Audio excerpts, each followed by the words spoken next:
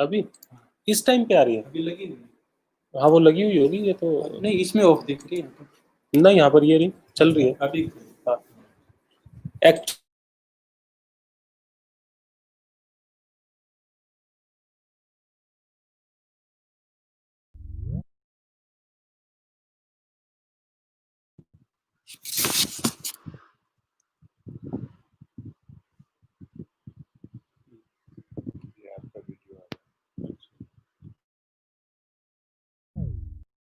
Sir प्रणाम।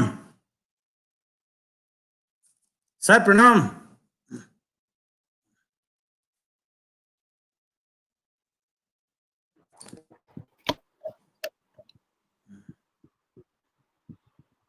Good morning, everyone. I would like to welcome our senior most professor, Professor DPS Verma from Delhi University, former professor. Sir, namaskar.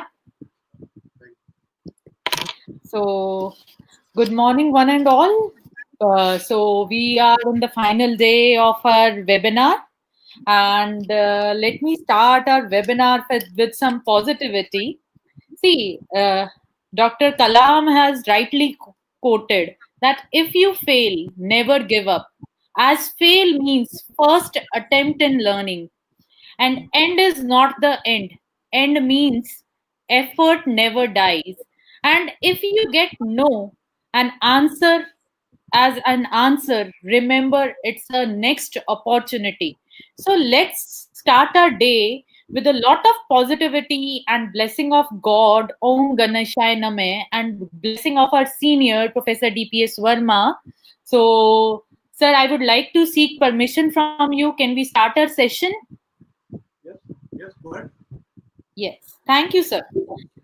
In the last 2 days, we have learned that from various speakers of various companies and intellectuals from academic institutions that how to adapt the change which is coming in the world due to this COVID scenario. So, as when we talk about change includes resistance, and this resistance towards change is bringing a lot of stress among the youth, among the you can say adults, among the employees of various sectors. So let me invite our Dr. Anand Sharma, Dean School of Business Management Studies, to deliver a lecture on stress management in post-COVID scenario, how to cope up with stress. Now, I'm handing over the session to Dr. Anand. Sir, please, you have 25 minutes, and in last 5 to 10 minutes, we will be taking your question and answer round from the participants. So I'm handing over the session to you. Thank you. Thank you so much. Thank you, Dr. Divya. Good morning, all participants. Respected Professor DPS Verma, faculty colleagues from different universities, business schools, students from management, economics, commerce department, and other allied departments of Central University of Haryana, as well as from other universities, industry delegates. First of all, I welcome you all. In fact, I had decided some another topic to discuss today, but due to the prevailing circumstances, I thought that I should talk on a topic which is of interest to all of us. Today, we are living in such a environment where everybody feels unsecure, having so many doubts in mind, having uncertainty. Thus, I thought that we should discuss with our students, our friends in industry, and let's discuss the issue of stress management. Dear participants, today we are living in a very demanding environment as well as challenging environment. Demanding meaning thereby that we as an individual are expected to perform a lot for our family, for our friends, for the society, for the office, for the organization where we are working. And we as an individual try to perform, try to give our best out of our resources. Now, what are resources at individual? Our resources are our physical stamina, our capability, our skills, our financial resources, my own social capital. If I have these resources at my end, I will be able to cope up with the requirement of the society, family, and my organization. When some demand is raised upon an individual try to fulfill demand with the resources, but when resources fall short, individual feel stress. So we can say stress is a situation where an individual's body try to maintain, restore its balance when some demand is raised upon it and he or she falls short of resources. If I am supposed to do 100 things today, I am supposed to do 5 things for my family. I am supposed to do 7 things for my society today, and my resources are limited. I will try to manage best within the time, but I will feel certainly stress because my resources are short, scarce. My resources are scarce. What I do, I look towards my social capital. I look forward that if my resources are scarce, let us try that who can help me. In my family, somebody can help me. Out of my friends, somebody help me. Out of my colleagues, somebody will help me. And they will lend me some resources. Thus, I will try to fulfill my obligations, my duties, my responsibilities. Thus, we all since morning to evening, we all feel some sort of stress every day. It is not that somebody is having zero stress or somebody 100 stress. We all have stress. Somebody have less stress. Somebody have more stress. We need to understand stress is not always bad. If we have a reasonable amount of stress, which motivate us, which forces us to perform better. For example, if we are on a dance floor and we have to perform in front of the audience,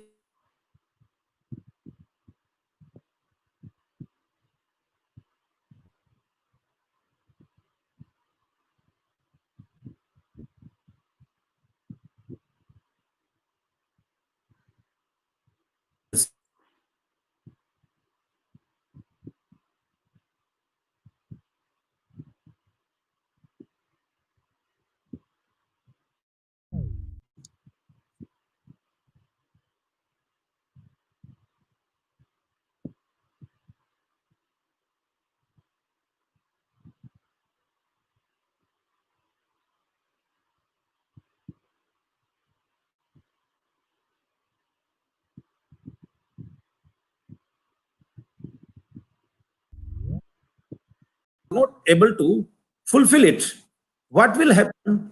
You will seek social assistance. If you don't find any social assistance, you will feel helpless. In this case, you will feel that how to fulfill my duty, how to perform my obligations. In that case, certainly you will feel inadequate, insecure, helpless. This is known as distress. And if this distress keeps continuing, you feel you experience stress over a longer period of time, then we call it a condition of burnout. Burnout is the situation when you feel totally exhausted. you feel sense of basic purpose. You feel the whole life is worthless. This kind of situation is burnout, and this situation is really dangerous.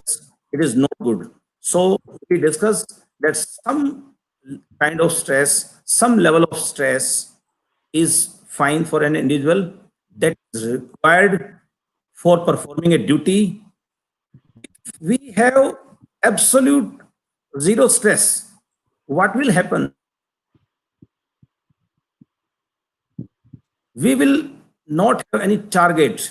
In that case, our performance and productivity will go low. Thus, we will make casual mistakes and it will lead to low productivity, low motivation. Thus, expert says that type of some kind of positive stress is useful. Stress is not which we receive from one source. We get we experience stress from different sources. I may get stress from environment.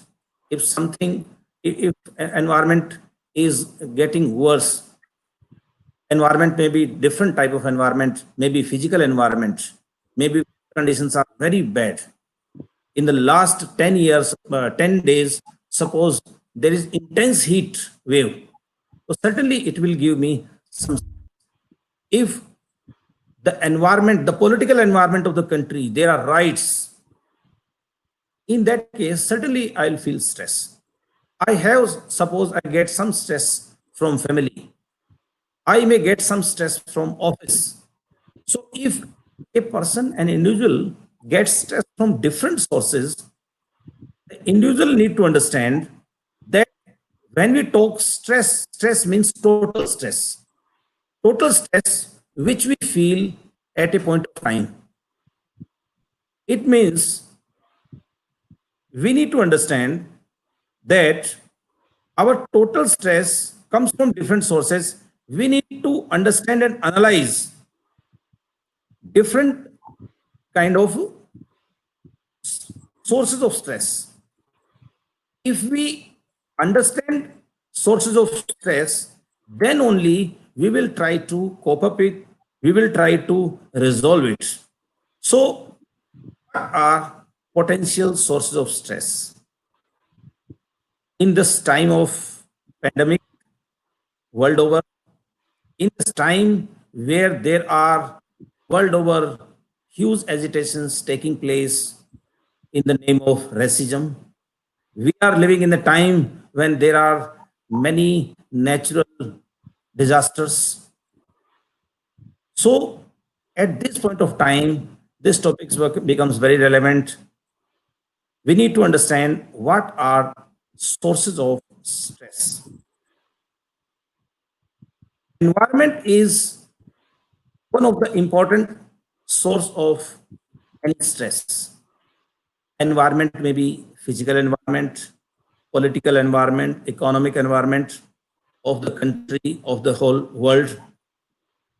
If environment conditions are against our normal life conditions, they press us to restore our normal conditions.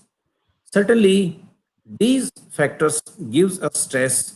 As I discussed, if there is intense heat wave in last 10 days, in last 1 month, certainly it gives me stress. It gives me anxiety for the health of my family, how I will perform my duties at my workplace, how the whole society, my friends, relative, they will survive.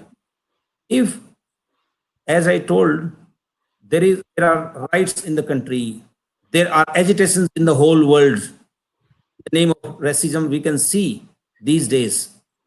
What will happen? It will certainly give me stress. So these are environmental factors which are beyond my control, but they certainly affect me. And second is organizational factors. the organization where I work, the organization where I belong to, there may be some organization related factors which may give sometime stress. Our young participants, MBA students, industry participants, industry executives, they work in various industries. You all must be aware, you must have felt, those who are working in the industry, that administrative policies and strategies of the organization is a potential source of stress. If organization policies keep on changing without clarity, without discussion, without any logic, certainly it gives an individual stress. Why it gives stress? Because an individual feel uncertainty, an individual feel lack of efficacy, self-efficacy. An individual feels that I don't have control over it. When we feel control, lack of control, certainly it gives stress to us. So if the organization policies are made in such a way that policies are discussed from bottom to top, deliberated in the meetings, then these policies are announced well in time before these are implemented, then everybody feel comfortable. So these policies are one of the important source of stress. Then working condition. It may be possible that the organization where you are working, the setup you are working, it may be crowded. There may be pollution. There may be noise. There may be poor lighting. So there are some work condition related stress sources. So if these conditions are improved, these conditions are taken care, discussed with the employees, certainly with this practice, to a large extent, organization related stress can be reduced. Then we have organization related role demand. There are some role. There has been some research that sometime an individual has to work on a particular role and there is a role conflict. Then also stress arises. Solution to it is exhaustive discussion, deliberations, and training. Whenever some new policy, new practice, new shift, time shift is implemented, if we do these practices, if we take the participation of employees, the stress levels can be reduced. Then in organization, we work among some of the group, some department. We don't work in the whole organization.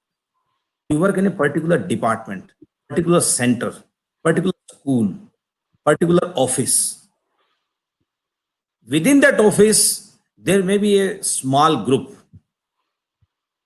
where practically you spend most of your time, 80% of your time.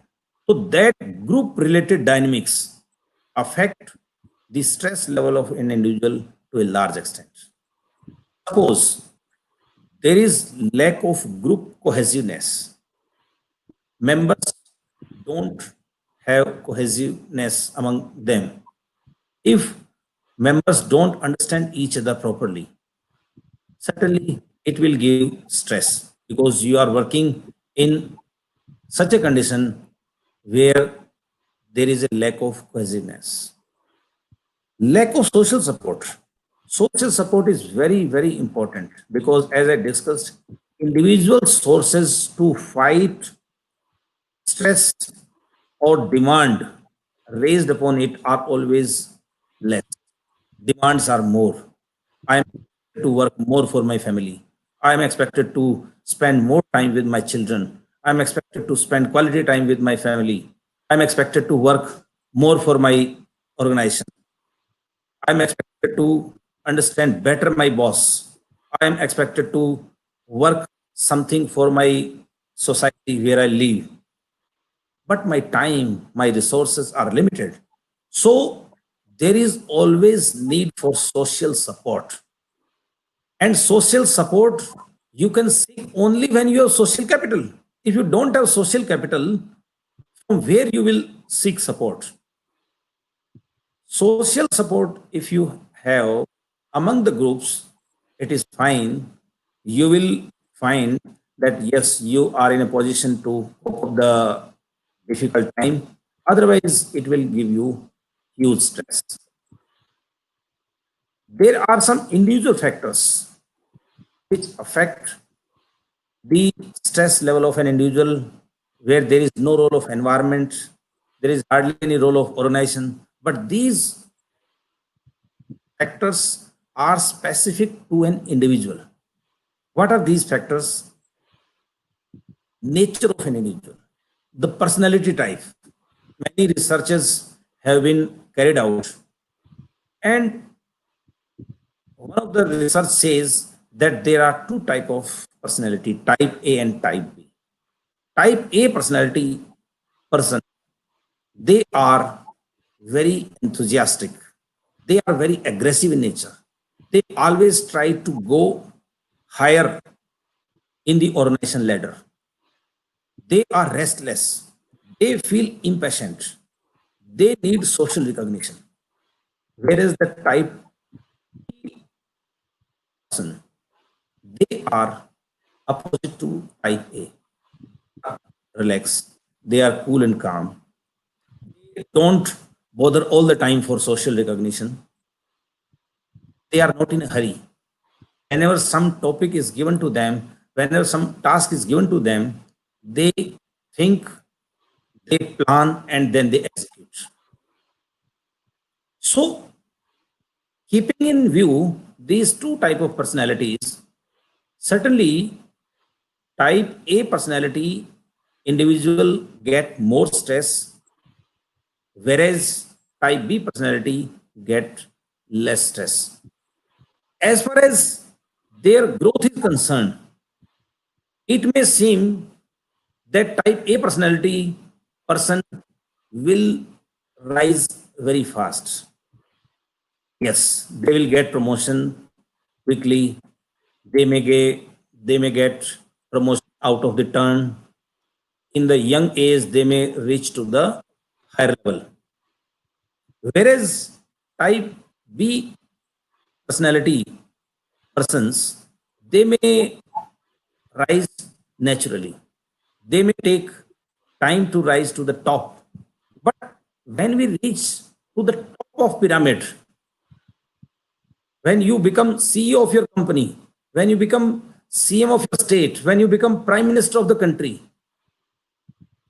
you cannot survive longer with type personality type A. Although it is a debatable topic, but if you are cool, you are calm, you are relaxed, you take your own time in understanding the things, then you implement, and you have control over your egos, then certainly you can rise. You can stay to that level. So reaching to the top, type A personality may reach, but staying there for a longer time at the top, certainly type B persons will be more successful. So why we are discussing this? These are individual personality related issues which is a potential source of stress, which as an individual we should understand first.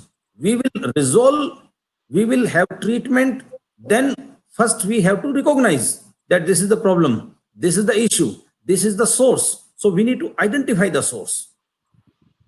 As a potential manager, as a potential CEO of the companies, we try to nurture the basics, that how you will take yourself to the top. That is why we are discussing type A and type B personality. Personal control. Few individuals understand that they have control over their actions. That is very much required to reduce stress. Stress occurs, some of the experts have defined that in individual life, stress comes during major changes in their life. They call this as life changes units. These may be positive changes, these may be negative changes. So life changes unit are like this: loss of spouse. Sometimes if a person lose spouse at a young age, this may be a major individual source of stress. If somebody loses job in between the year, certainly this is a major source of stress. If somebody is married to his or her loved one without any hindrance, certainly this is going to be a positive stressor, is giving you a positive boost in his life. So major changes in life also potential source of individual stress. Life trauma, they may occur in everybody's life. So these are also major source of. Now we discuss different types of sources. Now let's understand what are the effects of stress.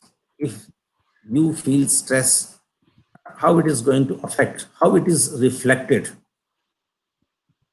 It is reflected individually, it will be reflected in your physiological, psychological, and spiritual behavior. You can say behavioral conditions. Physiological, if a person is feeling stress, experiencing any stress, he or she will feel headache, backache, high blood pressure, stroke, heart attack, kind of things. Psychological behavior will change. He will feel anger. He will feel anxiety. And in behavior, you will feel changes out of a huge choice. If a person is not able to cope up, his behavior may change. He may become interactive. He may become violent. He may become irritable. He may start smoking or drinking sometime. So these are the consequences of stress on an individual. On an organization, certainly it is not going to have positive. On an organization, if their employees are under stress, they are not able to cope up the stress, certainly there will be high level of absenteeism. There will be high level of unproductivity within the organization. It will lead to poor quality of production. And ultimately, it will lead to a poor work culture in the organization if most of the employees are experiencing severe stress without handling it properly. Now, question arises after discussing this much. We need to understand how to manage stress. Stress will come. It will come from environmental factor you cannot control. It will come from organization where you are working. Sometimes you may have control over the policies, groups, etc. Sometimes you may not have control. Stress has to come in your life and individual personality. To a large extent you can control, but to some extent you cannot control on your personality also. Now the question arises how to manage it. Stress has to come, stress will come.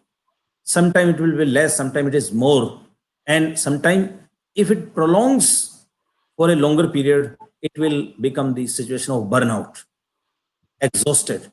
And the most difficult situation is the feeling of worthlessness. Yesterday's incident, bad incident, very alarming incident, that a young I don't have words how to express it. Such a young, such a inspiring film actor, Mr. Sushant Rajput, he had to commit such a step. We cannot understand. So anyway, stress will come. You have to manage it. And first of all, you have to recognize it. First is until unless you recognize that, yes, this is stress and this is a normal thing which happens in everybody's life, you will not be able to cope up it. You have to accept that, yes, this is stress. It happens sometime. Now these days I am feeling stress. When you are feeling stress, you need to take help.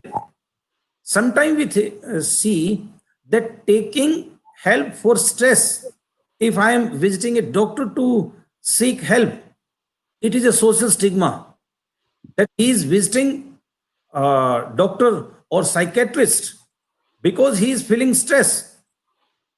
So we take it in our society in a different way. We should not take it in that way. It is quite common. We need to understand that, yes, this is the situation. We are feeling stress. We need to control it. And if we control it, what are the steps we need to take? So stress can be managed at organization level. Organization can play an important role in managing the stress of an individual. What does organization can do? They can make their policies more clear. They can provide self-efficacy to the employees. Role clarity is very important. What you are supposed to do, when you are supposed to do, how much you are supposed to do, from where you will get the resources, to whom you are supposed to report. These things are clear. We have seen many researches have been carried out. From years and years, we talk of management, and management, but still there is huge mismanagement. We need to understand, we need to realize that at all levels, whether it is public, whether it is private sector, whether it is large MNCs, whether it is small business, everywhere there is lack of role clarity. If role clarity is more, stress will be less. Regular and formal communication with employees. Employees do not mind if salary is cut to 50% during this corona time, but there should be a communication from the top. The top leader should address all, and there should be an honest and clear future vision as to what we are going to do. This month we are cutting 50%, next month we may cut 75%, and we don't explain if this is all, it will give stress. If the top leader of the company, the organization explains clearly that what we are going to do and why we are going to do and in what phases we are going to do it, and we are going to do it on a particular policy, not individual to individual. Certainly, cutting 50% salary is not stress. Uncertainty about cutting 10% salary is going to give more stress. Again, I am repeating, uncertainty about cutting 10% of my salary gives me more stress. If my 50% salary is cut with a clear policy and which is applicable to all, I don't mind. So that ambiguity gives more stress. So organization can have more formal, informal interactions with individuals, discuss organization policies clearly, their logics, their future plans. Individuals feel more satisfied. They should be part of decision-making process, individuals. Don't take their all suggestion, accept their all suggestion, but at least take suggestion and at least accept few creative suggestions. So motivation will be there that, yes, if good suggestions are given, they are accepted. Many organizations try to provide work-family initiative, work-life balance. They try to provide all kind of support so that an individual can manage balance between family and work. So that work-life balance, the organization can help the employees to a large extent. There are many stress and wellness programs. In the morning when you join duty, there should be yoga, exercise, meditation, pranayama, etc. kind of thing. Maybe there may be within the organization for the whole day. There may be some breaks. There may be some healthy discussion. There may be many creative things which organization can help to reduce the stress of its employees. An individual has to manage stress at his own level, not organization level. He can manage at his own level. Maximum 90%, I must say, stress comes from time mismanagement. If you have to do 5 tasks at home, 10 duties at office, 2 duties at society, 3 commitment with your friends, you need to prioritize. You need to make a timetable.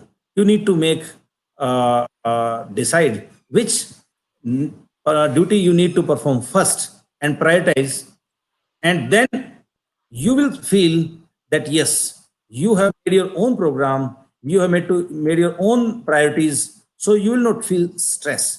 So time management, to a large extent, we can say, manage your leisure time effectively. We have a lot of leisure time. When there was no these stay at home, there was no social distancing, then we used to say, I don't have any time to sit with my family. Now when time is given, people say that I need to move out. I don't want to stay home all the time. Fine, this condition is difficult. I understand. We all understand. But we need to understand that whatever time is at our end, how to best utilize it. Why not to creatively utilize this time? Why not to read good books? Why not to perform my hobby during these days? Why not to learn new language? Why not to learn new dish? Why not to learn painting? How to engage? That we need to understand nobody else is going to help us. Yes, if we are not able to understand, there is no harm to understand it. There is no harm to share it with somebody who knows it. We can seek the help of psychiatrist. We can take help of our family members. We can seek help of our friends. What happens? Usually we do not share. And normally in our society, when we share such psychological stress with doctor and all, people treat it in a different way. It should not be. So first thing is, an individual need to understand that yes, stress is there. Stress will be there. Stress comes from different sources. He need to understand. He need to write it. How to manage? He should understand. Lord Krishna says to Arjun that why you are taking so much stress, that what is going to happen after this war, who will be killed, who will not be killed, whether you will win or you will lose. You should understand only what is at your end, what is in your hand, what you can do. During this corona time, I should not always think that how many people will be killed, how much economy will decline, whether my company will survive or not. All the time, I should not think over it. Professor Anand, I'm so sorry to disturb you. It is just a very quick reminder of the time, because our Yes. next speaker is also lined up. Otherwise, it will have an Right, sir. impact. Right, sir. Right, Okay, sir. thank you, sir. Sorry for delay. I'll take last 2-3 minutes. So Lord Krishna says, you don't worry about all this. What is at your hand? What is at your end? What you can do? What is your karma? You perform your karma without thinking that how this karma, what result it will provide. Certainly we should be goal oriented. Goal you keep, then you work. But sometimes what happens, after keeping my goal, I start work, then again the question rises, well, I don't know whether I will be successful or not. Many people say, if I wash my hand with sanitizer, what is the benefit. After some time, I will again get infection. If I open my car, I will get infection. Then if I ring the bell at the home, a doorbell, again I will get infection. So we think negative way. So that is not in our hand. If it has to come, it will come. But what you can do, you can take minimum precautions, whatever suggested. So final message is that the individual has to understand, has to recognize that yes, stress is there, from where it is there, why is there, how much is there. Then at organization level and individual level, they should make sincere efforts, rest. They should not worry that such as in corona time, we need to, we understand many times, we listen many times that this much of people are going to die, this fine. As an individual, you listen the statistics, understand the situation. But what best you can do, that is your duty. That will certainly manage your stress. Thank you. And because the time is less and the other speakers are already lined up, I'm sorry, I've already taken 10 minutes more. I would like to take questions if there are. Thank you, Professor Anand. So let us take one quick question because we do not have, we are a little short on time. So just one question I think we can take, and then we can kind of, go to the next speaker, because you are our internal, so we can take liberty of taking Yeah. this question Yes, as yes. when the students want it.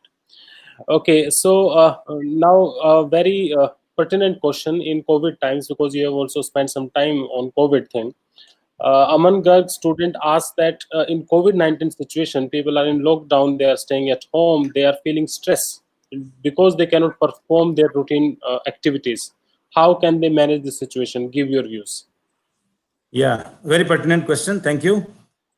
See, now the students, as I told, Lord Krishna says, when things are in your not in your hand, what you should think, you should focus what is in my hand, what is my karma. Now you says that they are not able to come out and do their duties. No, they should understand what duties I can do sitting at my home.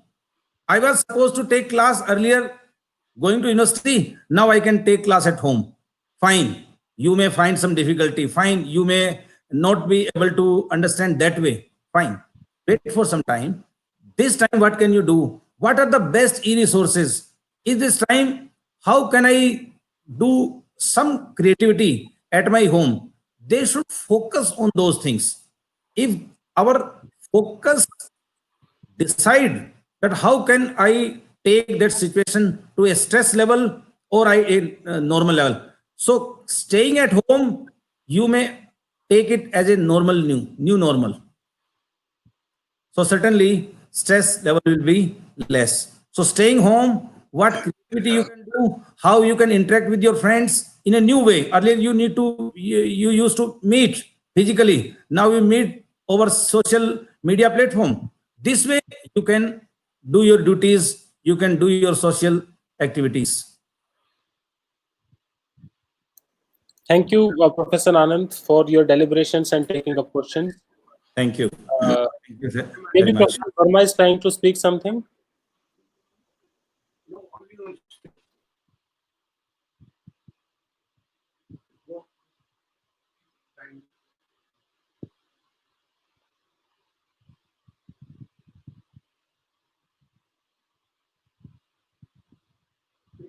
I'm audible or not? I don't.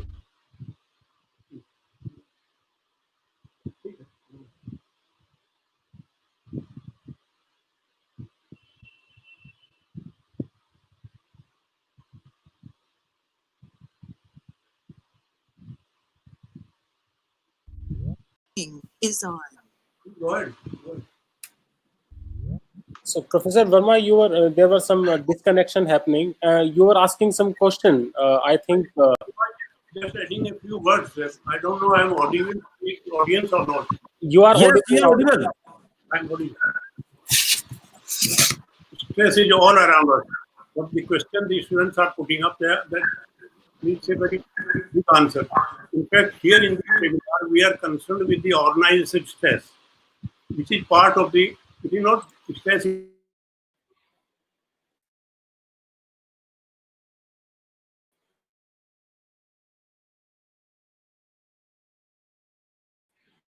and it has been all around us. There is a special occasion now. Stress is maximum now. The full scope of writing a PhD thesis on stress appropriate study for organization, managing organization stress in post pandemic era. Every organization behavior books contains the full chapter, and every syllabus in MCOM MBA has a unit on stress management, change management, and organization dynamics, etc. Really important topic. Now it has become more important this year, for particularly for all students of MBA. They should be ready to answer one full question on this topic of seminar on stress management. And those who are joining PhD program, it is a good fertile field for writing PhD or MPhil thesis on a subject of great relevance. And interesting, conclusion will be very interesting. Thank you, Professor Thank you, sir. Verma. It is always great to hear from you, and your words and means a lot to us. Now we go to our next speaker, Dr. A.P. Sharma. Dr. A.P. Sharma is currently assistant professor in Department of Management Studies, Central University of Haryana. Today, he will be speaking on importance of soft skills in career development. Professor A.P. Sharma has been associated with this university since 2010. He is one of those teachers who has seen this university growing leaps and bounds. Whenever we need him, he is always there to help the university. So let us hear from Dr. A.P. Sharma now. Over to you, sir, please.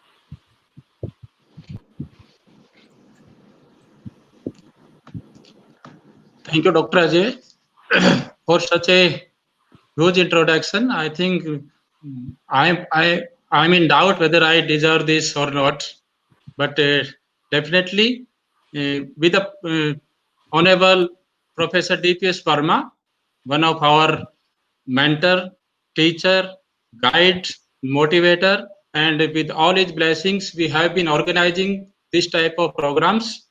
And my head of department, other colleagues. Today, I'm going to discuss or speak on such a topic which is very, very vast in nature. More you explore about the topic, more you will find. That is the soft skills. How soft skills can help you in. Let me share my slide first.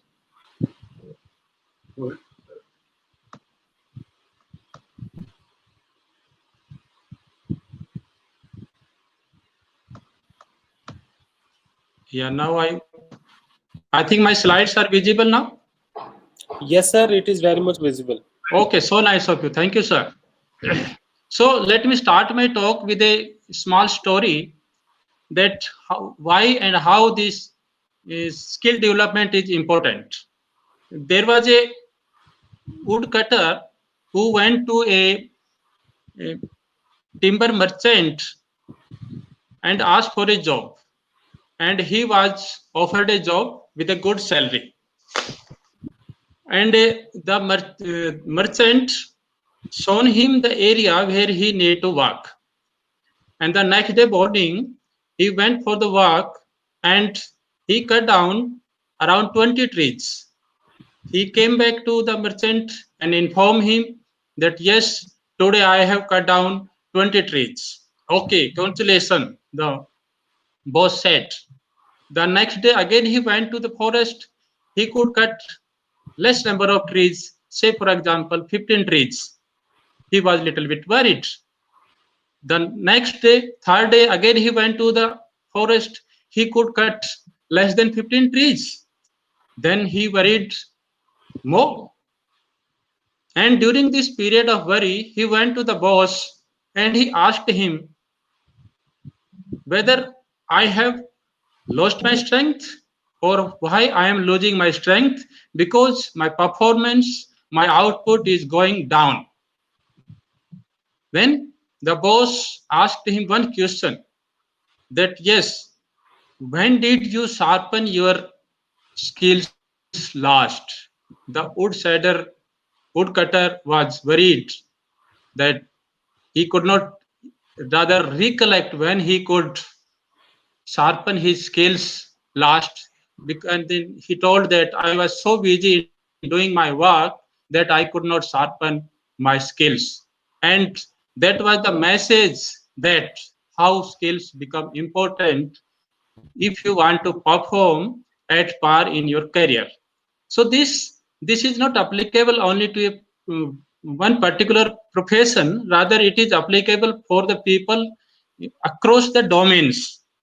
So I'm going to take you with some slides that whenever we talk about the skills, two things comes to our mind, two type of skills rather, hard skills as well as the soft skills.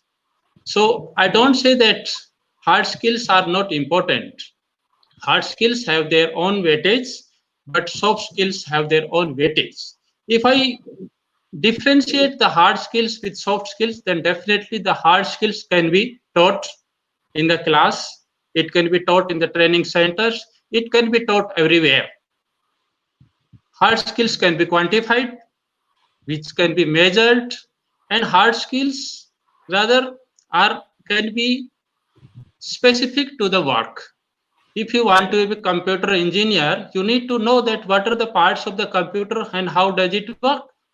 But definitely these things are not going to help you to reach at highest in your career. Along with these hard skills, you need to have or need to possess some soft skills which cannot be seen. So these soft skills are unseen. These are the individual traits. These are the natural abilities which one individual come maybe by birth. And the soft skills are not industry specific. Rather, if you develop the soft skills, that can be utilized across the industries.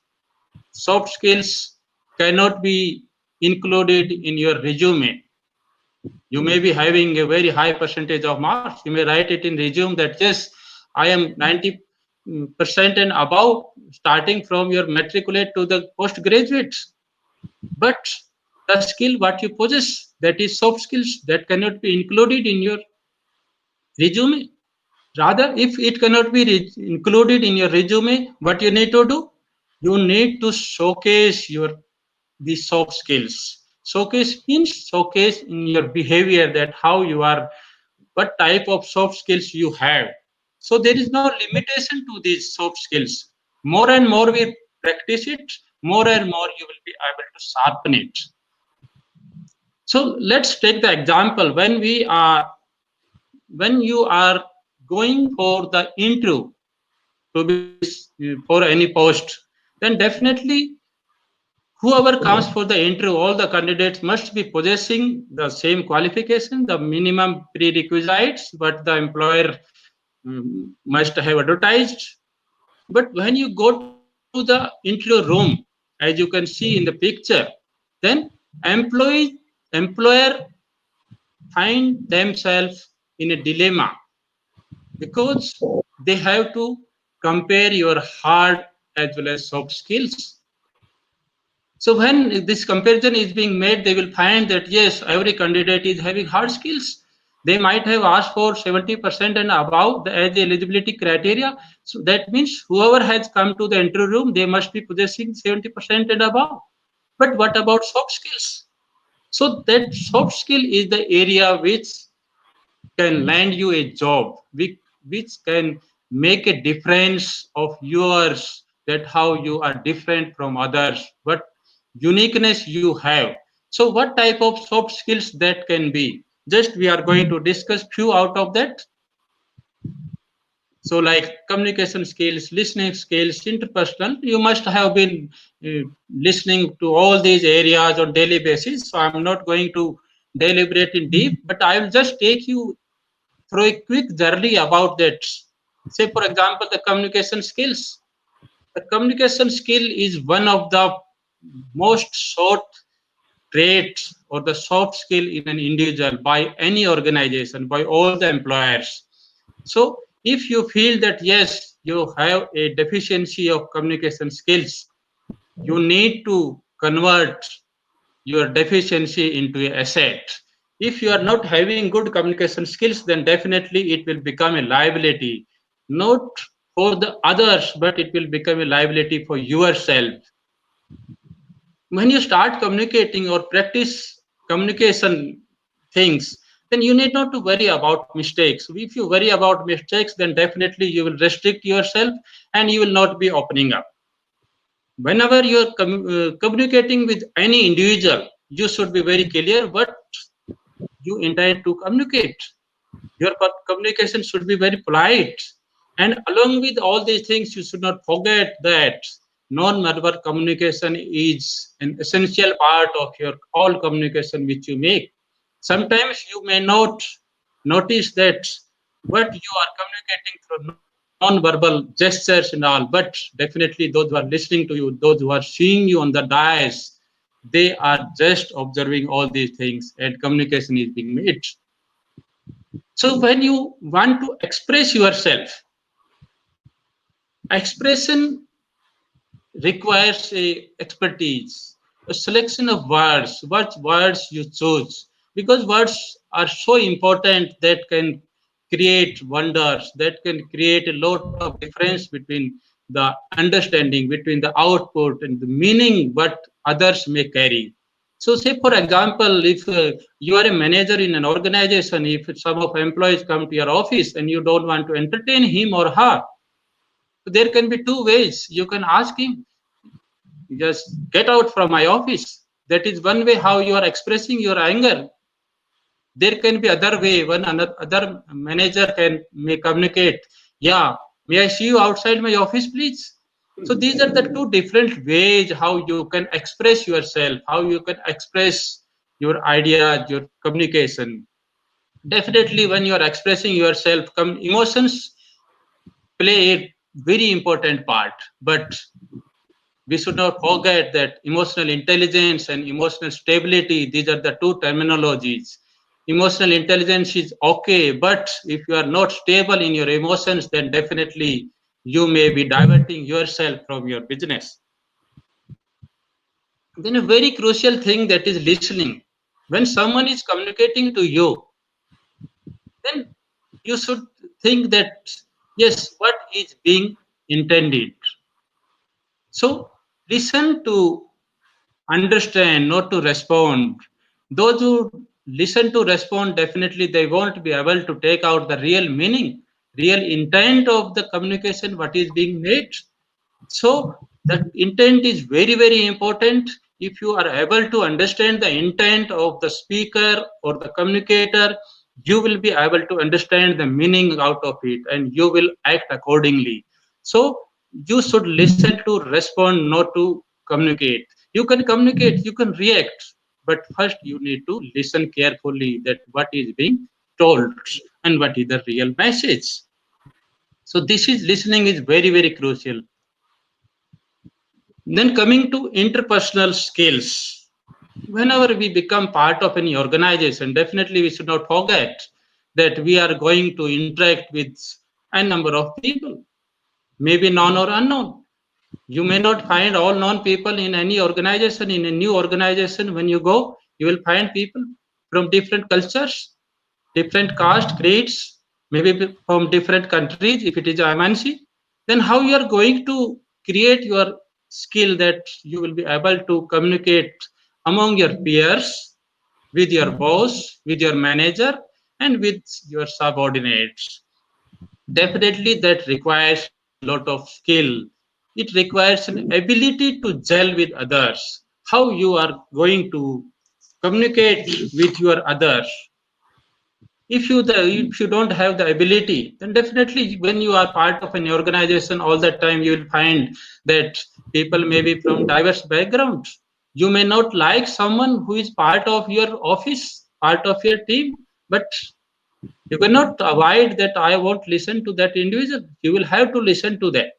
So for that purpose, you need to have the self confidence. You need to have the assertiveness in yourself. You need to create a empathy. If you have all these three things, you will be able to create good interpersonal relationship in your office. And if you can create good interpersonal relationship, definitely you are going to be happy. And the previous speaker, Dr. Anand Sharma, as he was discussing about stress, you will be able to resolve your stress to some extent. So that is very, very crucial characteristics. Then self-confidence.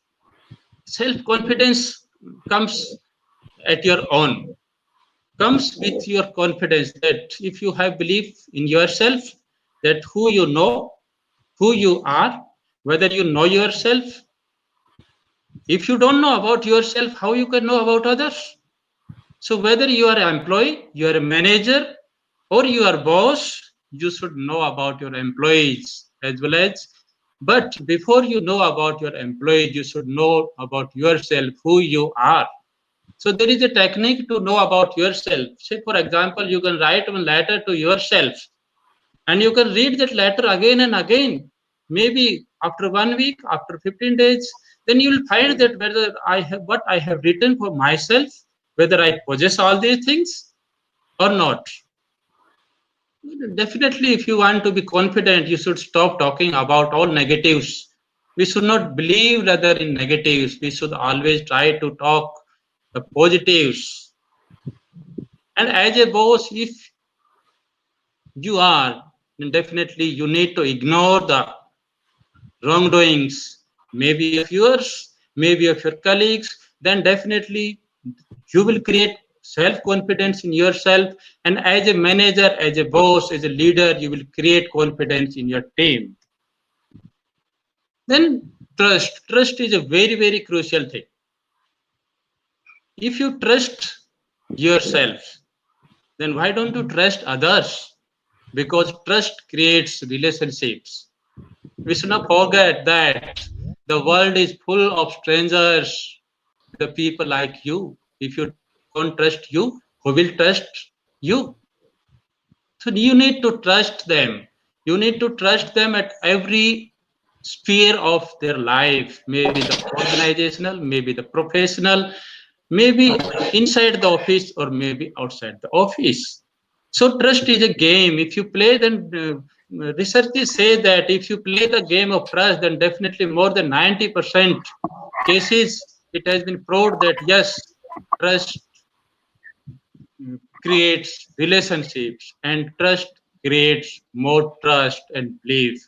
So trust the strangers because every step sphere of life you are going to meet strangers. So need to create relationships, you need to create friends. Then the team spirit. What is the contribution you have? Team spirit is one thing where you can say that yes, how you are going to. What is your contribution? The main theme of this team spirit means what is your contribution? If you feel that yes, I have not contributed anything, that means there is no use of being part of a team. That means you want to survive on the efforts of others. You cannot say that okay, so and so part was so and so individual was part of the team and I am not able to gel with that individual, that's why I didn't perform. That's not the excuse. That is not going to accept it by any organization, because we should not forget that together everyone achieves more. So let me share one small story here related to team spirits. There was a fighter pilot, Charles Plum, in Vietnam. So on a mission, he was shot down and he ejected with his parachute and he landed in the territory of enemy. And there he was captured and kept for 6 years. One day a man came to him and said, you are Mr. Plum, a fighter pilot from Vietnam.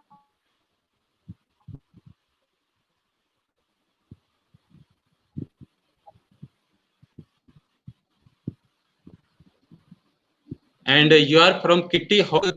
I am a pilot from so and so station, because that is so secret that it is not supposed to be disclosed, not supposed to be known to others, especially those who are enemies. Then he asked the crewman that how. Then that stranger or the crewman answered him, I packed your parachute. I repeat, I packed your parachute.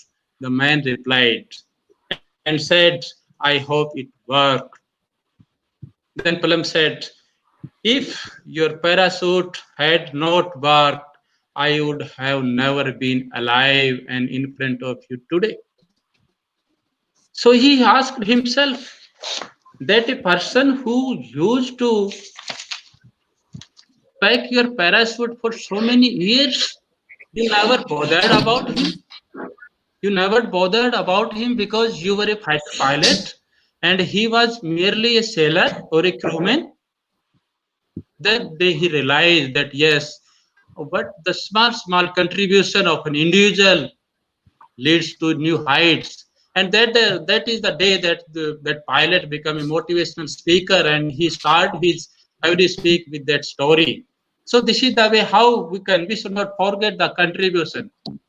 Sometimes you may be contributing in a team, but that is not being recognized. That doesn't mean that your contribution has gone in waste. Rather, you should be happy that you are contributing. If you are satisfied with your contribution, no proof is required.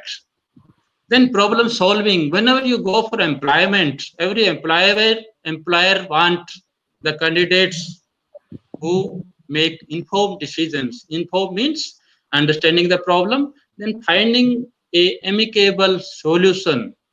If not solution, that there are some leads which may lead to the solution. So for that, you need to develop the creativity. You need to have a logical thinking. If the thinking is not logical, then definitely you are not going to work. You are not going to be accepted in the organizations. So if you want to get a good place in the organizations, you need to understand the nature of the problem. You need to understand the way, the reasons, the causes, how does that problem occur, and what can be the solutions. Because the employers sought for the people who have some solutions to the problems. They are not going to invite those who are problem creators. Then time management is a very, very crucial thing. If you are able to prioritize your own task, then definitely you will be able to prioritize the task of the organization. You need to solve all these things, that how you could do all these things, maybe in your academic career, maybe in your previous organizations, etc. You need to know how to organize the list of to do. Every day you must have a to do list based on the priorities.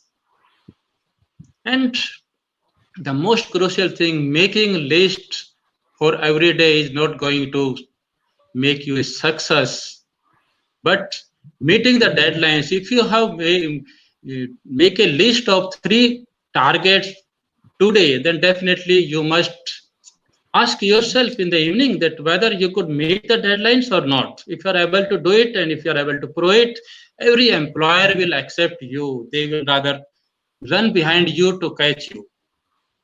Then we should not forget that change is the need of hour. Today, the conference what we are doing at Central Institute of Haryana is one example of change. We need to accept the new ways of doing the old things. We need to go away with the old ways. We need to create new things. That requires a lot of flexibility, lot of adaptability. If the individual is not having both these characteristics, then definitely they are not going to be absorbed in the organization. So we need to be flexible, we need to be adaptable, because the nature of organizations, nature of work at global level is changing so fast that if we don't change along with the requirements, if we don't change the skills what is needed by those organizations, definitely we are not going to get a good place. So we need to be flexible, we need to learn how to adapt in the new environment with the new people and the new scenarios. Then conflict. When we are part of the organization, definitely we are going to interact with a lot of people.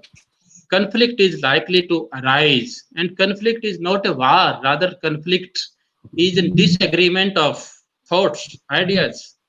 And if in an organization there are people who have different thoughts and ideas, definitely that means it is a sign that this organization have some modifications, innovations, etc., which people can bring out with their ideas.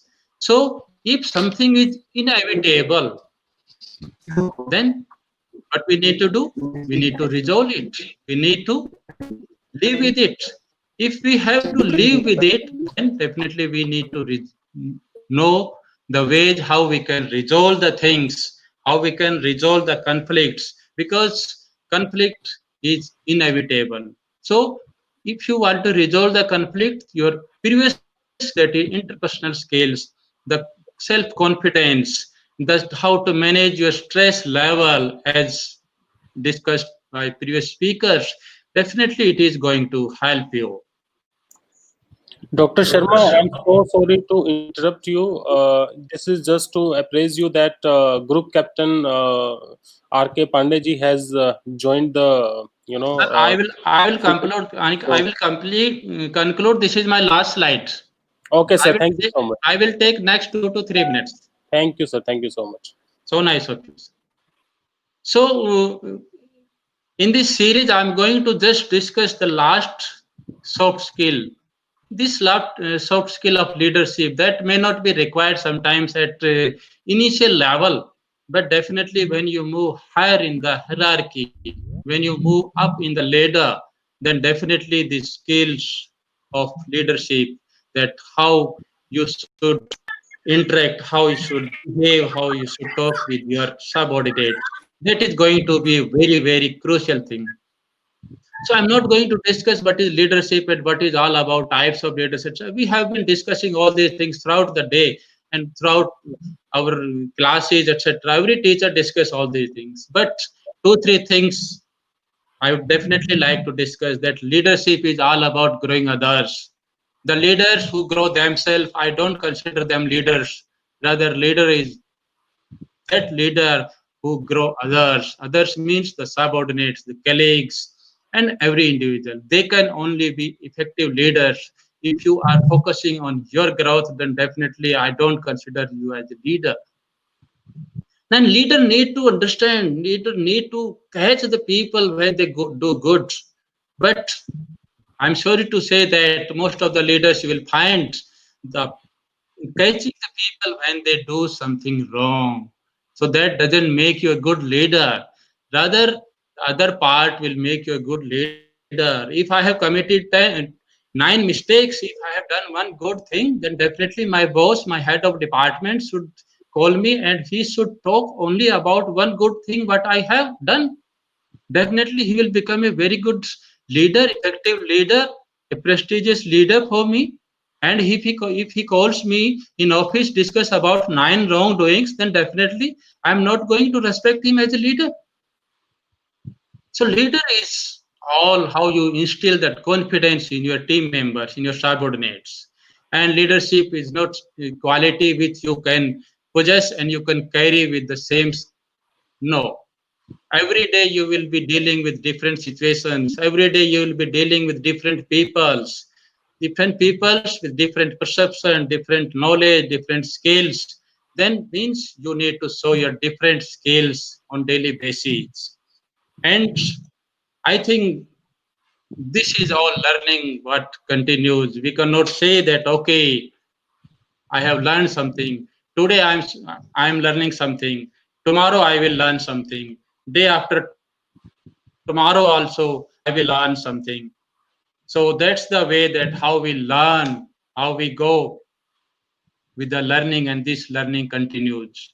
So that was a brief about the some part of soft skills. In beginning, as I said, it is a ocean. If you go in the ocean, you will find different type and a large number of ships in the fishes in the ocean. So it is very difficult to catch each and every fish in the ocean. So something which we can catch, definitely we should catch it so that it can help, it can lend you a job in the organization. And to my dear friends, I again repeat, these are the things to be practiced. You cannot read it from the books and you can say that I have learned so and so skills. No, you need to learn, you need to practice, practice, and practice. That's all. Thank you for your attention. I have done it. Thank you so much, Dr. Sharma. It is always good to hear you. You have touched upon a very important aspect. I will take little liberty because I know that I can take it because we already have Group Captain Pandey with us. Thank So you. I think we can take questions internally with you. I would invite Dr. Sunita to give vote of thanks if she is available. Dr. Sunita Tawar.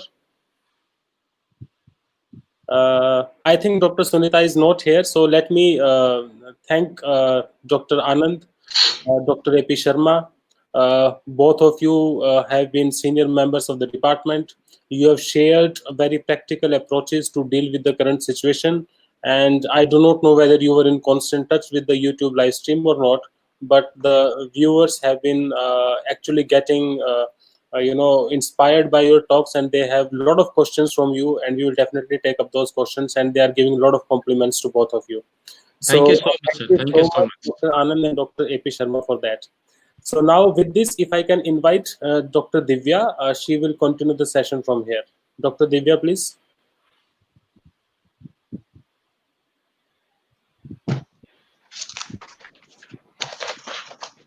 Dr. Divya, you can hear us? Okay, by the time Dr. Divya comes, so if I can now invite, it is in plan, Dr. AP Sharma to please introduce Group Captain Pandey to us so that he can start. Yes, sir. Thank you, sir. I think Group Captain Pandey is online. Yes, he is online. He is here. Okay, thank you so much, sir. I extend a very warm welcome to Group Captain R.K. Pandey, retired. Sir, can you hear us? Group Captain Pandey? I think he is not able to hear. No, he is able to hear. Captain Okay. Pandey, your mic is I think muted. his Please mic is unmute muted. yourself. Please unmute yourself. Yeah.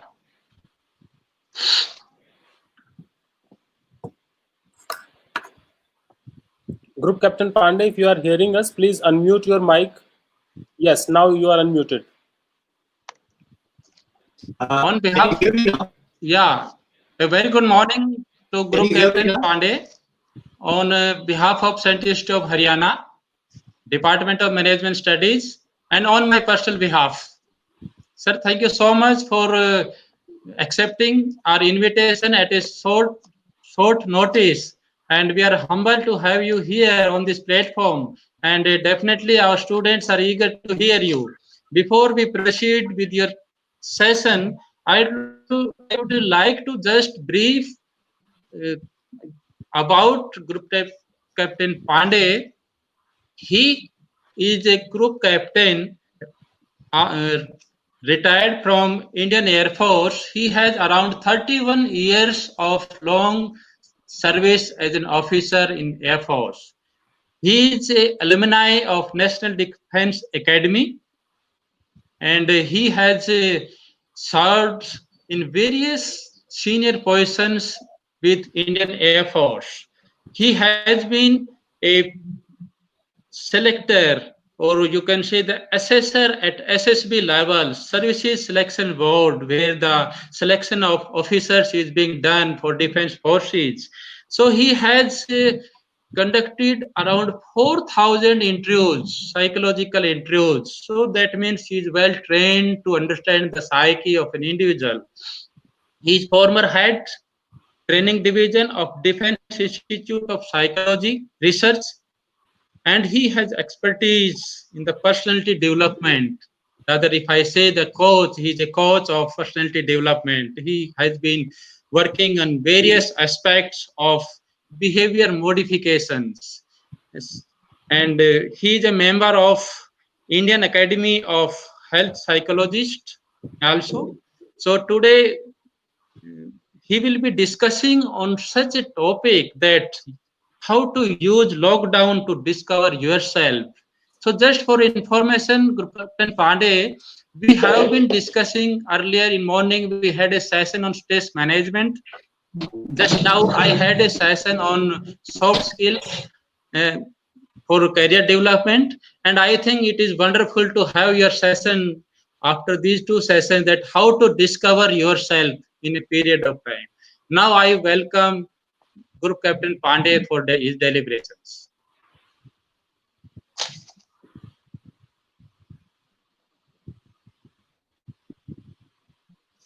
Okay. Thank you, Dr. Audible to interact with the Central University of Haryana, Mahendragarh. So I've had the privilege of visiting this university on a number of occasions. And I hope I'm audible. Am I audible? Yes, sir, you are audible. Yeah. So the absolute. Okay. It's been, I would say, it's been a privilege, certainly to visit the Central University of Haryana on a number of occasions. I've interacted with a lot of students over there, and I would say that blessed are the students who are studying at that institute or that university. It is offering a marvelous platform for learners. Right. So today, as we are amidst the lockdown, most of the studies, most of the colleges are closed. However, a new opportunity has dawned on all of us, and we are discovering the benefits or the advantages of online learning. One could never, generally you're not using these platforms, online platforms, for the kind of discourses that we are doing. But now, during this lockdown, we have sort of discovered this new opportunity. And I would say it is a wonderful opportunity. So I always believe in looking at the virtues of adversity, right? So let me first thank you, the organizers, Central University of Haryana, Dr. Ajay Pal, and all the organizers, management faculty. It's my privilege to speak to you all. So let me, what I'm going to speak about is Captain Pandey. using the your lockdown to voice is not it is coming with distortions. So yes. yeah.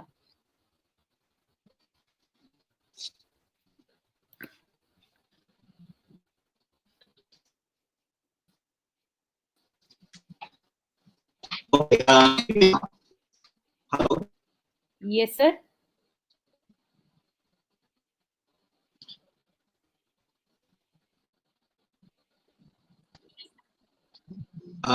Can you read me now? Can you hear me now? Yes, sir. It is better. It is better than us.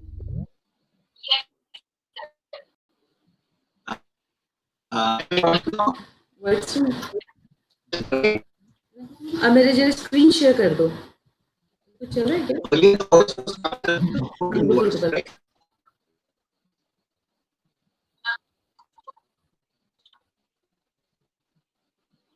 Am I? No, sir. Your voice is not Am I audible to us. No, sir. Your voice is not audible. I can hear you. I can hear you. Okay, let me just.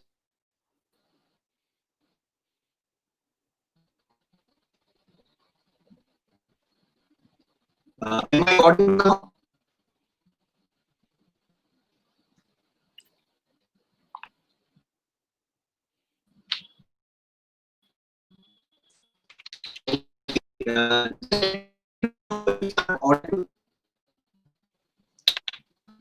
No, sir, your voice is not coming clearly to us.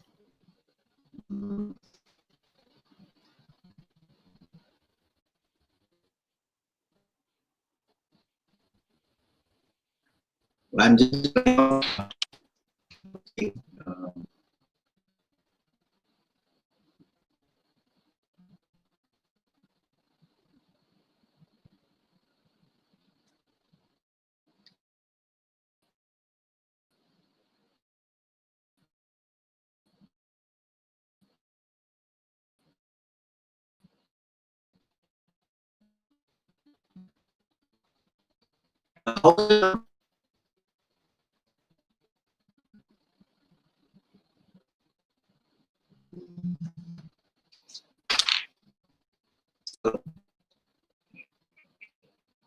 हाँ पहले अभी के साथ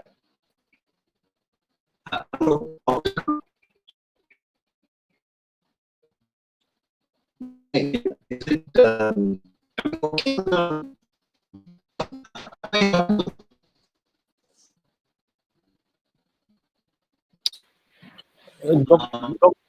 Dr. Am I Sunita, audible? your screen is shared. Please unshare your screen. That is creating distortion for us.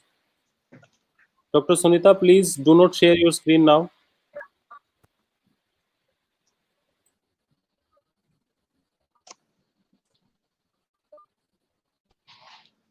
Close है अरे हटाना जरा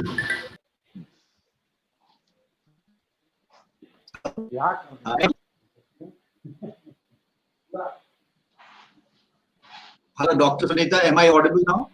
Now, sir, it is You clear. are audible. Yes, sir. Yes, sir. Clear. Yeah.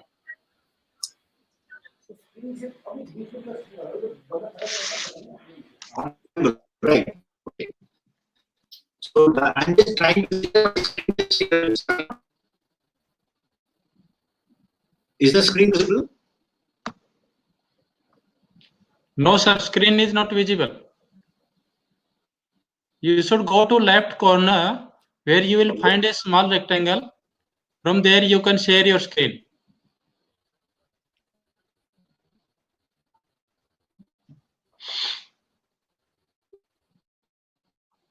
Yeah. Okay. Share screen. Is it visible now? No, sir. Screen is not visible. Visible? Not visible. Left side you will find one window, then one hand and other window. You go to the left, extreme left window, just click. You will then one other window will open. Then you from there you can share your slide.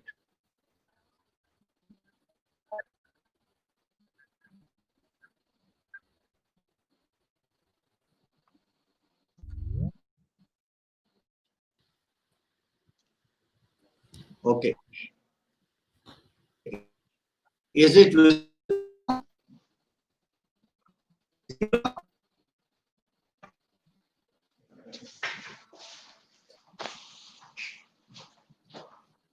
Hello?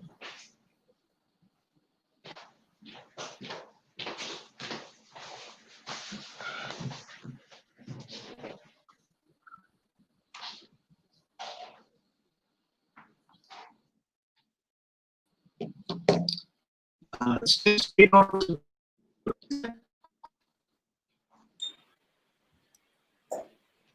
Okay. Okay, Dr. Sunita, I think I'll go without the screen. Don't worry. Screen I hope I'm audible. Internet slow है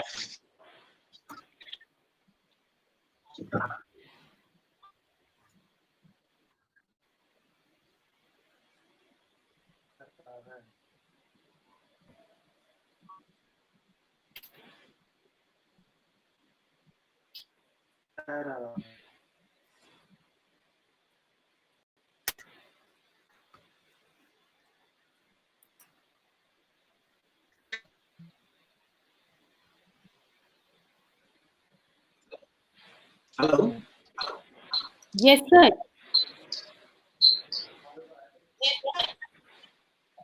Is my screen?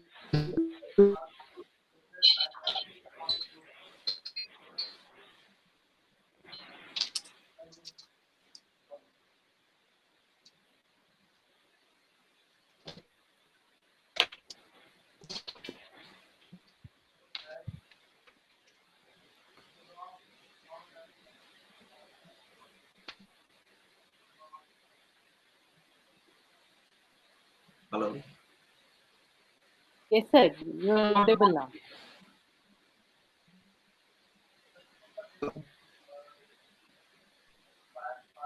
Is my screen visible, Sunita?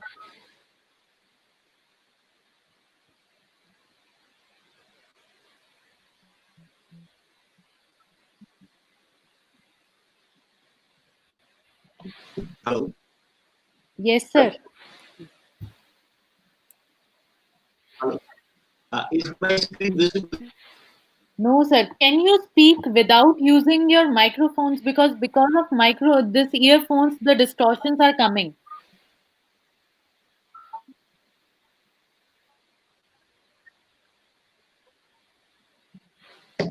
Um, okay. I'll let me just try now. How's it now? Sir, your voice is clearly audible now. Is the audio clear? Uh, Audio is clear, but we are not able to see your screen, but your Yeah. voice is Okay. clear now. Yeah.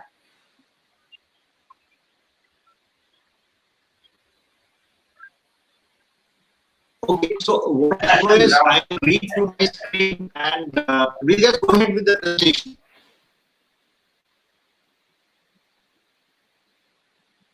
Okay, so the topic for today is using the lockdown to discover oneself. What we're going to talk about is capacity building. Look, when we say capacity building, I would suggest that we look inside of ourselves. Okay, looking inside of you, you are a reservoir of qualities that enable great achievements. Everyone has certain qualities. Okay, every personality is unique. Every person has got unique personalities, or correction, unique quality. Now, looking inside requires a peaceful state of mind, no rush, no hustle bustle. This is where we can tap the opportunity amidst the lockdown. There is a need to discover those qualities, but how does one go about doing that? Yes, one can be wishful that yes, he has got a lot of qualities in him, but being wishful or just thinking, presuming that you have some qualities is not enough. What needs to be seen is whether those qualities that you think you have been demonstrated anytime in your life. Okay, so we are talking about, or rather the audience, if I may say so, is management people, the people who are in jobs. There could be faculties, there could be other professionals. So in our life, we have a lot of achievements. Okay, now achievements in different fields. When we say we have achieved something in life,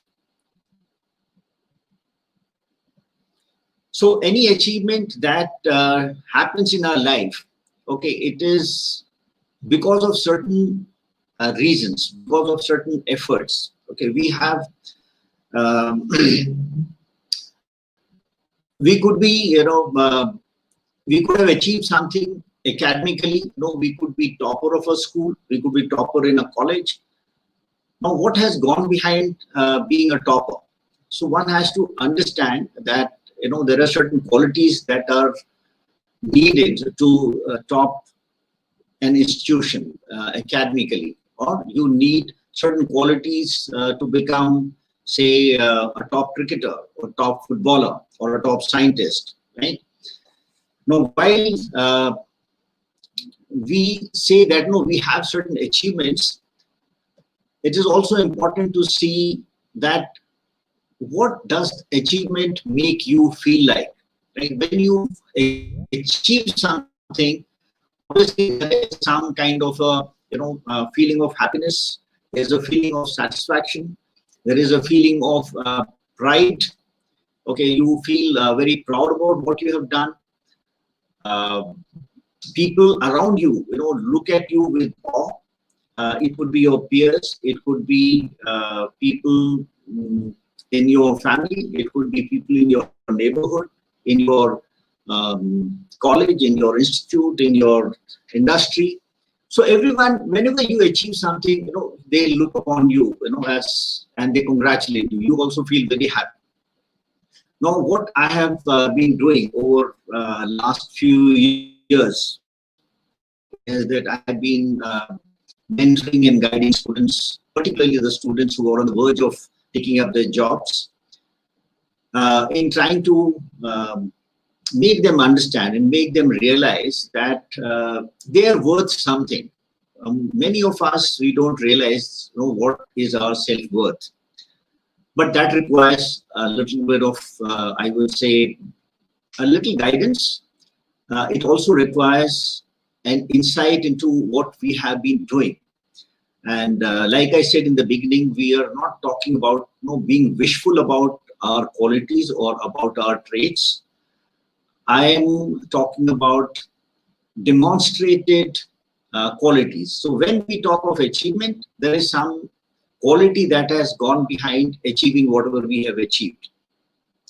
So when we say we have achieved something, we are feeling happy, we are satisfied, we are proud, we are motivated, we want to replicate the same thing in other fields, because that, as they say, nothing succeeds like success, and success rubs into other fields as well.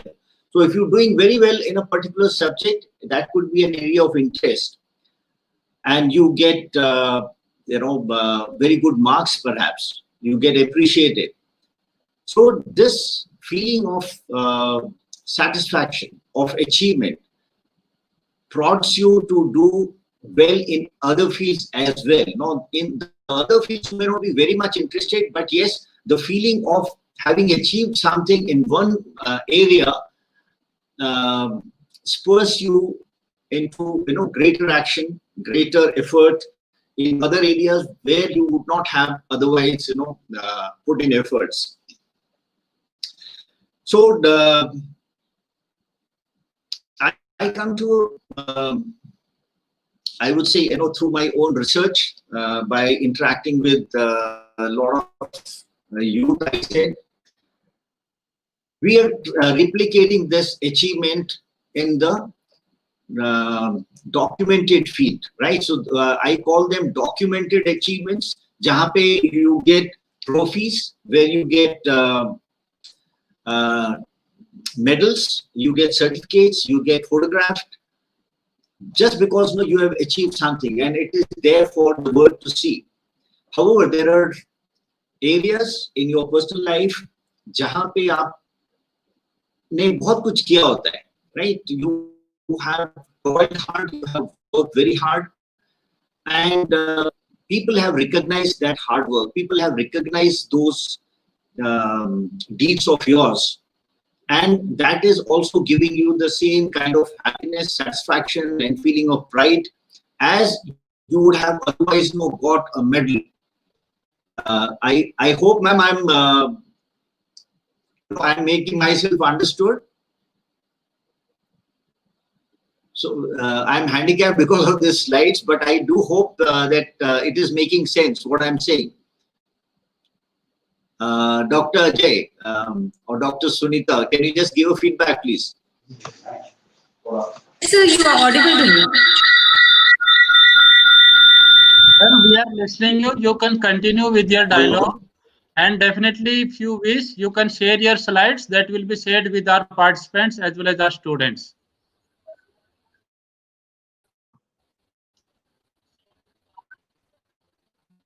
I know that. I know that. I do that subsequently, and that makes a lot of sense. So let me just continue without wasting time in trying to fix up these technical glitches, right? So, but I hope it is audible and it is clear. Yeah. Yes, sir, we can hear you. You are audible. Yes.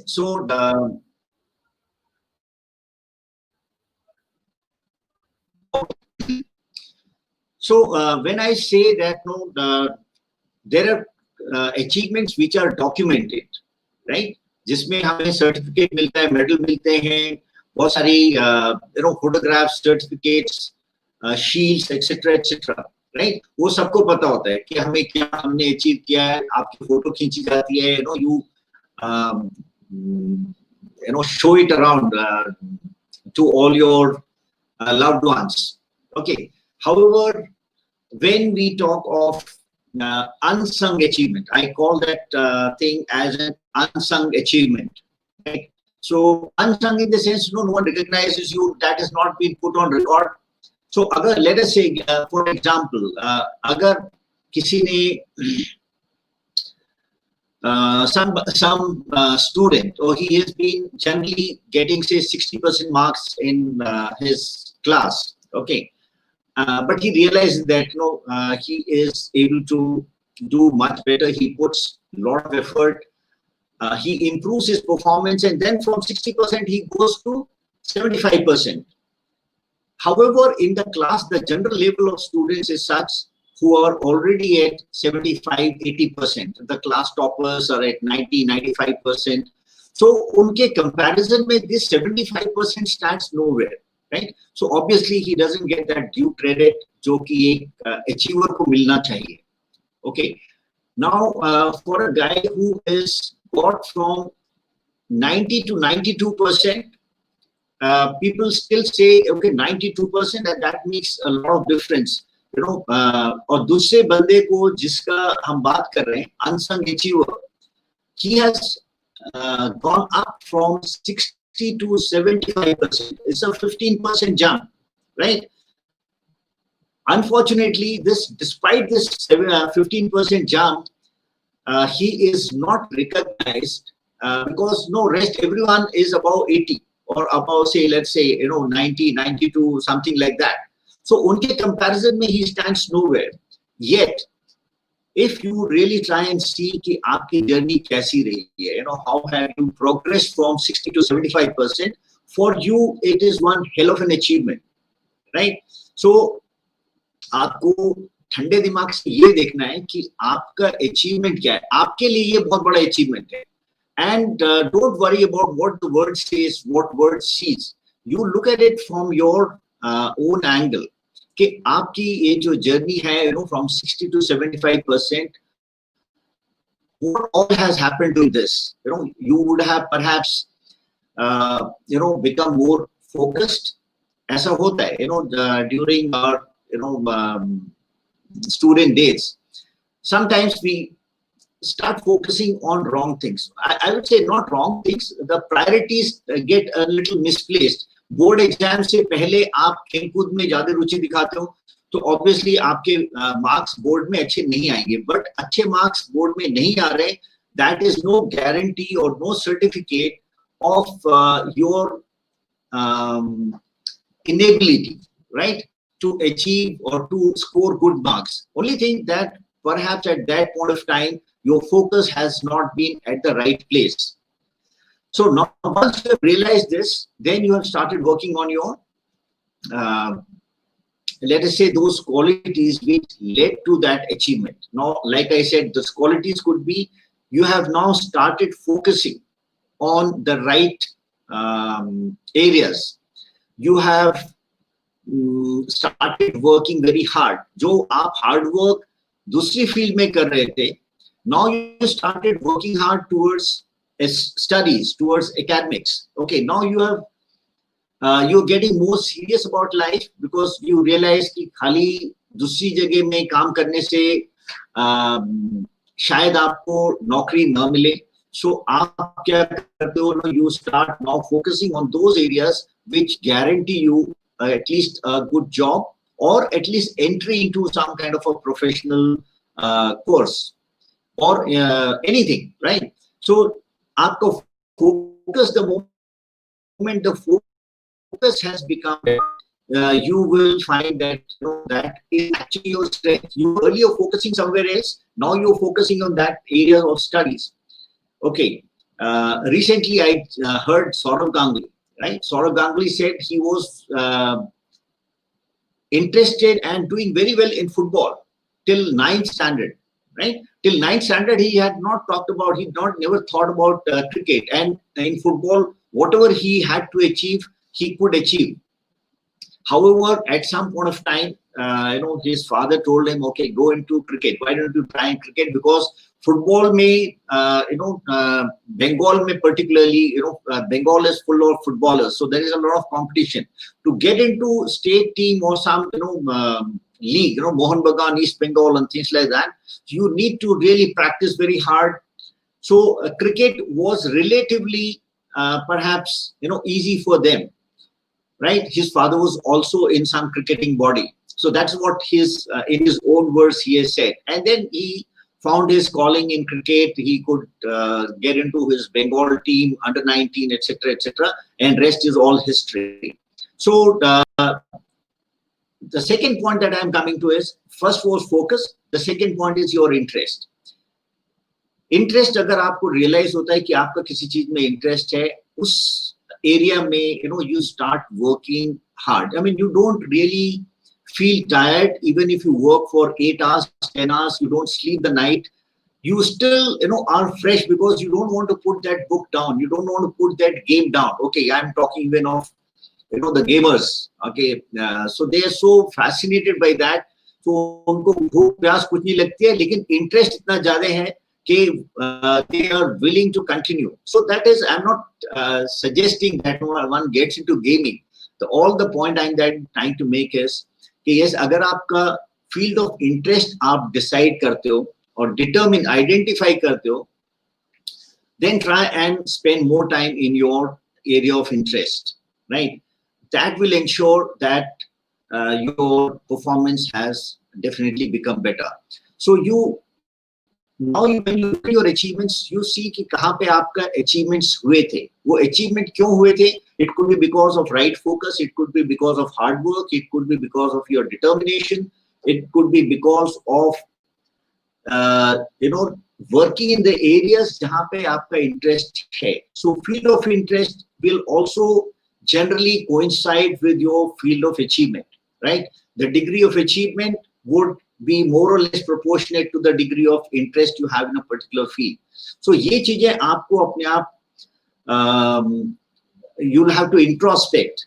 So what I suggest is that you look into your achievements, make a list of your achievements. Achievements should be in different fields. They could be achievements in academic field, they could be achievements in the field of sports, extracurricular activities, they could be in social field. Right. The other day I was, in fact, helping a girl, who was a defense aspirant. She said, "मैंने कुछ किया ही नहीं है sir, मेरे को कुछ मालूम ही नहीं है,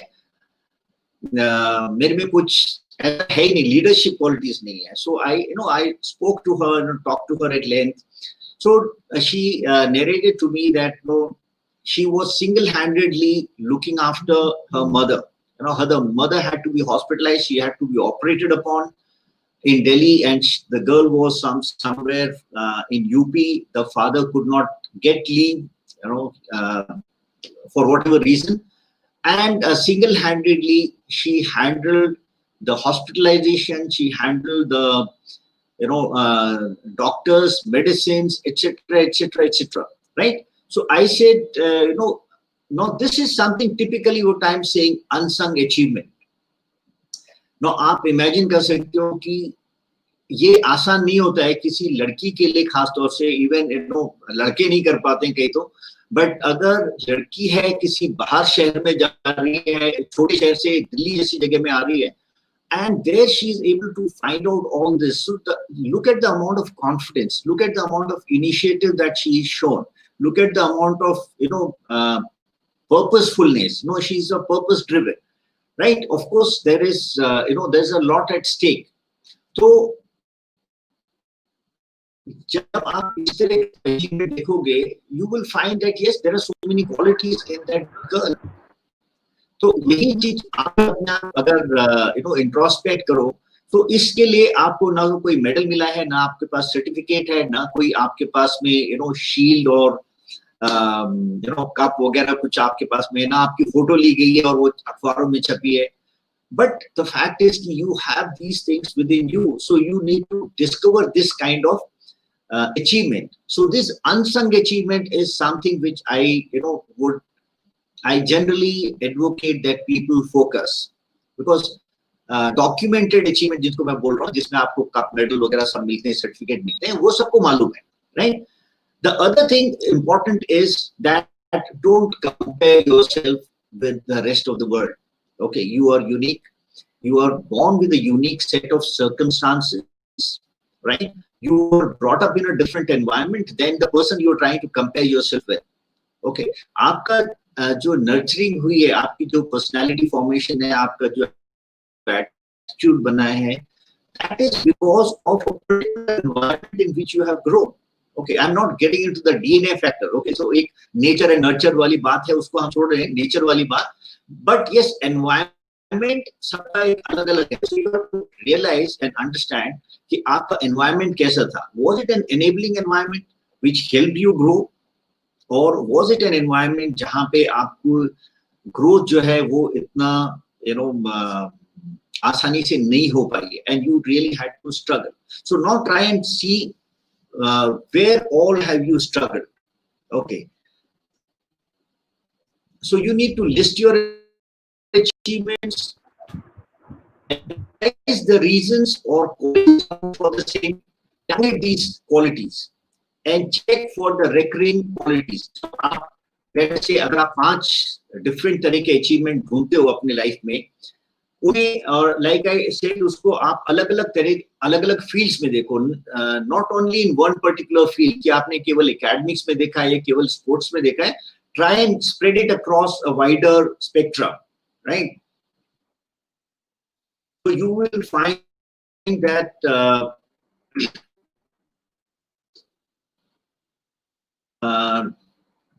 आपकी जो journey है, of that achievement. Okay, I'm just trying to keep a tag on my time also, right? So otherwise I would have taken about half an hour or so, half an hour, 40 minutes. But anyway, certain things that I would suggest is that you go into flashback to trace your journey, right? आपने जो भी achieve किया है, like I said, किसी भी field में हो सकता है, and look at it from your own yardstick, own आपकी performance पहले क्या थी और improve होके क्या बनी है, उसको आप compare करो, not that कि somebody else has got 92% and you have got only 75%. No, that guy has got 90 to 92% is the jump, or maybe 95 to 92%. Right? In your case, it is a quantum jump from 60 to 75%. Right? So, इस तरह की अगर आप अपने से अगर आप अपने को comparison करोगे, उसमें achievements देखोगे, you will realize that there is something right you have done. So, find out what are the right things that you have done. Okay, and now try and see whether उस चीज को आप replicate कर सकते हो कि नहीं. No, it is something you have already achieved. You have already proven, demonstrated achievements we are talking about, demonstrated behavior, right?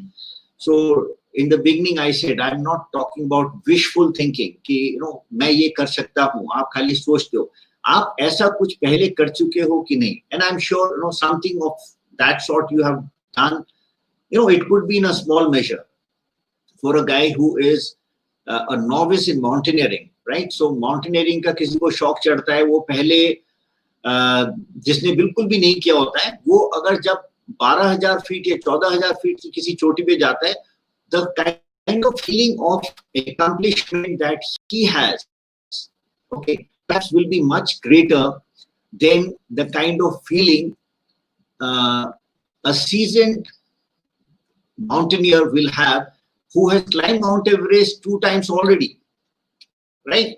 So जब वो second time Mount Everest climb करता है, maybe his sense of accomplishment may not be as great as that of a boy who has for the first time, right?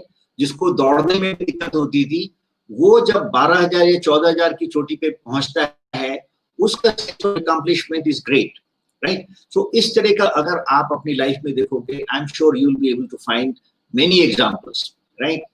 And अपनी journey को उसको flashback में देखो, what all you did right and what are the hurdles and roadblocks did you clear? How did you clear them?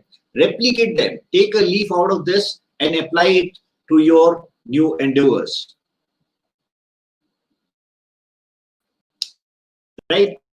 So this is, you really introspect. और ये इस जो lockdown का समय है, इससे बढ़िया, इससे बेहतर अपॉर्चुनिटी आपको नहीं मिल सकती है, because now you have no pressures. There are absolutely no pressures of your exams. There are no pressures of your work from home चल रहा है for those who are already probably working, right? And school बंद है, colleges बंद हैं, इस type का कोई प्रेशर आपके ऊपर नहीं है. आप तभी कर सकते हो when you are at ease with yourself, right? So I would suggest that utilize this lockdown time in trying to discover yourself. And I can assure you there are a lot of areas in many of you. Okay, some would have already realized that, but many of you would not have realized कि आप में क्या-क्या खूबियां हैं, right? Try and do this, and I'm sure you will be able to, make the best of this lockdown period, right? I think that is it. All I have to say. It would have been better if my slides were able to, come on the screen. But thank you very much, Dr. Ajay. Yeah, if there are any questions from anybody, I would like to answer them. Thank you so much, sir. Indeed, we are pleasure to have you. In the beginning, there were some technical glitches, but anyhow, we could make it. And definitely, if our students need your PPTs, definitely I will be requesting you to send me the PPT so that I will be sharing with them. It was wonderful listening you. Before I conclude, if you can take. Hello, sir, you are there?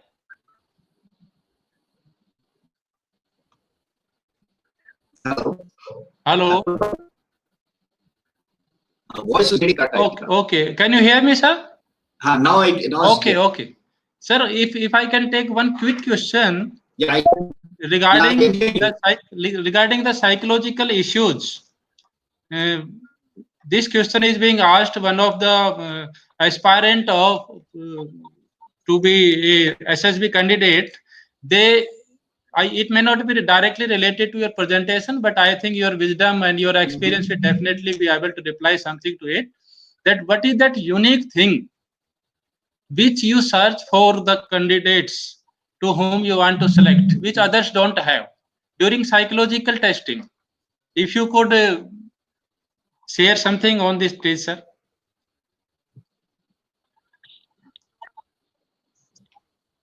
All right. Okay. So see, basically, I try to simplify.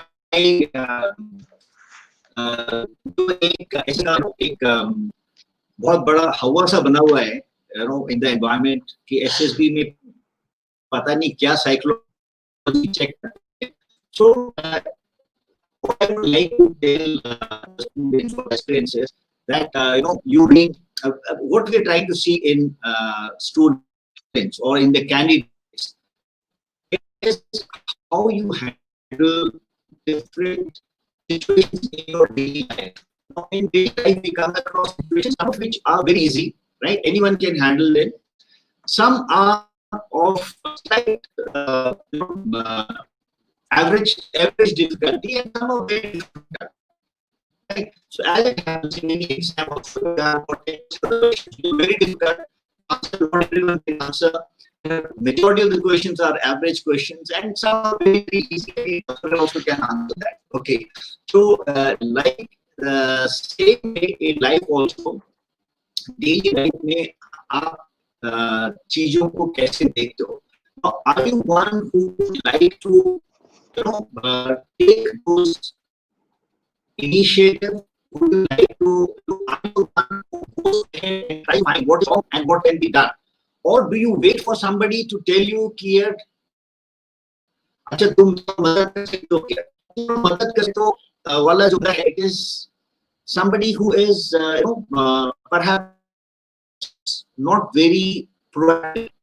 You're looking for people who have some drive in them, right? As you would appreciate, we are looking for leaders leaders means you have to take that first step. You have to initiate things. You have to have that drive within you.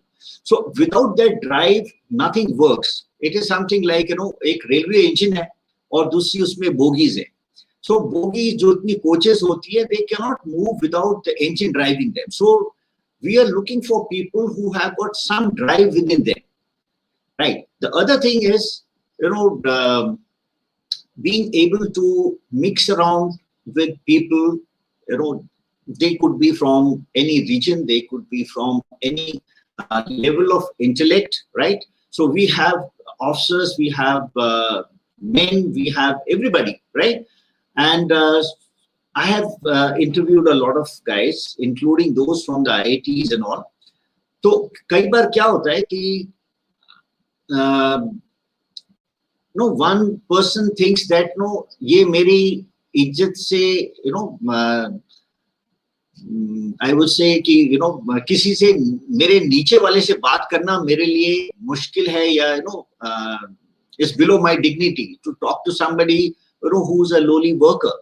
So उस तरह से काम नहीं चलता. You got to mix around. You got to be able to sit in a langar and talk to the people, eat with them. At the same time, you should be able, you should have that confidence of maybe eating with the queen, sitting on a table with her.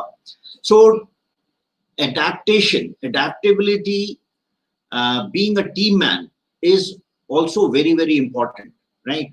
मैंने अभी I didn't have the slides coming up. Otherwise, one of the slides which I had prepared was in initial slide, I had given the picture of the passing out parade of Indian Military Academy.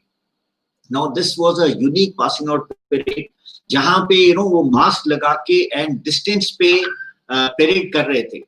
So that is adaptability. So come whatever the circumstances be, one should be willing to, adapt to those new situations, new realities. Right? आज इससे ज़्यादा मेरे ख्याल से किसी को सबसे ज़्यादा अगर जरूरत है आज की डेट में पूरे दुनिया को, it is about your agility, about your adaptability to new situations, right? So I think if you are at ease with yourself, आप daily life situation से घबराते नहीं हो, you're not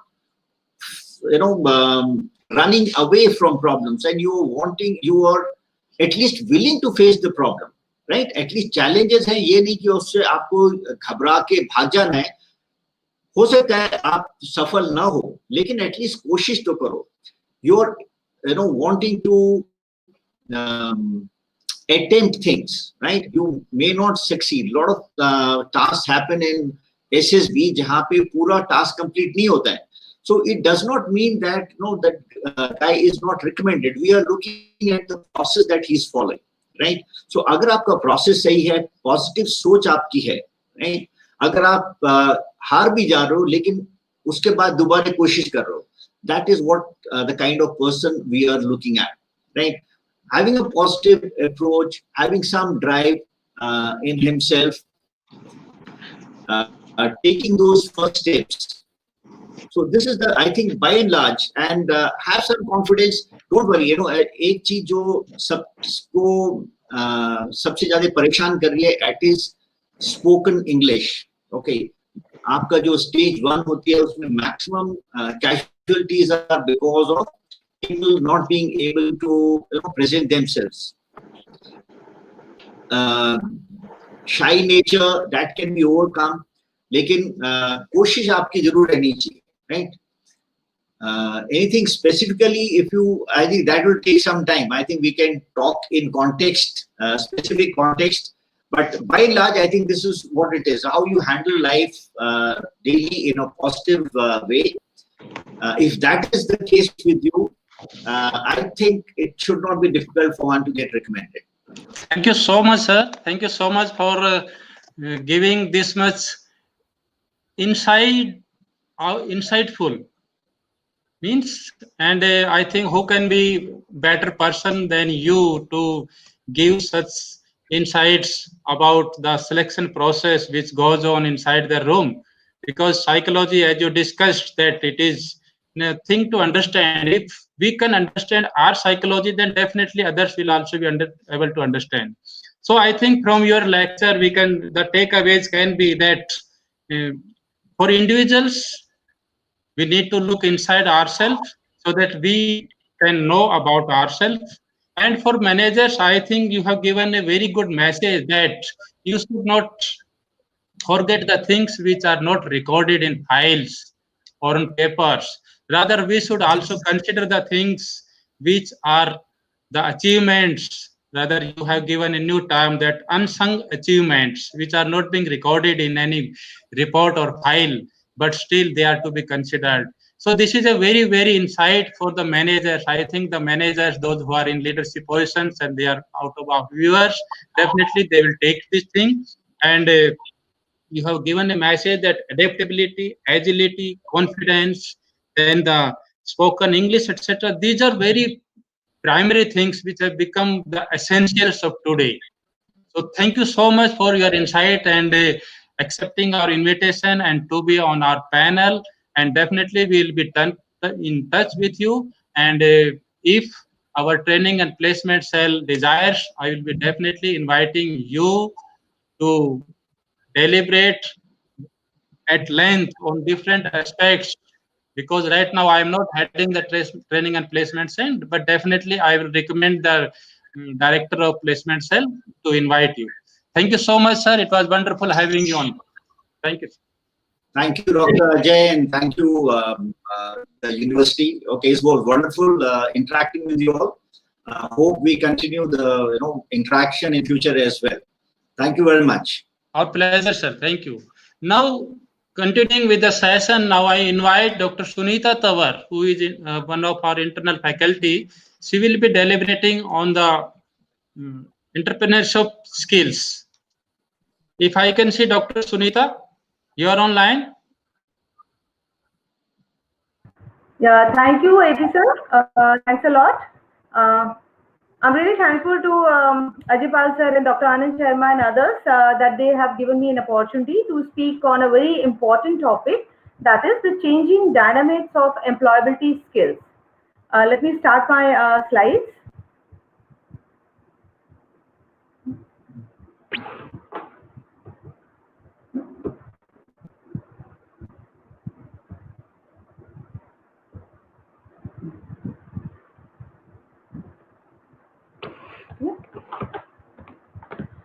Dear friends, I hope you all are able to see the slides. The title, it is very relevant as per the present scenario because you all know that we are going through a pandemic situation of COVID-19, and it is one of the topic which is really of high importance to all the intern students, scholars, outgoing MBA outgoing students, and others. So that's why I've chosen this topic, and I hope you'll find something relevant to your need and demand with this time.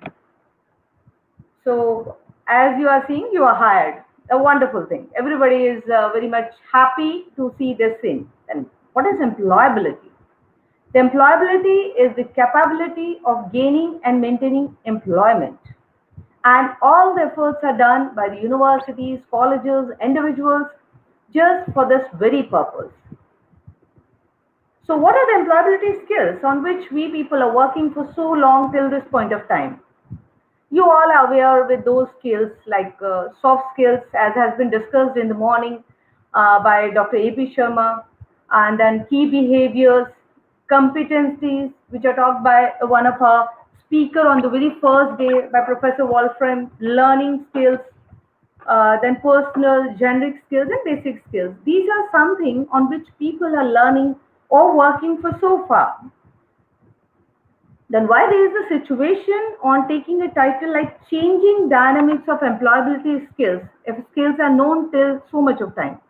The issue is this topic is a topic of discussion in the present scenario because there are so many things which has changed in current 3-4 months, as is visible on the screen, that apart from grocery stores and online sellers, the job market has crashed and will not revive, at least for some time. The competition for available jobs will be greater, with applicants needing to distinguish their skill sets beyond academic capacity. Why the competition is more? That we'll discuss in the coming slide.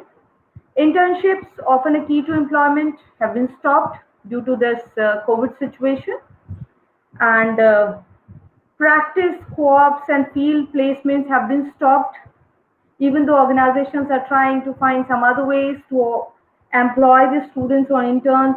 Universities are also working in the same direction, but definitely things have changed and it will take a time to come to that stability position. Some industries are cutting back. Interviewing industries are cutting back. That you have seen, there are some industries which are really not doing something good or great during this time, like automobiles, like hotel, tourism, and so many other industries. So there's a need to think on this employment scenario. And again, interviewing will be virtual and will require a different way of presenting oneself than in person. And that first impression is the last impression. So you need to work on all these things to come up with this situation. And definitely in coming time, degrees will be of less importance than demonstrable skills, including skills like soft skills, adaptability, resilience, teamwork, and other ability to communicate effectively in this virtual and physical environment. So, my dear friends, these are some of the issues which are drawing concerns of the academicians, of the individuals to go through this very topic. So, what will be the status of employability post COVID scenario? Now we need to start thinking from global to local. Why? Because it's almost impossible for you to have an international tourist visits to other countries for at least for an year. Then what do these tourist sports will do? What do the people who are engaged in tourist organizations do to earn their livelihood? So they need to start thinking from global to local. Instead of providing the global packages, they need to enrich the local destinations and provide jobs to the people there. Again, so many people have come from different countries to their own countries, and they are also a competitor to the existing workforce. And then what are the different types of skills which are required for this changing time for jobs? Are these skills are there with the people who are fighting for the jobs, or they are with the people who have come from other countries? Because now time is of the type that definitely everybody is looking for a job in their local areas, in their own countries, at least for 1 to 2 years. There is a tough competition. Why? Because jobs are less, and definitely this COVID situation has led to so many other organizations also to cut down the jobs. So it is the demand of a time that the organizations, few type of sectors are almost completely shut down. Then what do those peoples will do? So there is a tough competition due to less number of jobs. Changing organization structure and culture. This is something wonderful. One of our panelists on the first day, she spoke about the positive things which are coming out of this challenge. And one of the positive things she discusses is like that people start working with the flexible working hours. They work with the remote accessory hours, and the work style has changed. Definitely, the organization structure has also changed. In fact, government organization has done very well, in spite of the fact that people are more reluctant to change. But this is the situation where everyone has to change, to adjust. An organization structure maybe in coming time will totally change. More flexibility is required with the changing dynamics of organizations. High expertise, instead of looking for a specialization of a task, that we are looking for only a mechanical engineer, only a electrical engineer, or only an IT expert. We need somebody who has almost a knowledge of so many things. So multitasking type of sort of things will be there.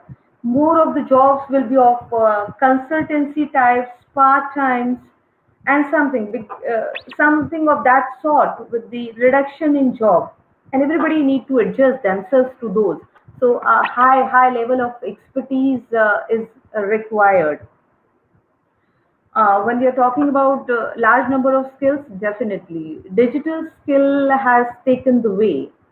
It is something which has played a very important role to come up with this situation of COVID. And we all know that it is because of the digital knowledge that we are in a connect.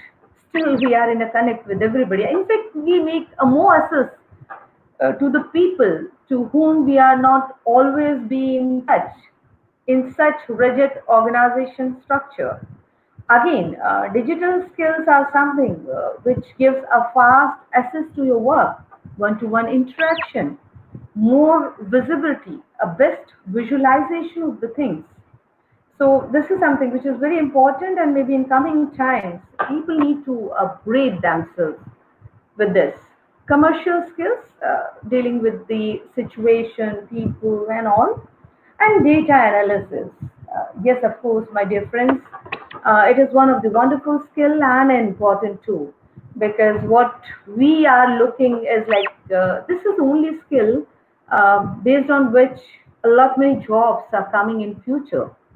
So this is my suggestion to the listeners that we need to develop these skills, because the coming time is of more of IT and digitalization than that of a manual or a traditional methods to deal with the situation. So large number of skills are required, and we need to be ready to upgrade ourselves accordingly. And definitely, there would be certain sectors where you will find more of the job opportunities, and there are certain sectors where there'll be a less number of jobs, or maybe there are more number of cuts in the jobs. So IT sector is one where there would be a huge amount of hiring. So we need to upgrade ourselves. IT doesn't mean only computer knowledge and all. Yes, of course, your basic knowledge is required, whether it is related to medical, whether it's related to engineering or anything else. But other than that, you have an IT skills to deal with the situations. um, Consultancy sort of jobs will definitely come up, or I can say, being in HR language, that more of an outsourcing job type of jobs would be available as compared to that of the traditional full-time jobs. So we need to be more master in skills to survive. Otherwise, Mendel's principle, survival of the fittest, will work in coming time, and the one who will not fit for this environment has to go. Healthcare sector is a huge, a very big sector with a huge number of opportunities. As I was listening to the speech of Honorable Prime Minister Narendra Modi, and he is talking about the Atmanirbhar concept, and he said that we need to turn up this time of challenges into an opportunity. And to your surprise, what I'm observing, that healthcare sector is the one which has definitely grasped this time as an opportunity. While going through the list of max and all, earlier there was hotel business, there were separate industries and separate business for sanitization and others. But when we go through the max hospital list, I've analyzed they have collaborated with so many things, and they have started up as a good package for healthcare sectors. Healthcare insurance are also coming up. Healthcare is a big, a huge field full of all future requirement and responsibilities, so that you'll find a lot many opportunities here. Again, manufacturing, definitely with this COVID time, you have observed that so many people, they are, what I feel personally is like they are basically two type of jobs. Either it's a manufacturing sort of jobs in the coming time, or that is pure manufacturing base of job, because most of the people who belong to villages, they migrate to their own villages, and they're also looking for a job. So it is the responsibility for government to generate jobs for these type of people in their own villages. So purely into manufacturing, like processing, these type of rural industries will come up, agriculture, manufacturing, and some sort of those sort of things, where you can find a better opportunities for jobs. Otherwise, healthcare is one. So basically, there would be a two type of job combination in coming types. One is purely of manufacturing sort of things, and other one is more digitalized, more of data and more of IT sort of things. So these are two types of skills we need to focus, and based on that, what is more important is we need to start focusing on students in that manner, that we have to pay more attention on the vocational trainings for the people who are from average knowledge in the ground. They can do much better in manufacturing, and the one who are highly educated, we need to make them more specialized, multitasking with the IT knowledge and all, so that they can do better in these segments.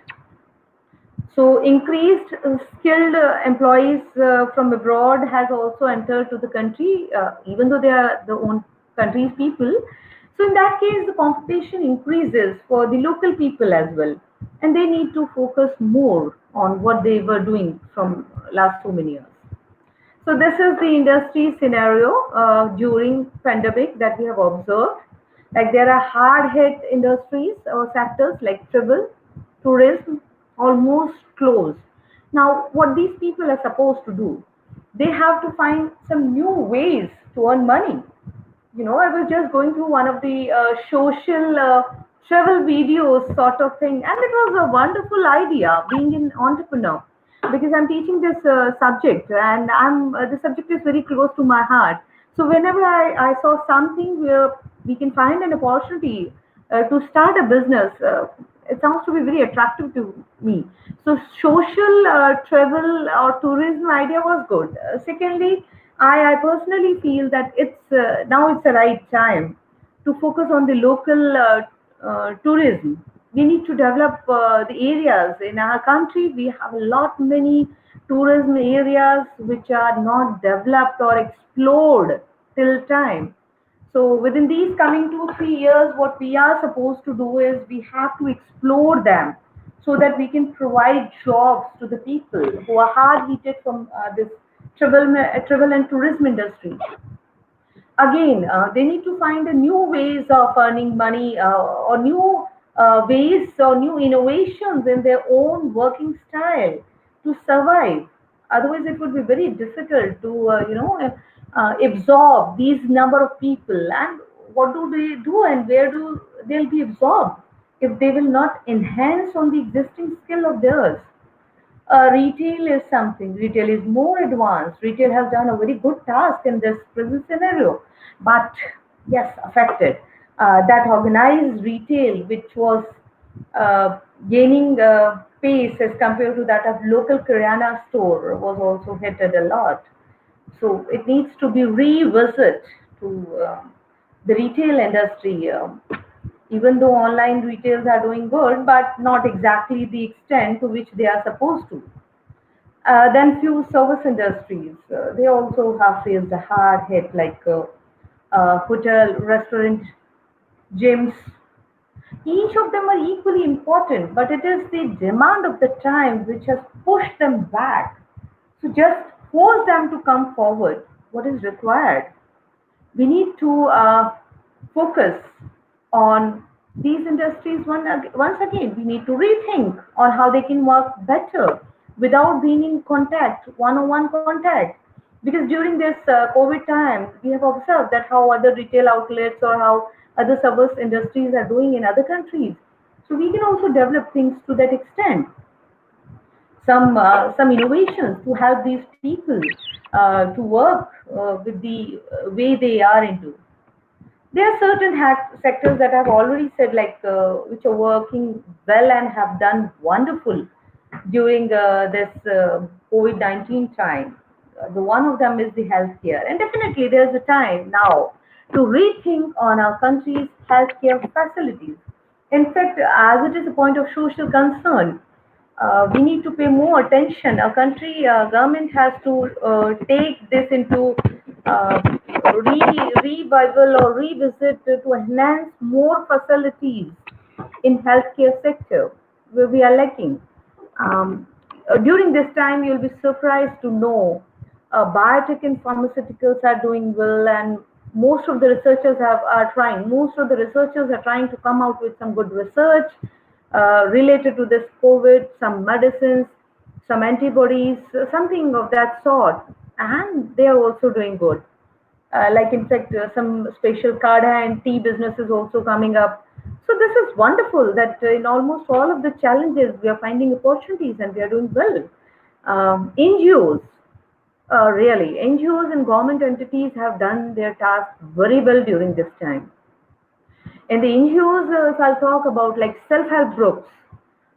They have done a wonderful job in terms of providing the mass uh, manufacturing the sanitizers, social distribution of things, involving themselves in so many social work related to this pandemic, distribution foods or providing medicines or something of that sort. Like there is a group in Delhi, recently I forget the name, which has helped the elderly people of families to provide medicines if they are being all alone in some houses. So NGOs have done a wonderful task, and we can think of enhancing the NGOs also, so that in more and more people can be absorbed there. From being from Rajasthan, I know that there are a number of NGOs which are really working very well in different fields. So we can take the help of NGOs also for healthcare and other sectors. Then government entities like nurses, police, and other stuff. They have done wonderful tasks. Academicians. Academicians have really helped the students in the universities and everybody not to break the chain of knowledge. They have utilized almost all sort of channels to provide education to their students, not to waste their year. And their contribution is really appreciable, not because I'm also an academician, but they have done a wonderful task. And I've seen that academicians really do very well under stress. Even though everybody has done a very good task during this stress time, and they have come out with the positive things with time. And in fact, this is again a sort of learning, which we always feel that we are not teachers, we are learners. The more we learn, the more we enhance, the more we adapt, the more we flexible, the more we'll be adjustable to the situation. And this is the demand of the time. And this is what we are looking from our youngsters also. Because if we need to survive, we need to be flexible, we need to be adaptive, we need to be a learned person, and these are some of these skills you need to enhance. E-commerce business has done a very good task during this, and they have hired a lot many people. And in fact, the hiring is going on. So, what is the need of embracing change? What is embracing change? So it is something we look for positive ways to make changes. Work rather than identifying why change will not work. So say yes rather than no as first instinct. Adapt to change. The new ways of working quickly and easily. Example NGOs, healthcare that I've already discussed. And they have really done a very good task during this time. Make suggestions for increasing effectiveness of changes. Yes, of course, there are organizations and there are people who have come out with the innovative ways for the organizations to continue with the productivity during this pandemic time. Then again, making suggestions for increasing the effectiveness of changes. And this is what is Atmanirbhar Bharat. When everybody starts doing this, will definitely become the self-sustained. And this is what is the demand of time. That instead of looking here and there, we need to focus on what we have, enrich ourselves, and come out with a new spirit and energy to prove ourselves. And definitely will do. Next is show willingness to learn new methods, because if you are not going to do, you'll not be adjustable.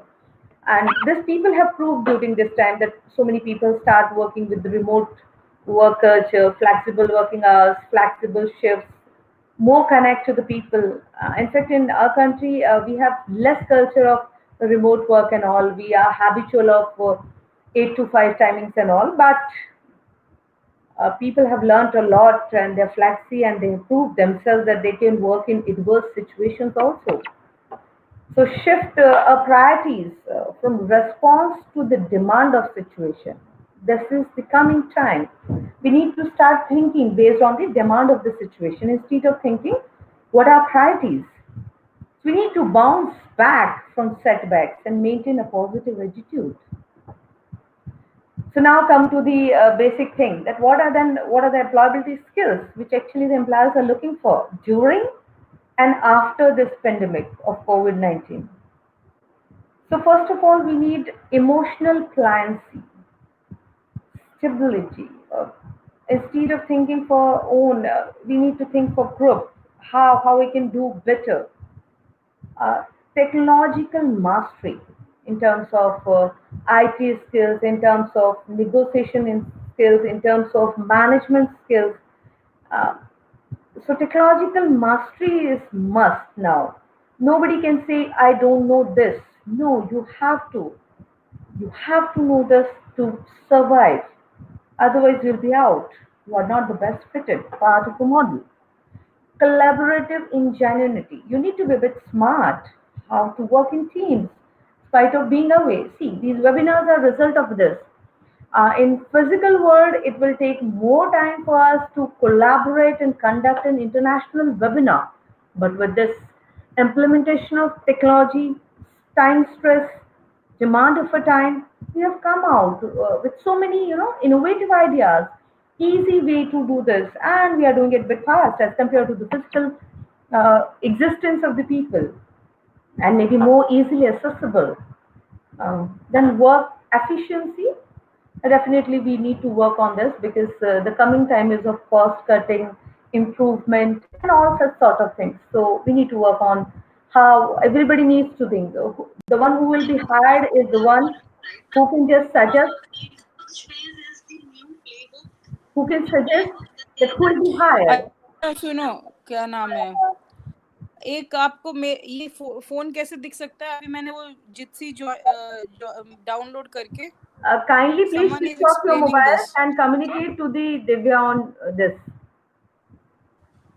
So workplace flexibility is something every employer has to start doing it, and ये now देखो, their task has this shifted. is It is the focus has shifted. The focus is not on the presence of an employee, but their focus is on the productivity of an employee, the knowledge of an employee. Talent management is now taking place.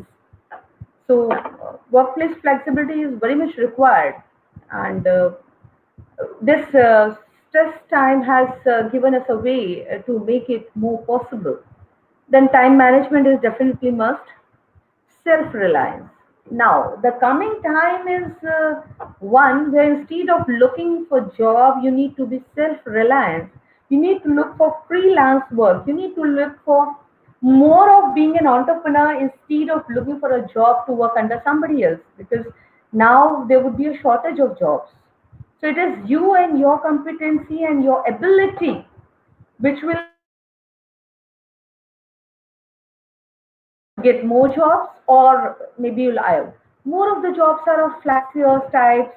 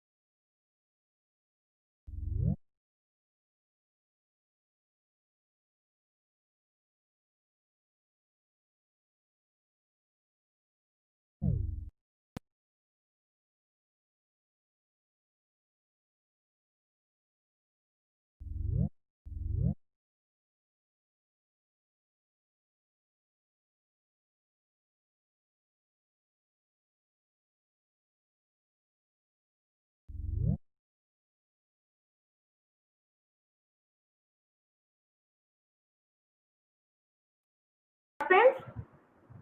Live streaming is on.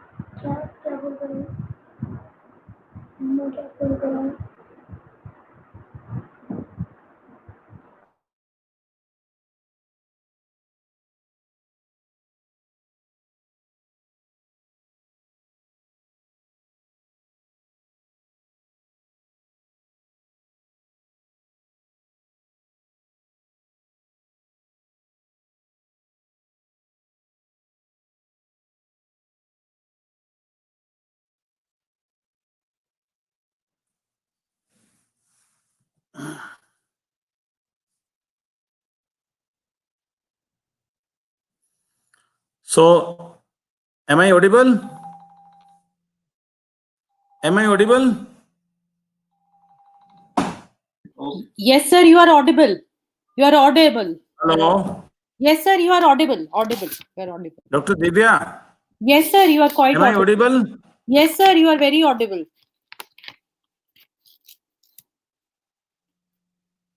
Dr. Ajay.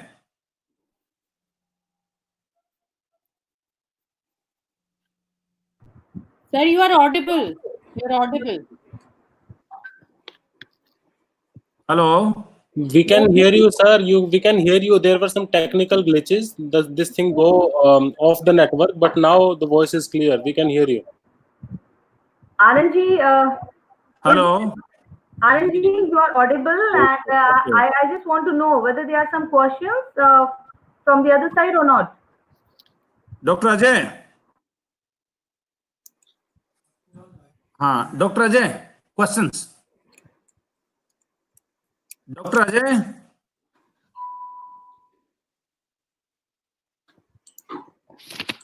Yes, ma'am. There are few questions which have come up. Tell me, Divya. Yeah. So, how we can nirbhar on technology? We had watched also the results of technology in past two sessions. Is it good to depend on technology completely? Do we think technology can replace the classrooms and other things? Dr. Divya, we never on technology all the time. We have seen, I don't know what's going on the back of this, but yes, of course, it is everybody. Everybody you find it is man's mind behind the technology. So instead of saying that we can completely rely on technology, it's not correct. And teachers can never be replaced by online classes or certain sort of things. So, but yes, with time we need to change. Maybe the adoption of technology is more as compared to other things, and these type of changes needs to be welcome. But we can't be always nirbhar on them, and we have seen blunders of finally and fully depending on the technology. That we all know. So, is it okay? Question is in the post COVID scenario, what will be more important in your opinion? A degree without skills, skills without a degree? Please share your Pardon. Can you just repeat the second part? Degree without skills and skills without? a degree. Please share your opinion in this regard. See, what I am observing and what is coming up, skills are important, but this is sure that you can't be skilled without degree.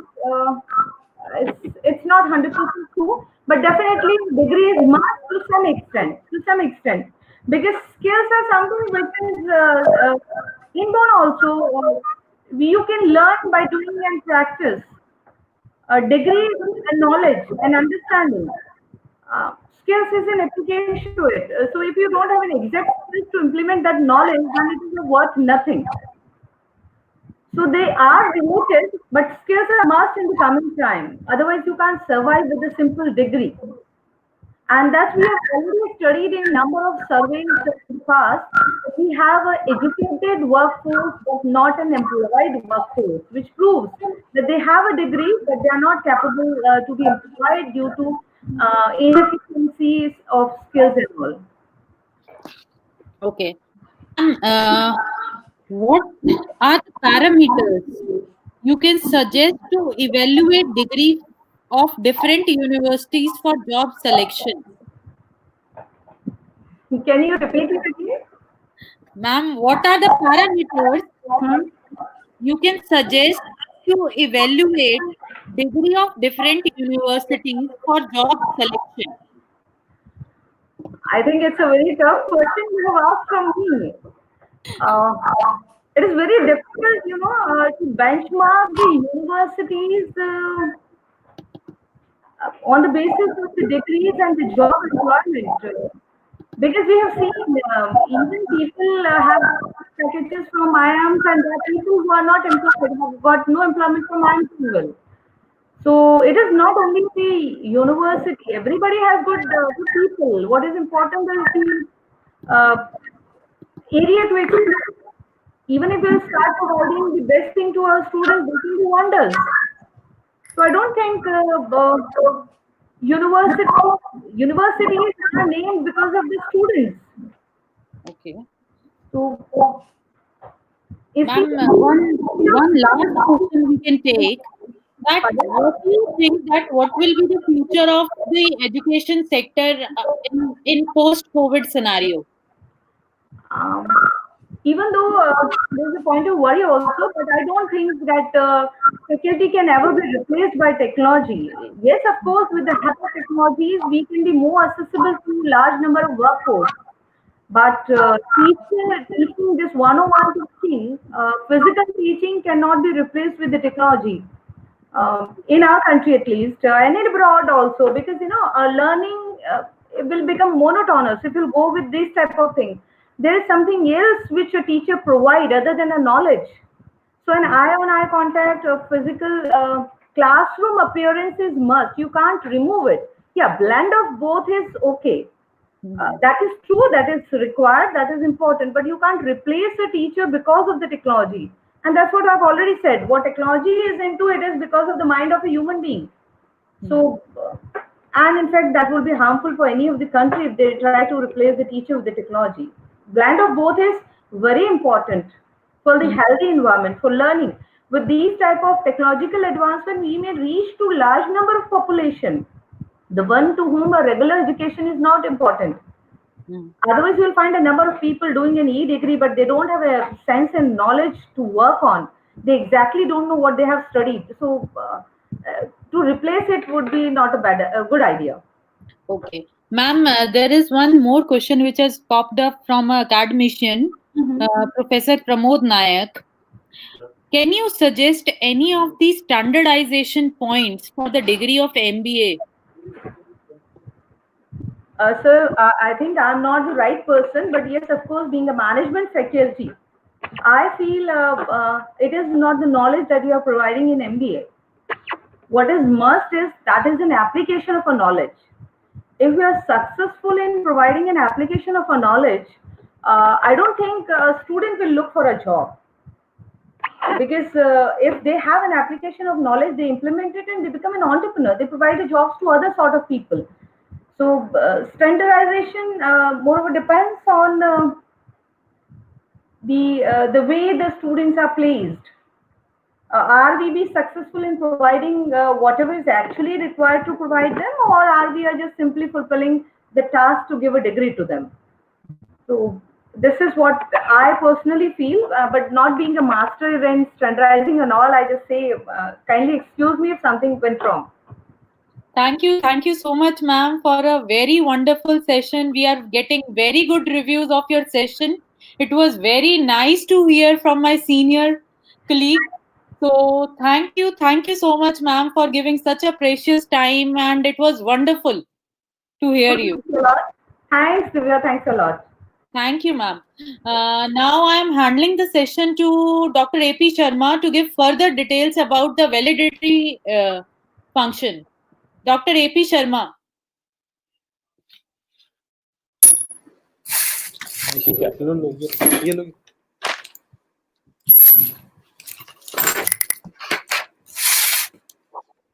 Thank you, ma'am. Now, Thank for you. the viewers, we are going for lunch break, and after lunch break, we will be getting back at 3 p.m. sharp. At 3 p.m., we will be having a open discussion. We have given chance to some of our participants who have been with us for last 3 days. So they will be deliberating and discussing about their expertise, and the time allotted is 3 to 5 p.m.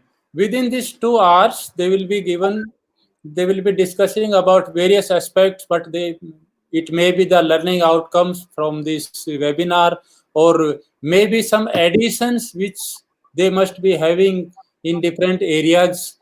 And after that, we will be starting our valedictory session at 5 p.m. sharp, where we will be having Professor Justin Paul, who is Chief Editor-in-Chief of International Journal of Consumer Studies from University of Pareto, USA.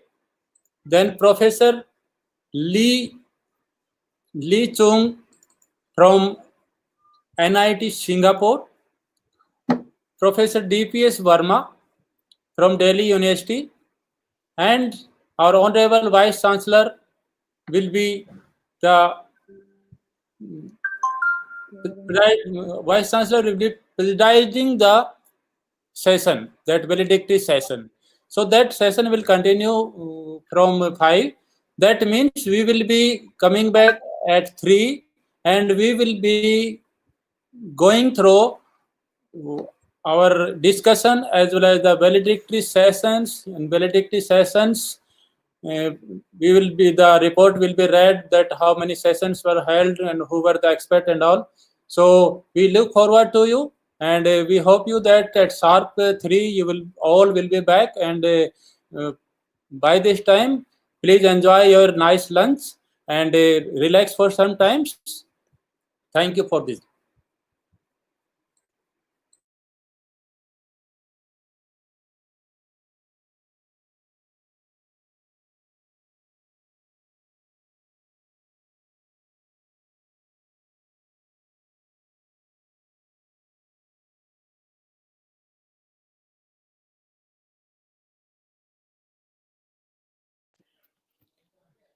Dr. Ajay?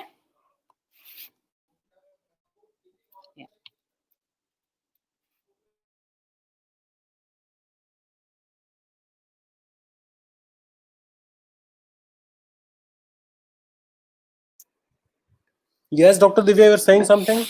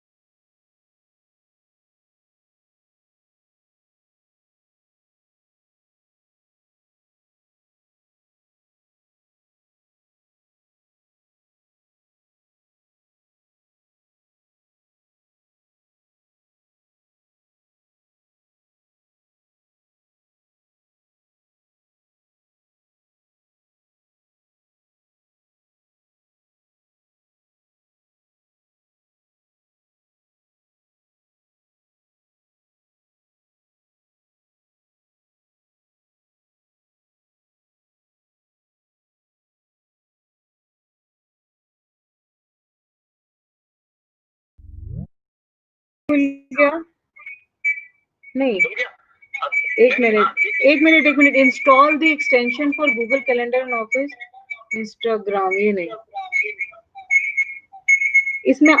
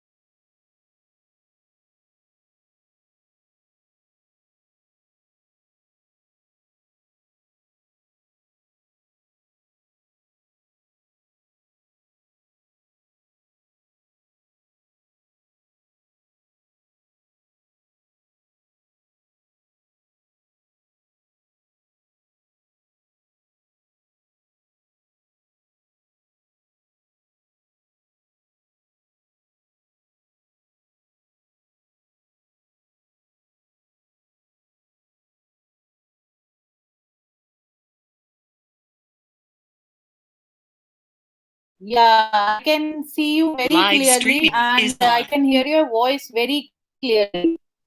Okay, then it will be okay. Yeah. Sarika ma'am? Sarika ma'am? Professor Sarika?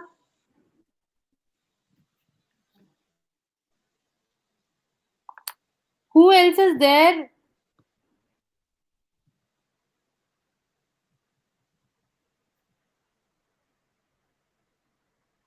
Dr. Pramod, just wait for 2 minutes. We are just. Okay. I'm just coordinating No with other speakers to come. No problem. Okay. No problem.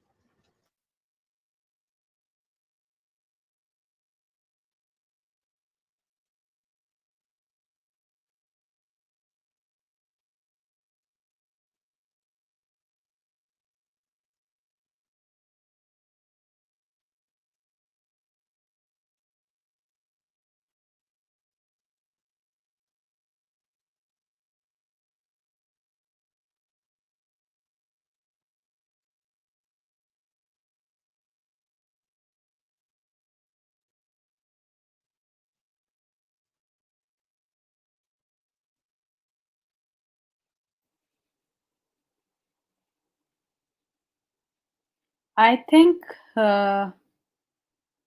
Jayashankar Prasad has joined.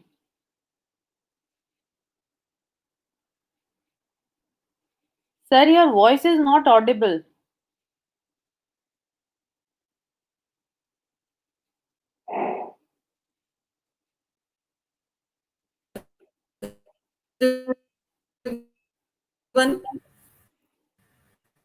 Ma'am.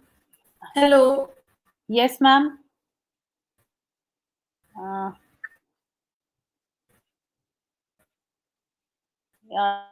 you are audible, ma'am. Hello. Sarika ma'am, can we have a quick test whether my voice is audible to you or not? Sarika ma'am?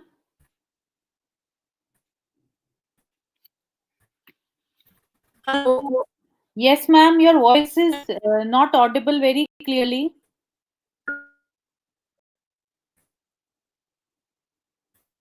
I think other participants are joining. Can we have a quick test that whether the voice is audible or not? Can we have a quick test? Who has joined recently? I think. Hi, my name is Ankit Mathur. Okay. Yeah, your voice is audible. Just we are starting the session in next few minutes. I'm just testing with the other Sure. panelists also. Sure, Just please go ahead. 2 minutes. Yeah. Go ahead. Yeah. Can you mute your mic? Yeah, you're mute. Yeah, fine. Thank you. Sarika ma'am? Yes. Uh, My voice is audible now? yes, your voice is audible, but please adjust the camera. Uh, is it fine now? Yes, ma'am. Now it is fine. Dr. Jayashankar Prasad. Dr. Jayashankar Prasad.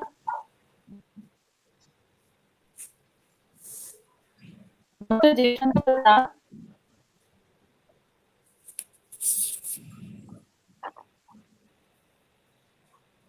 Yeah. Am I audible to you? Maheshwar?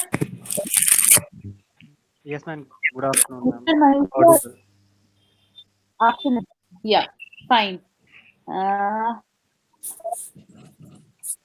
Dr. Jayashankar Prasad, am I audible to you?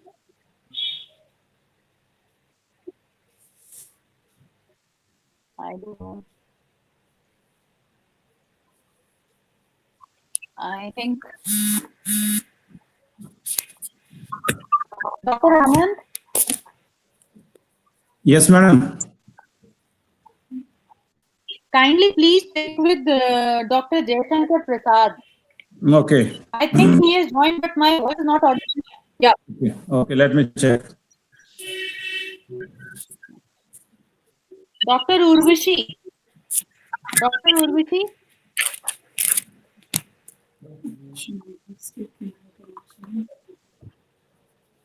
Dr. Urvashi.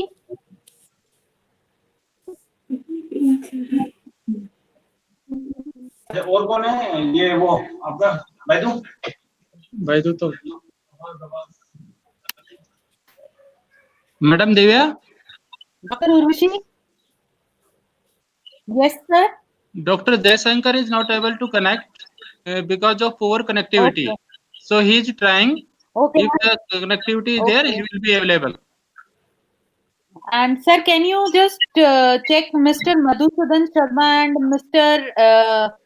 I think Ajay Kumar.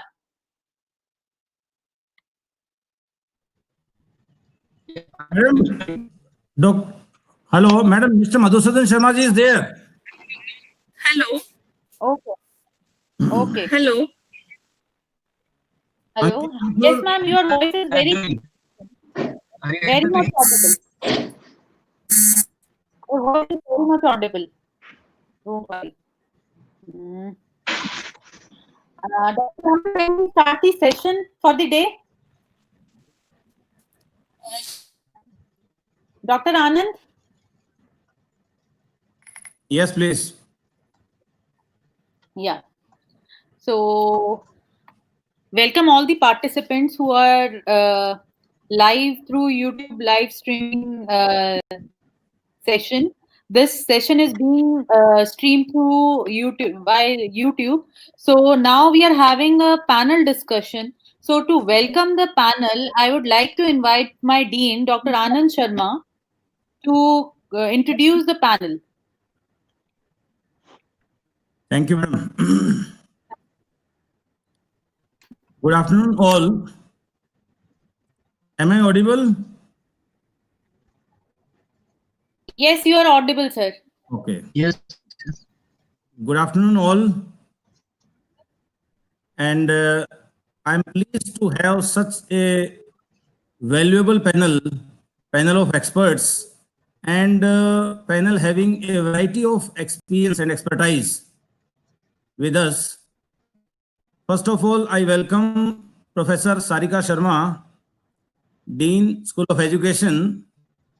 She will be moderating the session.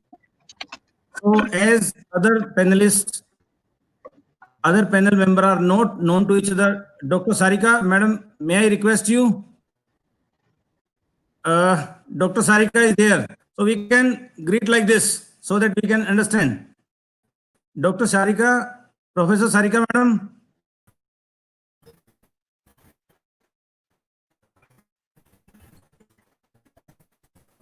Sarika, madam, can you hear me?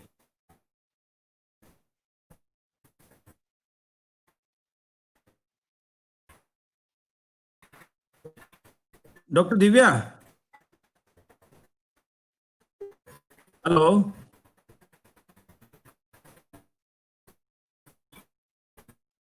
Hello. Dr. Divya.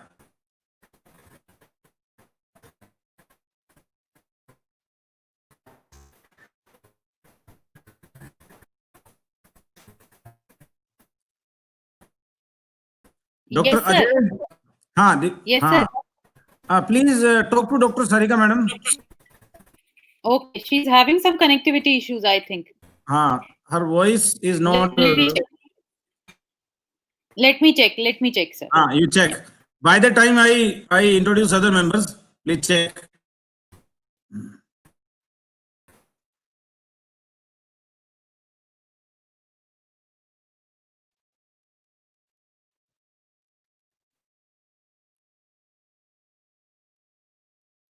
I request all the panelists to please wait for a while by the time session chair, Professor Sarika is. Hi, Ankit. Let me check. Hello, sir. Hi.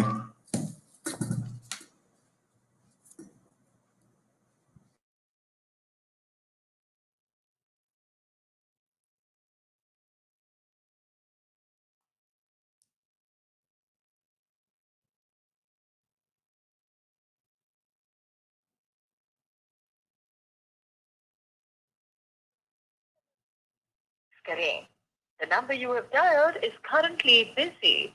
Please try later.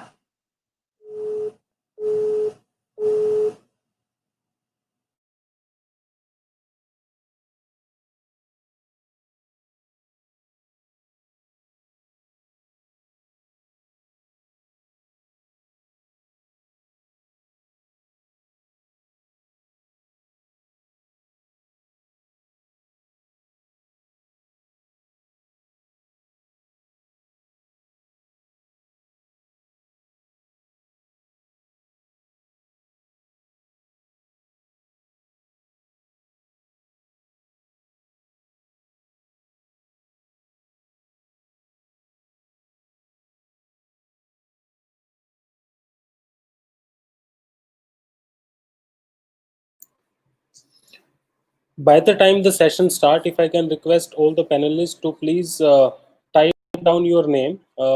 You can go on to your video, Hello. click on this, and you can type your name. Yes, ma'am. Hello. Yes, Sarika, Yes, madam. ma'am. Yeah. You can hear Uh, me? yes, I can hear you, and I think now you can also hear me. Yes. But keep mobile at a distance. Mhm. Yes, now it's okay. Yes. Now it's perfect. Yes, now it's visible. Now it's okay. Now it's okay. Yes, ma'am. Okay, first of all, I would like to congratulate and appreciate Professor R.C. Kohart, the Honorable Vice Chancellor of Central University of Haryana, and Dr. Anand Sharma, Dean and Head, School of Management Studies, Ma'am, I will take for 2 minutes. Take 2 organizing minutes. this 2 event. minutes. I will take. Ma'am, first of all, I will rather welcome you, then you welcome. Okay. First of all, I welcome Professor Sarika, Professor, School of Education, Central University of Haryana. She has vast experience in teaching and administration, academic administration. So we are thankful that she has accepted our invitation to be chairperson of this particular session. So thank you, madam. And I also welcome Mr. Madhusudan Sharma ji.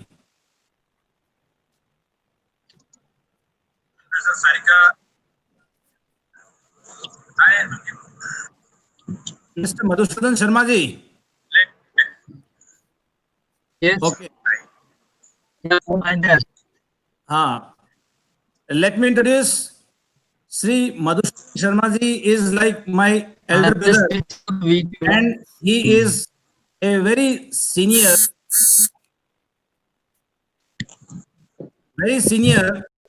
company secretary and lawyer. He has been practicing in all sphere of legal aspects. He is running a very pious initiative that we call as Balprada. I think in his discussion he will explain. So thank you, Vaisa, for accepting our proposal. I welcome Dr. Urvashi Sharma from Delhi School of Economics. Again, she has been my colleague and friend. I welcome Mr. Maheshwar, our young and dynamic manager. Maheshwar, introduce yourself like this. Yes, he is Mr. Maheshwar. He is our alumni, and presently he is working for Indian Oil Corporation. My friend Ankit. Hi, Ankit. He has been an alumni of Bharati Vidyapeeth, Delhi, and he was working for KPMG. And I can see one more face from Bharati Vidyapit, Mr. Ajay. Hi, Ajay. I'm sir. Again, he has been working for Big Bazaar and Pantaloon and Lifestyle, if I'm not wrong. Will's Lifestyle, Ajay? Make my trip, sir. So Yes, started with Make Big My Trip. Bazaar, Lifestyle, Make My Trip. Now I started my own venture, mangalpujan.com. Yes. Now he will discuss about his own venture. Then my friend, Mr. Pramod Nayak. Dr. Pramod. Dr. Pramod Nayak. Can you hear me? Yes, yes. He is from IP University. Good afternoon. Good GTS. afternoon. Yes, Good yes, good afternoon. afternoon. Yes, good afternoon. So I think all panelists are there. Mr. Jaishankar Prasad is about to join. Now I hand over this session to Professor Sarika Sharma, Dean School of Education, Central University of Haryana, and a very senior personality. Ma'am, over to you. Thank you. Thank you very much, Dr. Anand. Just confirm that my voice is audible properly. Yes, very clear. Thank you so much. And first of all, I would like to thanks and appreciate our academic leader, Professor R.C. Kohar, the Honorable Vice Chancellor, and Dr. Anand Sharma for organizing this grand event. And since last 3 days, I'm listening to you, sir, in this international webinar, and I'm really very thankful and feel proud to speak that you have given me a chance to speak on COVID-19 operational planning and guidelines, which is one of an important aspect and area needs to be discussed in this pandemic time where everyone is in the lockdown situation. So let me brief myself in a given time frame with the general background that on 30th January 2020, the Director General of World Health Organization declares the coronavirus disease 2019 as an outbreak, a public health emergency of international concern under the International Health Regulation. On 4th of February 2020, the Director General WHO briefed the Secretary General of the United Nations and requested the activation of the United Nations Crisis Management Policy to establish a crisis management team to coordinate the UN system wide to scale up to assist countries prepare for the response to COVID-19. In this concern, India has to meet out with this crisis. Education is a sector where online teaching learning process can be possible during the lockdown period. Here, it is very essential about the operational planning and guidelines for educational institution. The purpose of this operational planning and guidelines to the educational institution to immediate support the stakeholders to prepare for and respond to COVID-19. The educational institution has to prepare such guidelines which can be developed on the basis of the evolving situation and the needs. And for this, individual educational institution draws basic instruction for health preparedness and response, institutional level coordination, planning and monitoring, risk, communication and community engagement, surveillance, rapid response teams, and case investigation.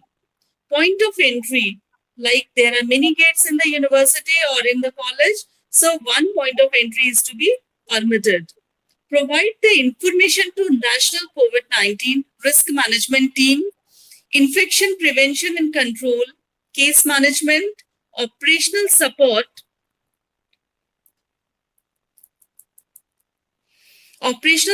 and logistic.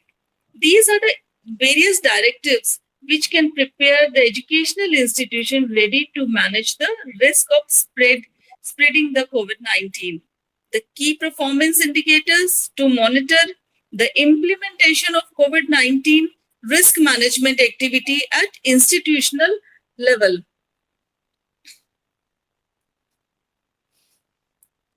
To establish and utilize clearance process for timely dissemination of message and material in local languages and adopt relevant communication channels, engage with existing public health and community-based network, media, local NGOs, school, local government, and other sectors such as healthcare, service providers, education sector, business, travel, and food.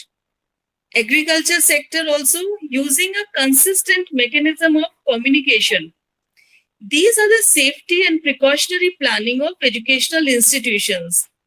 The academic planning needs to prepare according to the situation, like systematic planning for online teaching, change the pattern of internal assessment, and redefining the curriculum and evolving all the parents and students as our greatest stakeholders.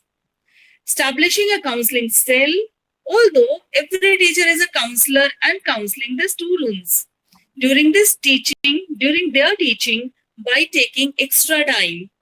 The biggest challenge is to conduct proctored examination. UGC has given directive guidelines in this area.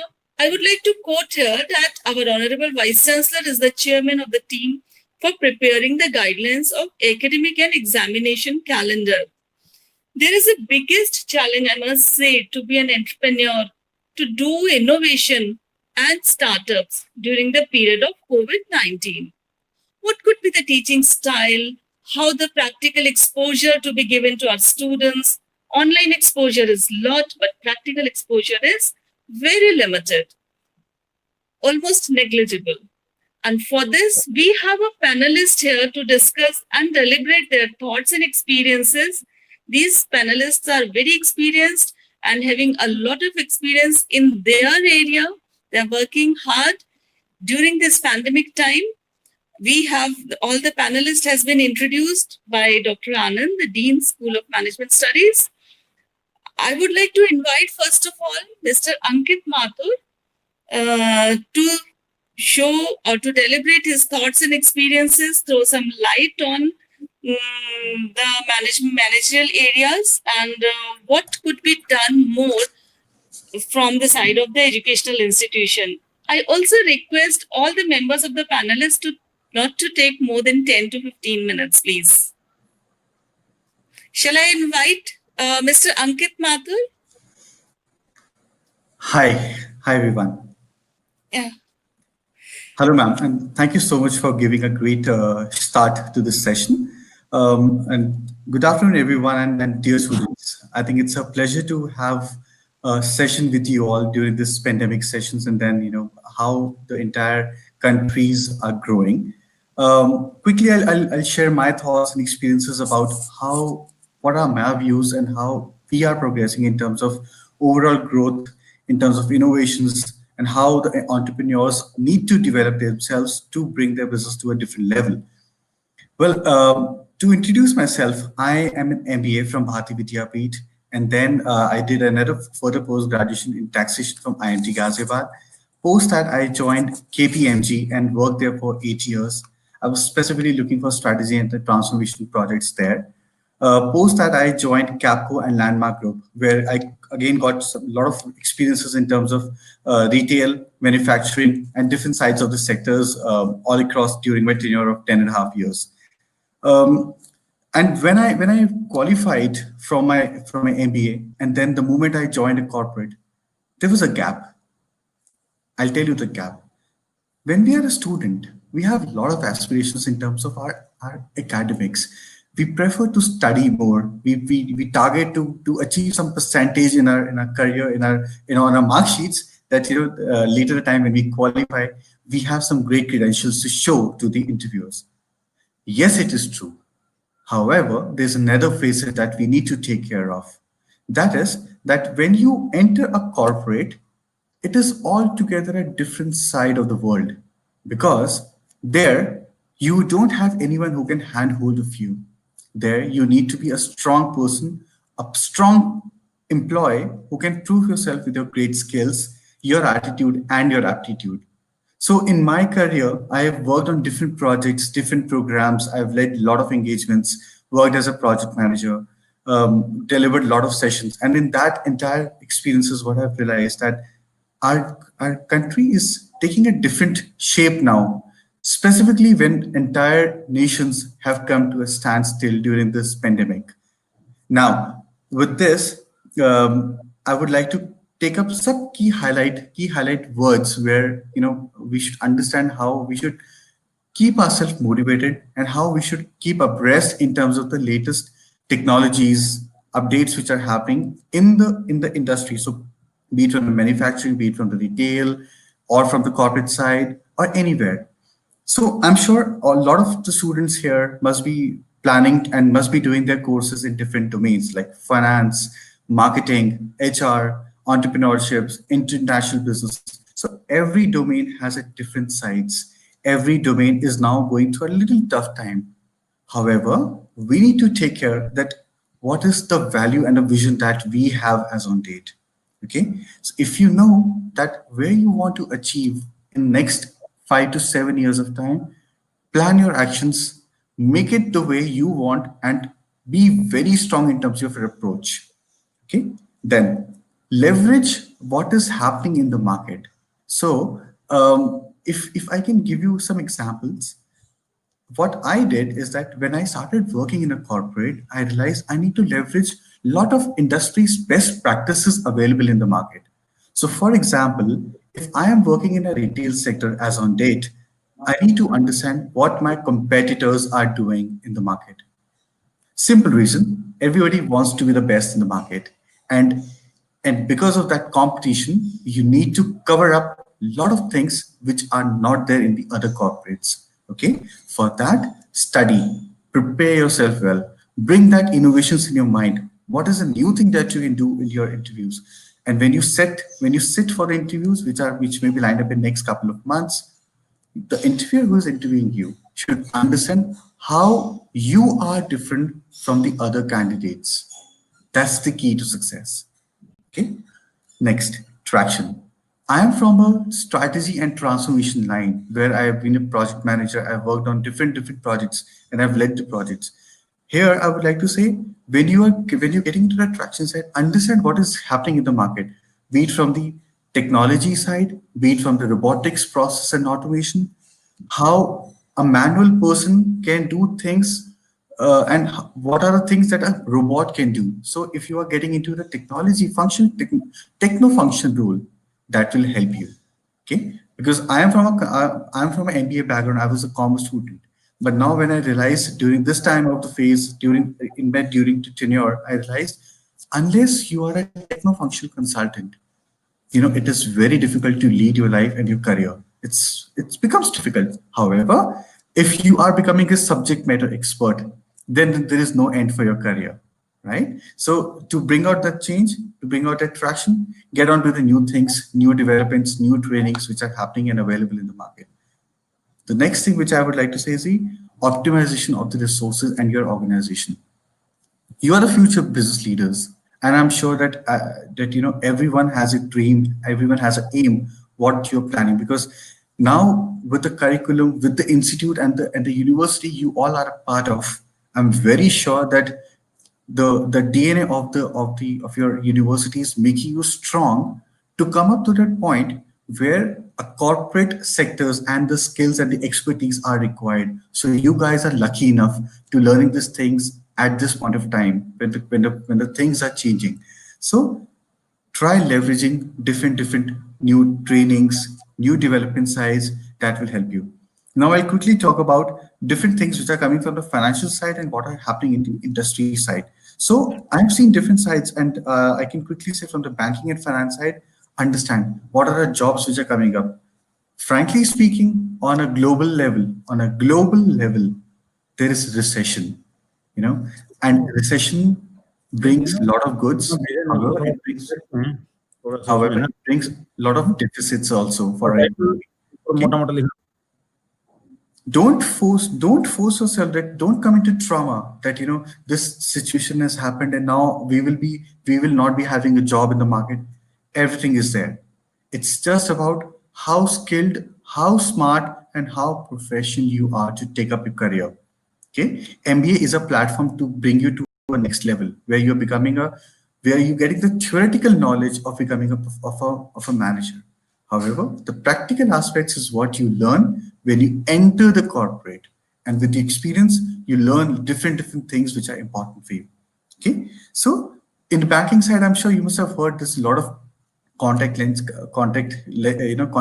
debit card, credit cards are coming up, even from the banking side, and there's a lot of things which are coming up. If we talk about the repo rate, it's going down, and interest rates are also going down. Again, it's not great for the economy of the world. However, to sustain and to come up from this point of time, these are things which are very, very crucial. So get a job, pick that point where you can where you can plug in yourself, and you can fit into the requirements of the organization. Get into core financial analysis type of job. Start developing your career into scrum master.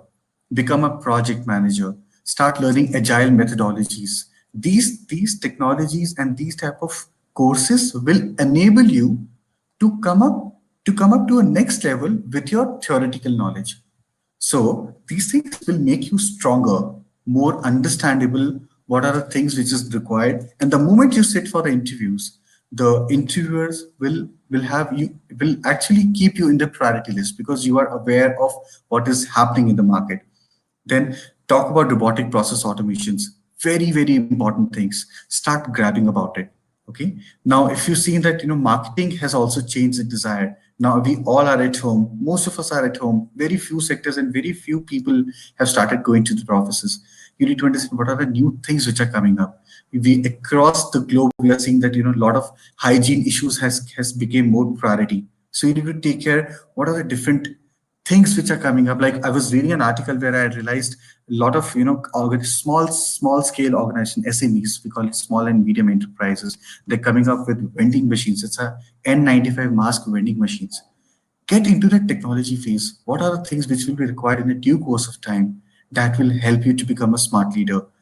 Also try to understand what are the different needs will be arising from this pandemic, and then how the world will use them in the coming time. So being an entrepreneur, few very important things. Start leveraging your knowledge. Second, become more smart in terms of what is happening in terms of technology and from the process side of the organizations. Start understanding how you can optimize your knowledge and how you can optimize any company's current processes. This will help you to get into more generation and more, it will bring more systematic approach for you and for the organization, especially when you enter a corporate. And then bring that value in your thoughts. If you have a value, if you know what you're doing, if you know that where you want to go with a strong value systems within yourself, you can become a smart leader. That's all from my side, and I wish you all the very, very best and do well. Thank you. Over to you, ma'am. Thank you, Mr. Ankit Mathurji. You have, in a very nutshell, you have given so many things, so many ideas also, and with some of the examples that how the time can be managed, how we need to be plan in advance, and we need to. I think a lot of time has been passed after this COVID lockdown situation, and the people can start planning to do many of the things with the existing situation. So we are really very much thankful to you that you have given us so many things to develop the insight of the stakeholders and the students, of course, who are in concern, and especially in the last semester of their course. So thank you very much. We shall be joining again if the time permits. Great, fine. thank you. Now I invite Mr. Madhusudan Sharma, the chartered accountant, and let us hear to him about his experiences, about his knowledge, whatever he has faced during this pandemic time, and what are the best practices which he has adopted in his profession, of course, and the suggestions which he can give to the forthcoming entrepreneurs or the innovators or for any kind of startup. Shri Madhusudan Sharma, sir. Madhusudan ji, if you are listening me. Thank you, Sarita. And I would like to thank the Central University for giving to interact the young minds. Are you able to hear sir. me? Yes, sir. Yes, sir, we are able to hear you, please. Okay. So just to brief introduction, I'm a cost accountant advocate. I have been working for urban infrastructure projects funded by agencies like KDB and World Bank. भाई साहब ये hello practice hello as insolvency. Hello. I would on two things. Hello Yeah.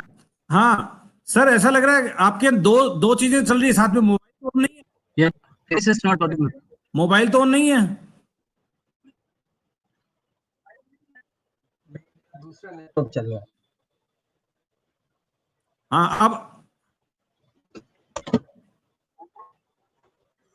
I was working on the laptop also. Now it is okay? Now it is okay. Okay. So a brief introduction. I've been changing my fields of practice very often. Started my career with National Development Board and took voluntary retirement age of 26 on the job. And thereafter, I've been in practice as a company secretary and as an urban finance consultant with the infrastructure projects funded by Asian Development Bank and World Bank, working mostly with the central ministries and state governments. And my recent area of practice is in the insolvency area. There are only two things I would like to advise based on whatever we have seen over a period of time. See, very recently we've been dreaming to become a 5 trillion economy. And unfortunately, COVID struck the globe. So we are not very sure whether will be able to maintain our present levels and how much will be the fall and what time it will be known to come back and recover. And the most required stimulus at this point of time in the economy is availability of credit. And the government has always been trying to improve the availability of credit because of the poor governance levels and unscrupulous entrepreneurs. Whenever the government used to push the credit levels, the NPA mountains will also ease. And at one point of time, we had an NPA level of about rupees 10 lakh crore. And at that point of time, the government thought putting a very dynamic legislation in the form of Insolvency and Bankruptcy Code 2016. And you'll be surprised to know, and it's a good development that for the first time, any economic legislation brought such good results in such a short period. The government could recover, the banking sector could recover around 3 lakh crore rupees of NPAs during a short span of 3 years. But unfortunately, with this COVID pandemic now, the whole economy is disturbed. And why insolvency code could bring in so much of recovery? There were very simple provisions. For the first time in India, the defaulters were taken to task. The management was divested of its. The board directors of the companies were superseded by an independent insolvency professional. And that's how you must have seen over a period of time companies like SR Steel, Bhushan Steel, Bhushan Energy, Alok Industries all went into insolvency, and there were very good resolutions brought in. I'll just share a brief provisions Sundarlal जी ऐसे Sundarlal why it has affected. नहीं हमारे department के Provision was so simple. हाँ तो कहा है उन्होंने Even if there was a default of rupees 1 lakh, with a simple application filed before the National Company Law Tribunal, if the application is admitted, the board is superseded and the control passes over to an independent professional. And that was the thing which brought fear among the entrepreneurs. Because earlier there was a saying, the larger the borrower you are, the bankers are worried about you. You are not worried to repay. And that equation has changed over a period of time. it has seen a lot of restructuring among the large industrial houses to pay off their dues. Otherwise, they will be divested of their control. But now in a COVID situation, when we are expecting a lot of defaults in payment because the cash flow has shrunk across the board. There are a few exceptions of the industry, like who are supplying medical equipments or the medicine. Otherwise, the cash flow has shrunk and they got a disastrous point where everybody will default and then one will go to insolvency. They were quick enough to raise the limit of this threshold from rupees 1 lakh to 1 crore. On 24th March, immediately after the lockdown was announced, government has increased the threshold for initiating insolvency process from a default of rupees 1 lakh to rupees 1 crore. And recently they have brought an ordinance by which the provision of bringing the companies into insolvency has been postponed for about 6 months, which can be extended to another 1 year. So it's a great relief to the business and industry in this time when everybody will face defaults through the chain of suppliers or the consumers. So considering all these things, I'll just focus on 2 points. Why we face problems of NPA and why we face the problem of credit. In the pursuit of a higher growth rate, we try to over leverage. And that is very difficult to sustain in such times of crisis and even otherwise. Because if you see the history of non-performing assets in India, most of it has been resulted because of over leveraged projects, which were not able to sustain, which were not able to earn the revenues to pay off their loans and interest. So it is very important to plan things which are within the manageable levels of leverage, so you can sustain the crisis situation. And the second most important thing required in our industry and in our economy is the governance. The governance levels are very poor across the board. Even if the so-called very good companies, which are considered as good in governance, if you see in detail and if you have the governance audit, you will find a lot of loopholes in that. So there are two important things which I can suggest to the young minds. If you want to be successful and continue to remain successful, you have to focus on proper leverage and building governance infrastructure within the business units or whatever you are dealing with. With that, I would like to close a very brief note.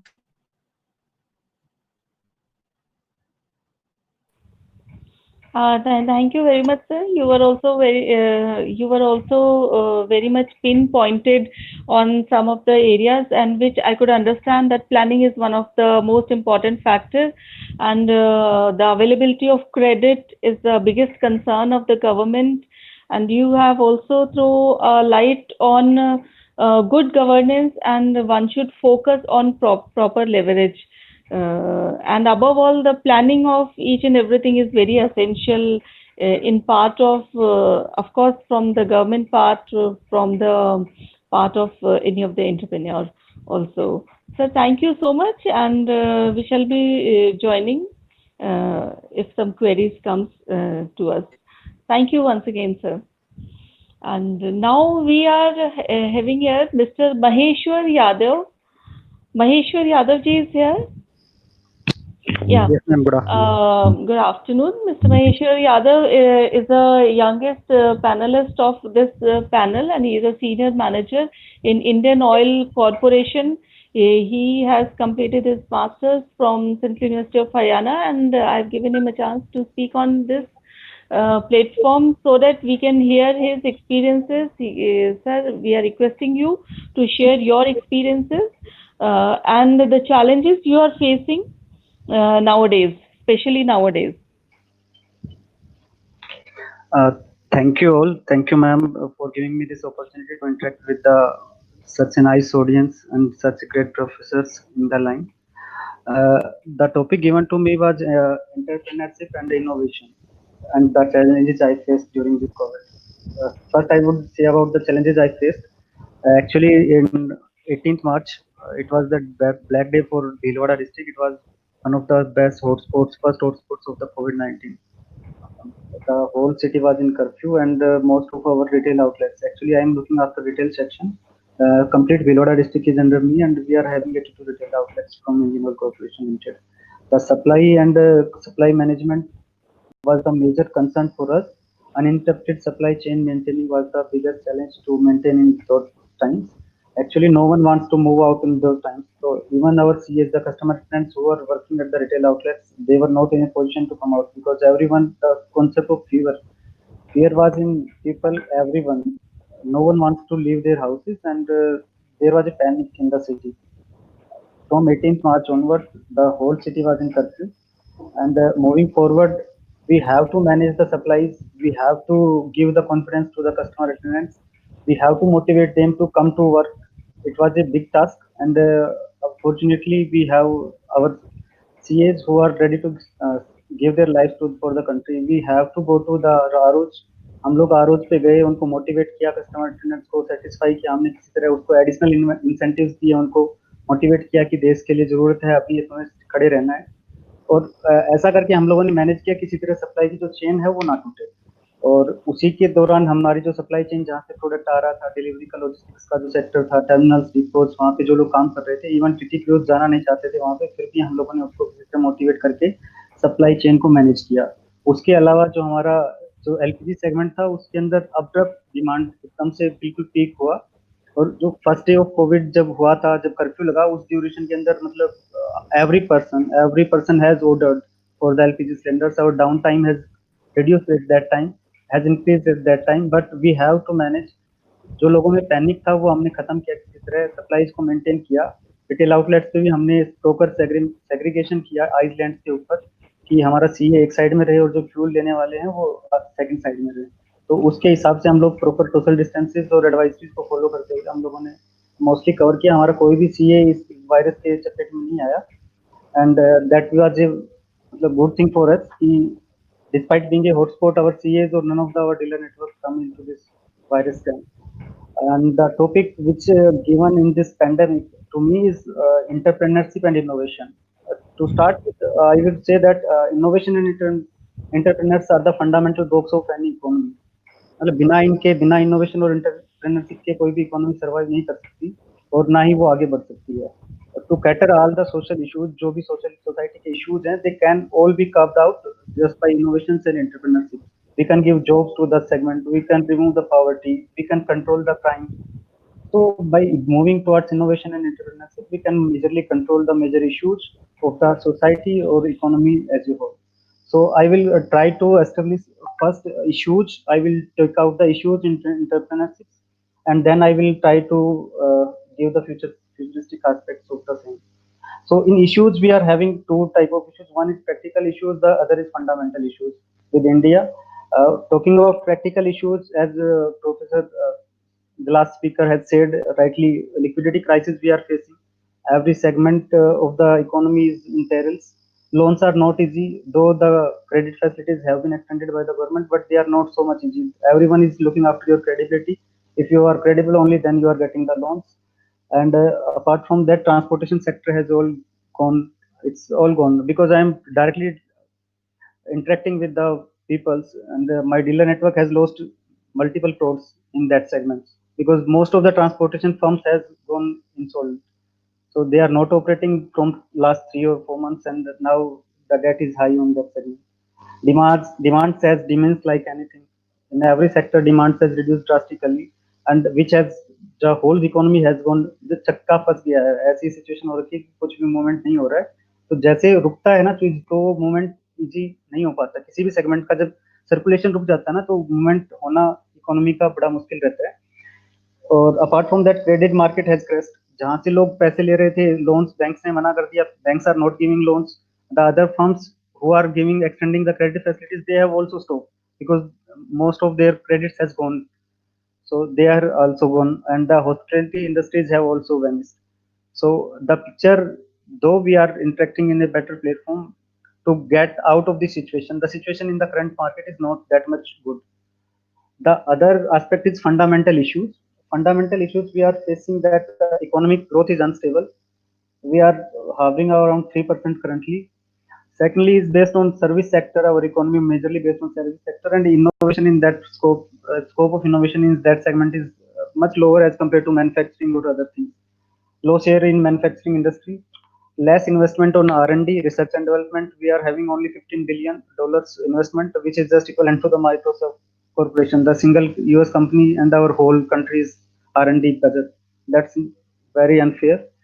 Now, what will happen because of this? If we are not giving budget to our institutions, government institutions will not be in a position to betterly innovate the things because we are not giving the funds. The other segment, the private firms, which can cater to the innovations, they are not doing this because they are more concerned about their profits in India, and they are hardly giving any this. And apart from that, investment in R&D is limited to only particular institutions. I would say that IITs, IIScs, or the DRDOs, major institutes, they are not covered. Only limited institutions, they are giving the funds for this innovations. So better would be ki this must be a budget should be extended. It should be on higher side, and then local colleges, local universities, they must be given funds for this innovation so that the local problems can be sorted out. Because if funds, local people know better about the issues at local levels, so if they think that something is their need of the people, they can come out with the solution. If we talk about electronic or electrical segment, there also we are not doing good. Our innovations are not much. Entrepreneurs will be there only because of innovations. So we have to think about innovations in every segment. Only then we can. If I talk about example, 5G company Huawei, China, a private company has come out with 5G and they are having monopoly in that segment. While our BSNL is nowhere around it. They are providing services only, and the company for innovations in that is Indian telecom industries. That is also not procuring. That is also not manufacturing anything apart from landline phones. And these landline phones are purchased by government only, and they are happy with that. So the situation is not that much better situation in as far as scaling is also an issue, because if we start with something and if we find that it is going to be a big thing, then investment from the parties, that is also required. Scaling is also an important thing. The other thing is data analytics. Data is considered as the future oil. मतलब बिना data के आप लोग कुछ नहीं कर सकते. Data है आपके पास तो you are masters, otherwise you are not nowhere in the market. But raw data is of no use. The data analytics is also critical. So if we don't analyze data, then the data is of no use to us. So that is also a segment where we have to focus on.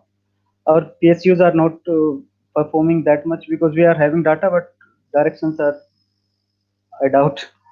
And future investment, future aspects, I will say that local colleges, as Mr. Sanjeev Sanyal, the principal secretary to economic advisor to our country, has said, investment at local colleges is a must, and local problems to be sorted out. The other is agriculture segment is a major segment where we can cater the needs, and is जो अभी situation में जो चल रहा है ना, वो agriculture segment ही चल रहा है. उसके अलावा बाकी सब ठप पड़ा है. तो एग्रीकल्चर सेगमेंट है जहाँ पे हम लोग बूस्ट अप कर सकते हैं, जो अपनी इकोनॉमी को भी बचाए हुए है. वहाँ पे भी हम लोग सप्लाई चेन मैनेजमेंट के हिसाब से जो लोकल सिचुएशंस हैं उनको देख के एक ऐसी सप्लाई चेन बना सकते हैं जो कैटर करे नीड्स की, कॉर्पोरेट्स की भी, और जो लोकल एग्रीकल्चर किसान हैं उनकी भी.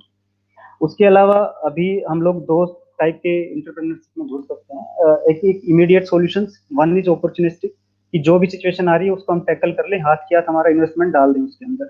उस सेगमेंट में अगर मैं बात करूं तो अभी जैसे कोविड के अंदर स्टार्टिंग में आया था कि हाथ लगाने के लिए, हाथ रब करने के लिए, धोने के लिए कॉन्टैक्टलेस वो पैर से चलाने वाला वाइपर आया था. तो स्टार्टिंग में हमने ही किसी डीलर को यहाँ के बोला था कि क्योंकि आरओज पे जब लोग आ रहे थे तो हाथ धो रहे थे, सेम टैप को यूज कर रहे थे, तो that was dangerous for us, क्योंकि उससे स्प्रेड हो सकता था. तो हमने पैर से जो चलाने वाला था वो one of our contractors has provided that, and that is going waste now. Every most of the ROs पे मैंने इंस्टॉल करा दिया. बाकी industries they are taking from that. So वो उस टाइप के इनोवेशंस, इमीडिएट नीड को जो कैटर करे, उस टाइप के हम लोग जा सकते हैं. और anticipated changes in business processes को हम देखते हुए अगर हम फंडामेंटली बड़े कैपिटल्स की तरफ जाएं, तो उसके लिए आई थिंक अभी हमें रुकना चाहिए, वेट एंड वॉच की पॉलिसी यूज करनी चाहिए, बिकॉज बड़ा इन्वेस्टमेंट इस टाइम पे बड़ा रिस्की रहेगा. तो बड़ा रिस्क हमें नहीं लेना। अभी बेटर है कि अगर हम क्रोर्स में हम लोग इन्वेस्ट कर रहे हैं तो better to stay at least November. And one learning from this segment is that every job is critical. Covid ने हमें सिखाया कि हर एक जॉब है वो उसकी अहमियत इतनी है कि वी कांट मार्जिनलाइज नहीं कर सकते हम लोगों को। हम लोग सोचते थे कि सीए और डीलर्स जो हमारे कस्टमर डिलीवरी अटेंडेंट्स है वो तो बड़े ही मतलब लोअर साइड में कभी कोई ना कोई तो सोचता होगा, बट इस ड्यूरेशन के अंदर जब उन्होंने डिलीवरी को सप्लाई चेन को मैनेज किया तो हमें उनकी इंपॉर्टेंस पता चली कि उनके बिना हम कुछ भी नहीं है। They are our faces and we have to respect them. और राइट बिजनेस हमें चूज करना है, राइट बिजनेस लाइन हमें चूज करनी है, राइट नॉलेज बेस हमें बनाना है। अपनी टीम को अगर हमें प्रिपेयर करना है तो उन्हें इस तरह फ्यूचर को अनसर्टेनिटीज को देखते हुए प्रिपेयर करना होगा कि कुछ भी हो सकता है फ्यूचर में, but we have to stay alive. Business को एक फैमिली की तरह समझे। अगर आपका इन्वेस्टमेंट अपनी फैमिली को भी हम लोग चला रहे हैं, जो अनड्यू चीजें हैं उनको हम खत्म कर दें, जो हमारी नीड्स हैं बेसिक उनको फैक्टर करें तो हमारा बिजनेस अभी सक्सेसफुल चल सकता है। Resell ourselves, reskill ourselves, realign our roles and responsibilities if required. And other things, 3 things that I would like to say. One is strong knowledge base. Data intelligence is the need of the hour. Digital solutions plus along with business. Business कोई भी बिना digitalisation के आज के time में नहीं चलेगा, आगे नहीं चलेगा, दैट्स फॉर श्योर। वेरी जो बिल्कुल टिपिकल बिजनेस मॉड्यूल्स थे वो they are not going to survive any longer. Then concept building and application, जो भी आपके दिमाग में आ रहा है उसका कंसेप्ट बनिए, नॉलेज को इनकॉर्पोरेट कीजिए, डाटा एनालिटिक्स कीजिए, उसके बाद अप्लाई कीजिए उसको। तो in that way you will definitely get the success. Artificial intelligence and robotics का भी आप यूज कर सकते हैं। That's all from my side, thank you. Thank you very much, Mr. Maheshwar Yadavji. You have explained many things in a very short time and given so many line of action to the participants and to the students as well. So many issues. Even I was just noting it down and was difficult to note it down all the things you have shown, given your challenges also which you have faced during the first lockdown and maintain the supply chain. This is one of the very, very effective thing to maintain the supply chain and to motivate the people who are in the part of maintaining the supply chain. So this is motivation is one of the biggest thing which you have done, and I'm really appreciate the work which you have done and the kind of innovation of this sanitization. At the end, you have told that to handle it with the footstep. And of course, the data collection and data analysis is one of the important factors. Without data, one cannot be managed to invest in any of the innovation or any of the entrepreneurship. And one another thing which I really like, that government must provide certain kind of seed money to the grassroots or the local, which you have used the word, the local innovators or the grassroots innovators, so that they can innovate many of the things which are really needed in this time of pandemic, because most of the sectors are not working at all in a proper shape, and wherever the people are working, they are coming to their offices in parts. Not everyone is coming, so all the machines are also not working. Somewhere the machines are like, if one machine is stopped working, then there was a disaster also of one of the plane which has been crashed because of the wheel was not working. So this kind of disaster is happening, and we are really very grateful to you and thankful to you that you have shared your challenges and your thoughts and your ideas, which we have listened. And you also please keep on listening the entire session so that you can also understand and listen the very, very senior the members of the panelists. Thank you very much. Thank you very much. And now I would like to invite Dr. Ajay Kumar. Ajay Kumar is present here? Yes, Ajay yes. Kumar is online, yeah. Ajay Kumar is an entrepreneur, and I'm really very glad to see that he is a co-founder of mangalpujan.com. This is by listening the name of this website, this link, it seems to be very innovative kind of thing, that how the puja ceremony can be performed by online system. So let us hear Dr. Ajay Kumar. Yeah. So first of all, I would like to thank all and Anand Sharma sir for inviting in this panel and share my experience. So I am a 2010 pass out from Bharatiya Vidyapeeth University. So that time also is a tough time from we are recovering from the recession and we started our career. So that time again we were facing how to get jobs. So I started my career with Wipro Group, Big Bazaar, then spent almost 2 years, then worked in Landmark Group, Lifestyles. Before that worked in Make My Trip, so taking it. So overall, so I worked in different industries. So started from a value retail, then fashion, travel, and now into religious tech. So this is the overall journey I started. So one thing which I keep seeing and keep from my experience is that you have to upgrade yourself always. Whenever you start with a tough time, this tough time give you it's like in a if you it's like in a cricket kind of thing. If you are able to score in a fast pitch, you can easily score in a flat pitch also. So we started our career in a tough phase during the recession time. Now again is a corona phase and starting a new inning. So things are now changed completely. Like few friends mentioning how that supply things is changing, how the interaction with vendors is changing, how small innovations is adding value in your life. So now work from home is becoming a new normal. So we never thought that we spend 7 to 8 hours in a day on a call or a Zoom call or on a voice call. So, but and now companies also realize that. So this actually come out as a more productive manner. So with this, we have to manage both the things. So now people are at home, so they are more focused towards work. Then they forget about their physical and mental health also. So this is again becoming one challenging things. And from the student point of view who are passing out in this year, so earlier their challenge is to compete with other college students who are passing in the same year. But now they are competing with the experienced layoff employees also. If you all we are aware how the companies are laying off the experienced employees, how the companies are uh, doing cost cutting on their employee side, on the office space side, and everything. So things are changing now. So earlier you were maybe competing with let's say college A and college B student, but now at the same cost, experienced resources are also available. So now we have to understand how we create difference in that. So what all skills, what all things we are bringing on table, how we create different of things we can. So during the COVID thing, so travel is the one industry which is most impacted by this COVID, and seeing the future for maybe the next 1 year, there is no hope for the travel industry. So it improved because all the corporate issue guidelines, there is no need to travel, leisure travel completely shut.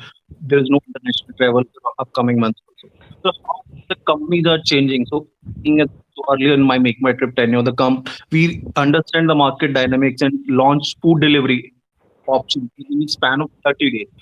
So now we have to react very quickly to the thing. So it's not like we keep sitting on a problem and analyzing. Analyze, react, fail it, again learn it. Failing is not a problem. The major challenge which I've faced and which I see in the students are they are fearing of failure. जब तक आप fail नहीं होगे, you will never learn. So first thing which I always talk and I always my buddies should learn, try to learn fail also. Without failing, you will not learn. And it failing is not ending anything. Once you fail it, learn it and move it. And being an entrepreneur, never get emotional about any idea. Definitely your soul and everything behind that particular idea. You are working on that idea, keep invest your energy, money, best effort. But if you are seeing it's not working, move it to another. Try to resize it, try to re-innovate it. If you keep sticking on and trying hitting the same wall again, you will not get anything out. So you have to be flexible enough. You have to be change yourself with the dynamic things. And like we started entered into new industry, religious. So if I say like 6 months back only, I asked we organize online puja for you. So do you also think that key online puja kaise hoga? How you able to manage that and how it comes? So now we come up with that and it's like we started our venture on 28th March and government announced lockdown on 26th March. So it's like a completely new thing for us. But within just 10 to 15 days, we come up with an online puja option. So no need to travel anywhere. You sit at home. We organize everything at a place or our Anushan Kendra. We give you like a Zoom live streaming of puja. You and your family completely attend that. And already we did more than 100 pujas in last 60 days. Through, it's not only from India, it's from outside of India, UK, US, Canada. So we're getting requests from everywhere. So now how the opportunity comes. So now temples are open, but still people are not confident to go to the public places, temple places. But still, religious and something is which is in our India runs on religion. But you still find that मैं जा नहीं सकता if someone can arrange prasad for me. We are doing that. And I don't want to quote the last day incident of Sushant Singh Rajput, but this is the biggest problem nowadays that we are facing. We actually need someone with whom we can talk, who can guide us. So we are coming within a new concept, life coach. So on which we can talk about your financial problem or related to your relationship, your career problem, business problem, where you can talk with someone and who will not judge you on your experience or what. Now we are looking for someone who can at least listen to them, and the same kind of situation students are facing. So we as a student or which we need to practice in our college days and our alumni body also. For how we worked in our alumni body, so 15 students they tagged with me of the final year student. They keep interacting with me. I have a WhatsApp group with them. So if whenever they face any issue, कि sir ये problem आ रहा है, इस company से मेरे पास offer आया है, अगर someone internship करनी है, do I take finance, do I take marketing, do I take for HR? Once you're interacting with these upcoming talent, so it is now very critical to handhold them because they are for them life is going to be tough and it's a fact. अगर मैं बोलूँ कि नहीं don't worry सब अच्छा होगा, if you try hard अच्छा होगा, but you have to be ready for the toughest situation is going. So one thing which I suggest, which I learned, so you as a also start this, so make group, tag with your alumni, try to tag students with your alumni, so they can interact on day-to-day basis. Now we need someone who can actually tell the gap between the reality and the aspiration. Now going office is again 6 months to a year. Don't put the name of a company, the leading food delivery company in India. Earlier they were having 50 offices worldwide. Now they only reduced to 30 offices.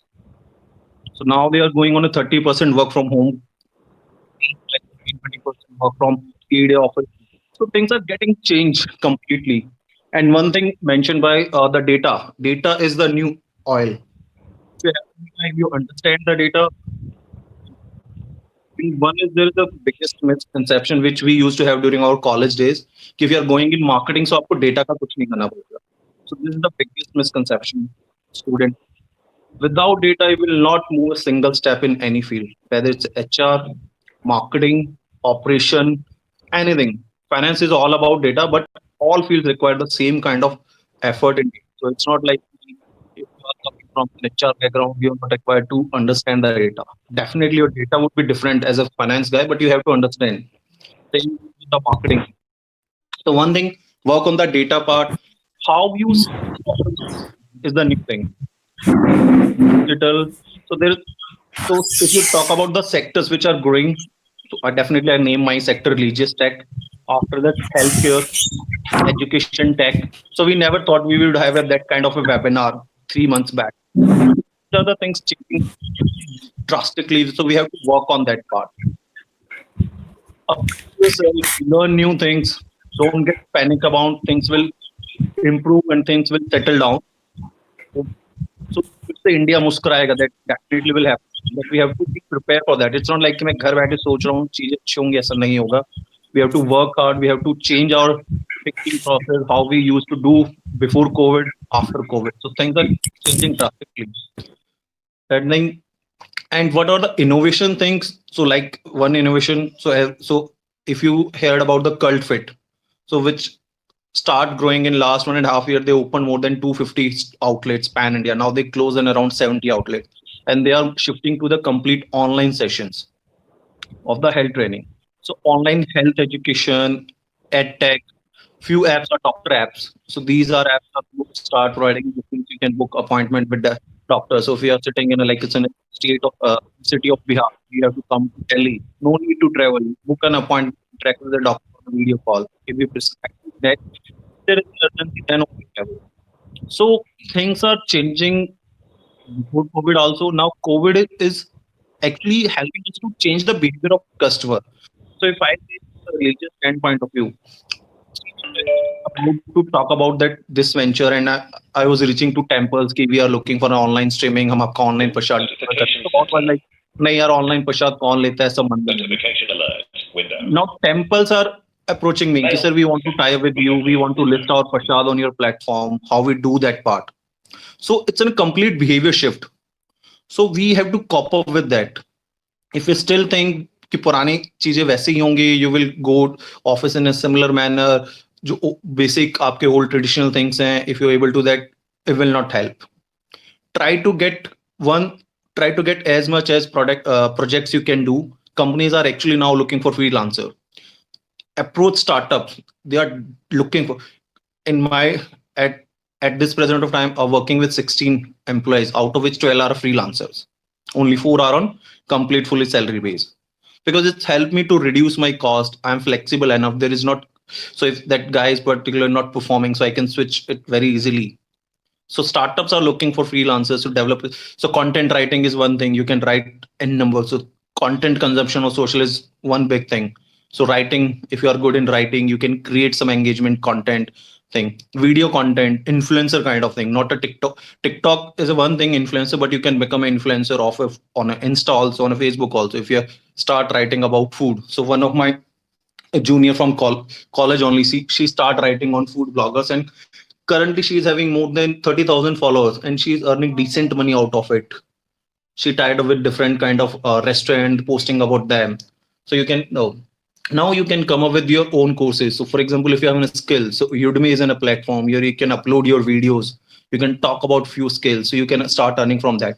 So think about digital, how you make everything digital.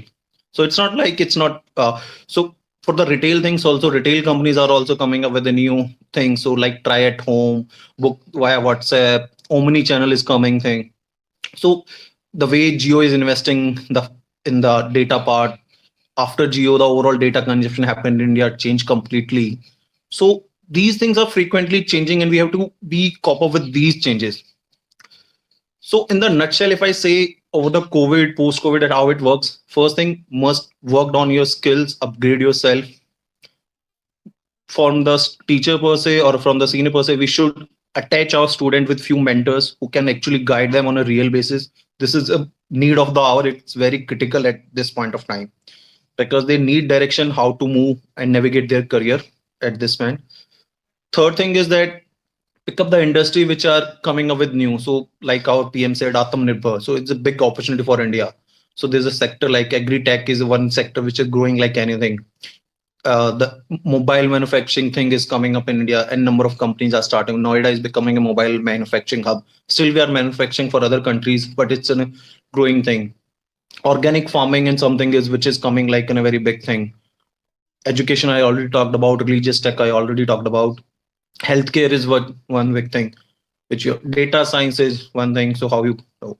So these are the things. If you and you can start with few courses now. So this is the right time. Everyone is looking for partnership and alliances. Partnership and alliances is a very big thing. So being an institution, if you have a student, so companies like an academy, Baiju, Udan, Vedantu are looking for such tie-ups. You can tie up with them. They can offer you, let's like n number of online free courses or a price set of 10% of that particular thing. So that will actually help student online accreditation, online certifications. On those basis they can start getting project also with the different companies. So this time to everyone is looking how to scale something with the help of alliances, because acquiring a new user through a direct channel. So for example, if Baiju have to acquire or a Vedantu have to acquire one student for enroll their courses, they have to spend maybe on a digital media, maybe on Facebook, YouTube, or any social platform. But if they tied up with you, so they are saving that cost, so they can pass on that benefit to your student. So it's a value add for student also and at the college also. So these are the things which I like to share. This is That's it from my side. Hello. Hello. Hello.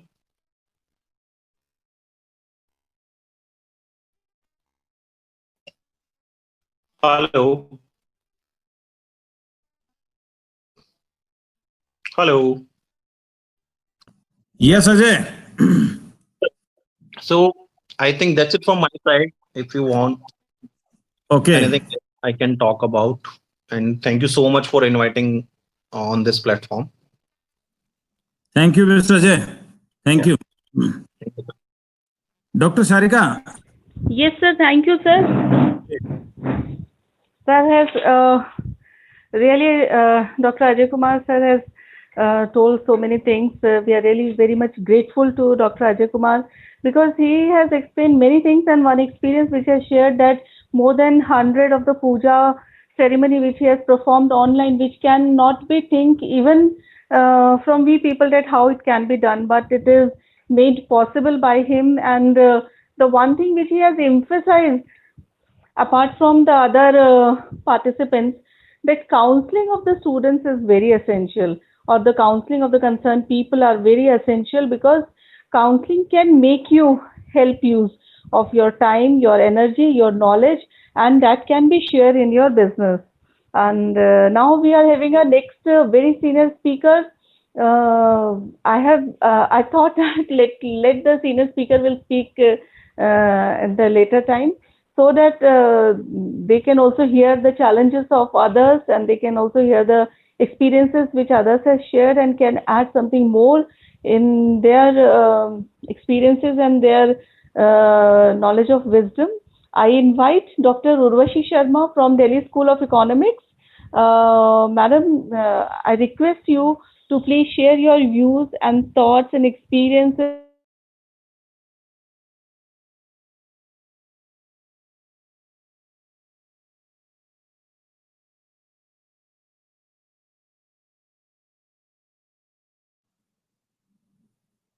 Professor Sarika?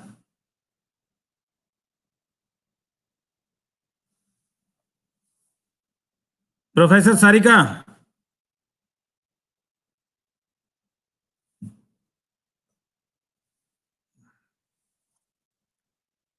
Dr. Urvashi?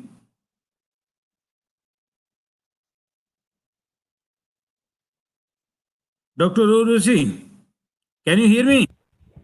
Yeah, Madam Urvashi Sharma. Professor Sarika, are you there? Yes, sir. Yes, sir. I'm hearing you. आपका video नहीं आ रहा है? मेरा video आएगा sir. ठीक है, Actually, ठीक है. Okay. Ji ji ji. Right.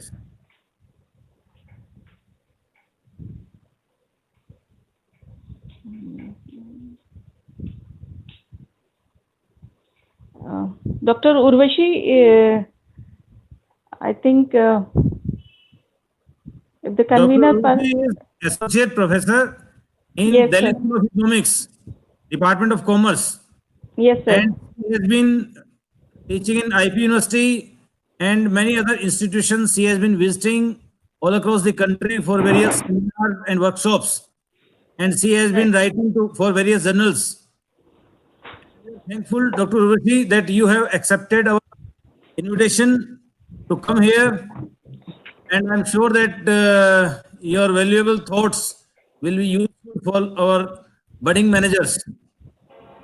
So by the time Professor Sarika is setting her, audio video, you please discuss. Thank you. Okay. So, shall I start? Yes. Yeah, madam, please. Okay. Thank you, Professor Anand Sharma ji, for your kind introduction about me. Honorable Vice Chancellor of Haryana, Dean School of Management Studies, Dr. Sagrika ji, and all the my co-panelists, all other faculty members, scholars, and students who have joined us today for this kind discussion. So I welcome you all, and it's really honor to be a part of Central University of Haryana. And Dr. Anand Sharma ji always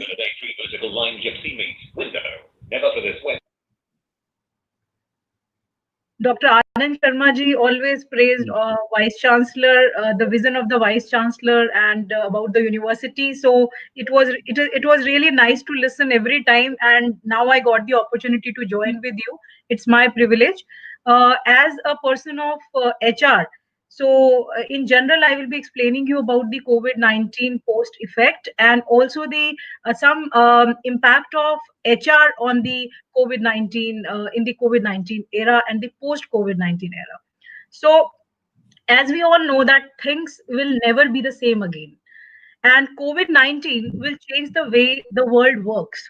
Earlier, the world was working in some other setup, and we have already seen lot many things like Great Depression, dot-com bubble, 2008 financial crash, and even the question on everyone's mind is always there that will things will go Professor back. Urvashi, Professor Ji, Urvashi, one minute. yes, Our one minute I'll take. yes. Professor Lee, Professor Lee Chuk from Singapore. Can you hear me? Dr. Anand, I am in touch with Professor Lee. He is saying that he cannot get the permission to hear. He is not able to hear the panelist. He is just checking.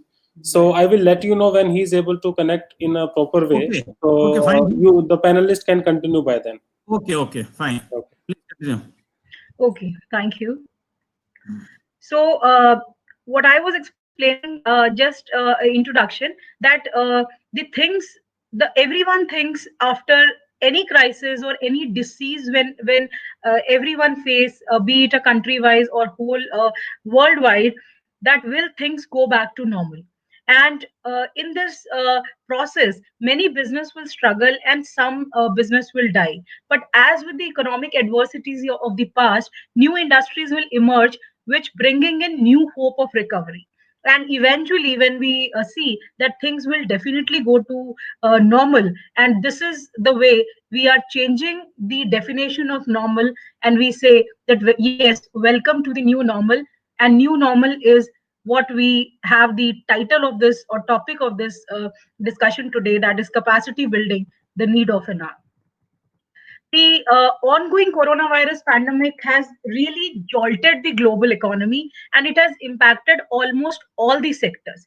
If we are touching anything like in the past panelist has explained about the agriculture part, or we talk about puja part, wherein temples are also closed.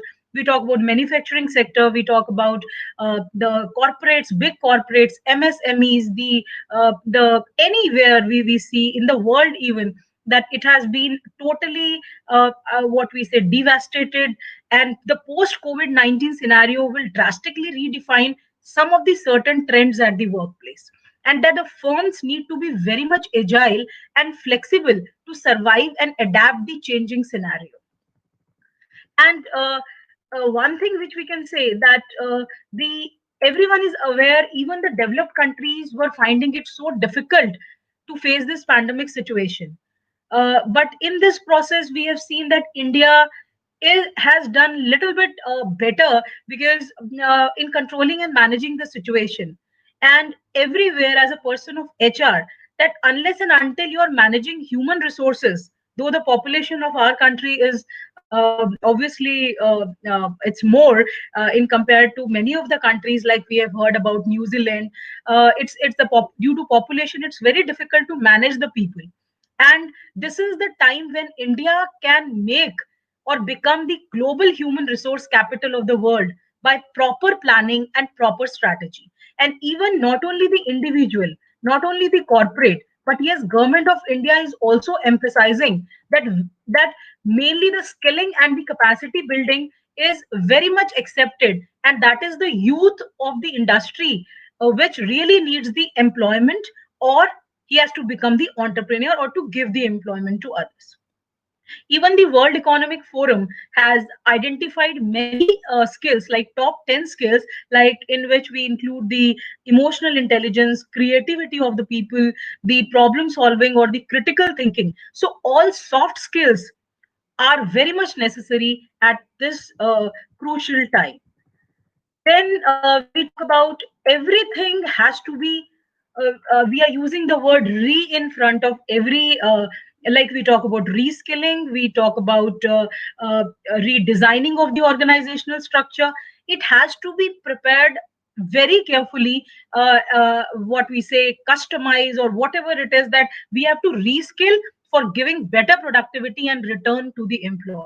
And even the government is also like adapting and changing the system, which is really required for the better employability, like the Skill India or Make in India, the Modi government has started. and with a vision that the people should be self-reliant. और अभी हमने सुना है जो that is आत्मनिर्भर Bharat. So we have to make our citizens or employees, we say, or any person which are in our peripheral, that they should be self-reliant in, so that they can do their work by their own, and mainly instead of new academic qualifications, hands-on and practical experience in the industry or the field is given more weightage these days. And now simple blackboard teaching is not at all sufficient unless and until, like the past panelist has also emphasized, that actual working at the actual workplace is very much essential. So mainly the increasing the skills, practically increasing the skill these days are very much important and need of an hour. And government is also making schemes for the entrepreneurship development, reskilling and capacity building, conducive to employability and the productivity.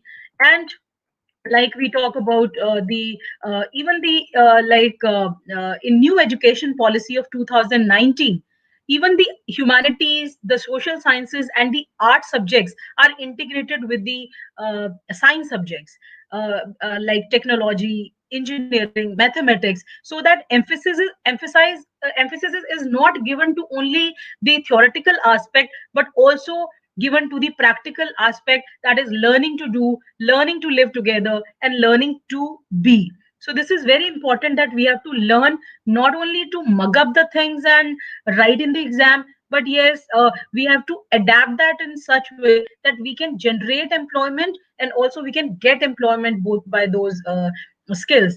Like these days, I mean, digital India, the vision of the government has rapidly changing many aspects, like artificial intelligence, we talk about machine language, we talk about internet of things, and data analytics, big data, and each and everything. There are many courses on reskilling also, which are adopted nowadays. Like there are many websites we talk about, like edunex is there, the coursera is there.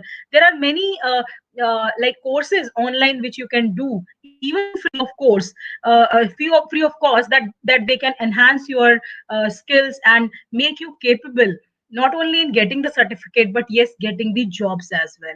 So this is what, and I will come to now the core part of HR, which I want to give some highlight, that what in HR the companies are doing these days. It is like, what is the impact? First of all, I want to start with impact on the employees. We all have seen the day it is announced that the pandemic is there. The first day we have heard about the curfew, and after that, the first lockdown, second lockdown, and now it is gradually opening. But yes, it is opening not in the same way. We are accepting. In the news also, we are listening to this, that we have to adapt that and we have to live with this situation. Corona के साथ जीना होगा. Every news channel we all are hearing. So how we can basically live in this with the COVID-19 or coronavirus? Very much. Even if we are going outside, if anything touches, like our clothes also touches, metal we touch. In that case, we are having that fear in our mind. So how that normal can come? So what is the impact on employees? One is that in many of the companies, even even in the education sector, the private education sector, they have also deducted the either the 3 days or the 7 days salary of the people. Even like my friend is working in Indore Law College, Sage University, they have cut the 3 days forced leave they are saying to take. Same like the premier career Vistara, that is career Vistara has announced a top down 1 to 3 day compulsory no pay leave for 30% of its 4,000 employees. Now when we have listened that yes, like our salary will be deducted, this is one part. And second is when we are many of the employees are hearing that yes, there are layoffs in the organization. Again, it is very much difficult to cope up with the situation. Like few examples, like Uber has had the layoff rate of 600, Zomato 650, Swiggy 1100, India Bulls 2000 people. So these are the layoff situation initially that they have done the layoff. The people are jobless in many of the companies. After that, it is the reduction in the pay and refusal to pay wages. Now, when we talk about increments, obviously we can't think of increments when we are not even getting the wages. Many companies, many companies are not able to provide because they are also not earning, and they are. I mean, it's obviously the hierarchy that. There is no demand supply, the economy is shaken, so there is the circle, all the investment, production, everything has been affected. Even the TCS has announced no increment this year. Bajaj Auto said 10% cut off. Ludhiana industrialists refused to pay the wages. MSME's labor's condition, we all know that how the movement of labors, and labors are seriously, I mean, what everyone thinks that they are, talk about the bottom of the parapet. They are the strength of any of the organization. Unless and until we are having the labors, which we have seen that how they are going walking, and even like in UP we have seen that yes, many this buses were provided to take the laborers to some other their own native places, Karnataka, Rajasthan. We talk about the Bihar, UP.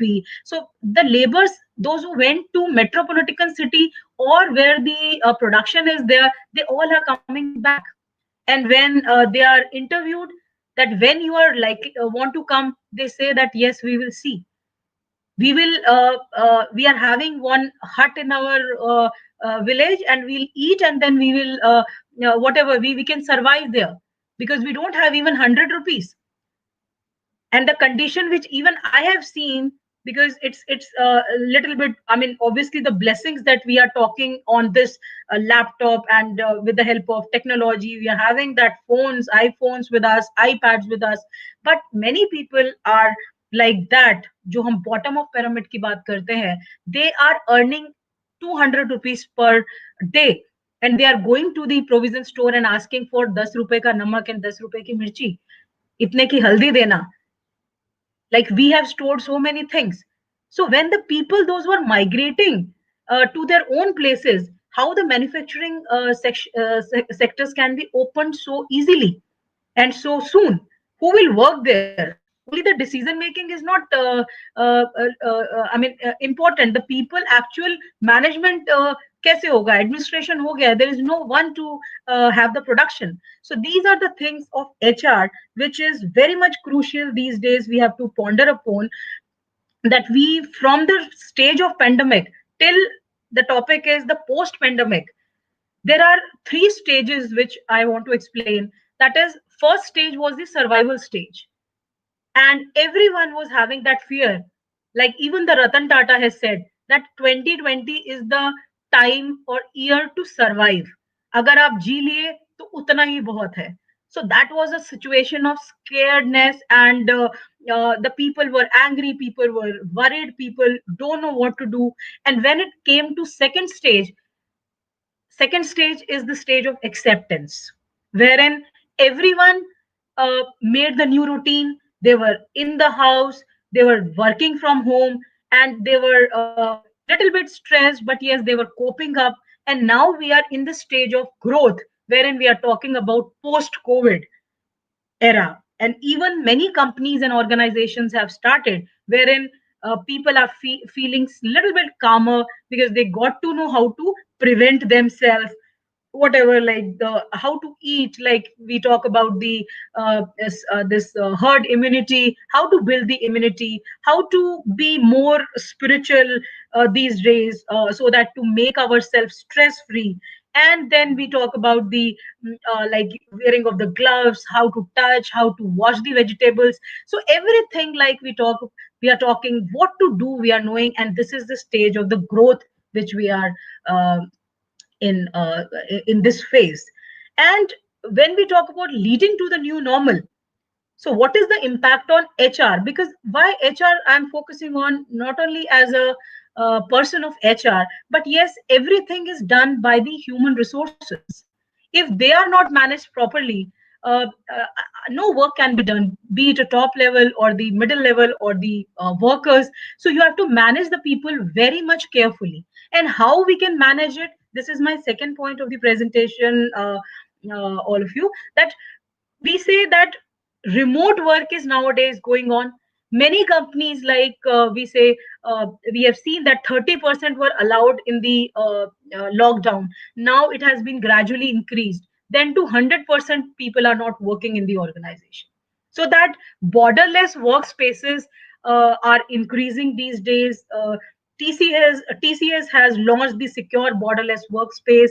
Microsoft has made that customized guide in which Microsoft asked the other companies to customize it according to their work condition, that how you want it, and basic structure is provided by the Microsoft.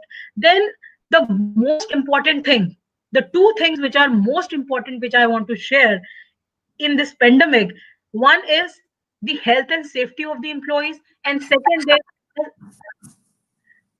is the style of leadership which will matter in this pandemic. So health and safety of the employees, when we are talking about worker, the future of work is the future of worker well-being. If the worker is safe, the worker is healthy, the work will go on. Otherwise, the workers obviously maybe not working to sit idle, but obviously they don't want to go to the place where they don't feel safe.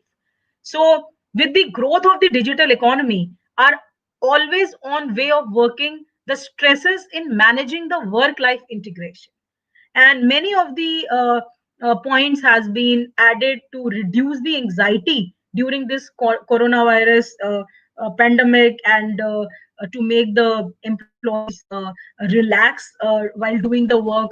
That is, initiatives by Infosys is also like increased cadence of sanitizers in the offices. The thermal scanners are there, mask hygiene products are there, given to the employees. Medicines and facilities are there. SMS, like digitalization is more. No more people are going to each other's cabins frequently.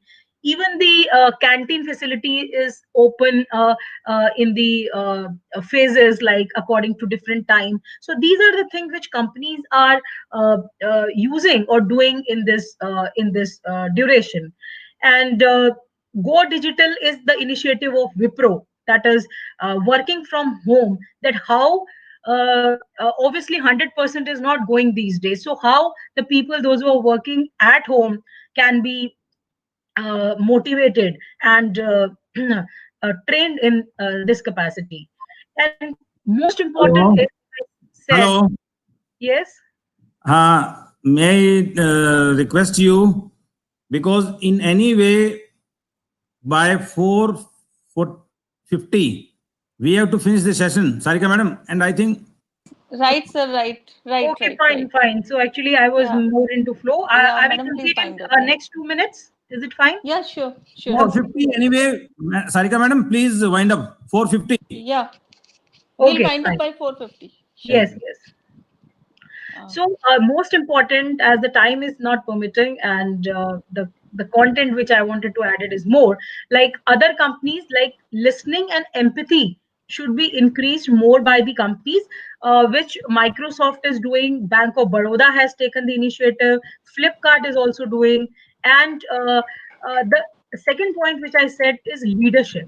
That leaders are not only worried about the health and the personal safety, but yes, they have to act as the heroes of the companies, right? So lot to say from the but I just want to conclude that this is the time to reset. Never before has the world come to the standstill where one can pick apart the many moving pieces. The economy has to go on, and we have the opportunity to rethink everything. If we do it right, we may able to fix the challenges that face humankind. And what they are capable of doing of economy, the people which I am talking about, we begin to think about how to rebuild after the crisis and prepare for the next one. Our businesses and society will simply be stronger if we put our people first. So, thank you to give me opportunity to speak on this topic. Thank you so much. Thank you very much, Dr. Urvashi. And you have very, very systematically presented your views and your experiences in a very systematic manner, and it will certainly help the listeners, which the most of the things which you have told about, if I do not would like to repeat it again, but just to give a gist that to develop the soft skills, especially the emotional intelligence and problem solving skills, which I could Yeah. understand. And the second is to minimize the stress level of the employees and keeping into consideration about their health and safety issues so that they can work very properly. And one thing which you have said in this about the draft of the new education policy 2019, that there is an integration of science and humanities subjects, and one needs to accept this integration of the subjects of science and humanities. We are really very much thankful to you for being here and share Thank your you. views. Certainly, next time we'll hear you much more, because your speech was very wonderful and excellent. Even I was not able to stop you, but as I'm directed also from side of Maybe the time convener has you have team, to Dr. manage. Arun Thank you Sharma. so much. Thank you so So much. now, yeah, I'll invite Dr. Pramod Kumar Nayak from Guru Gobind Singh Indraprastha University.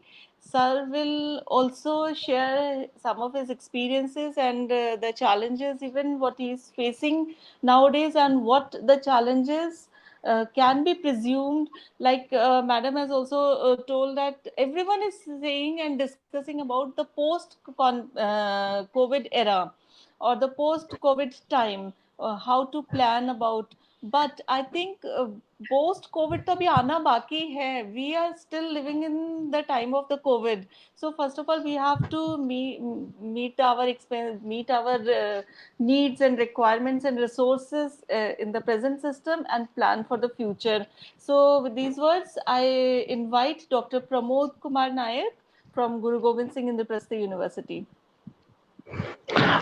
Good evening, ma'am, and all the panelists. And I am Dr. Pramod Kumar Nayak.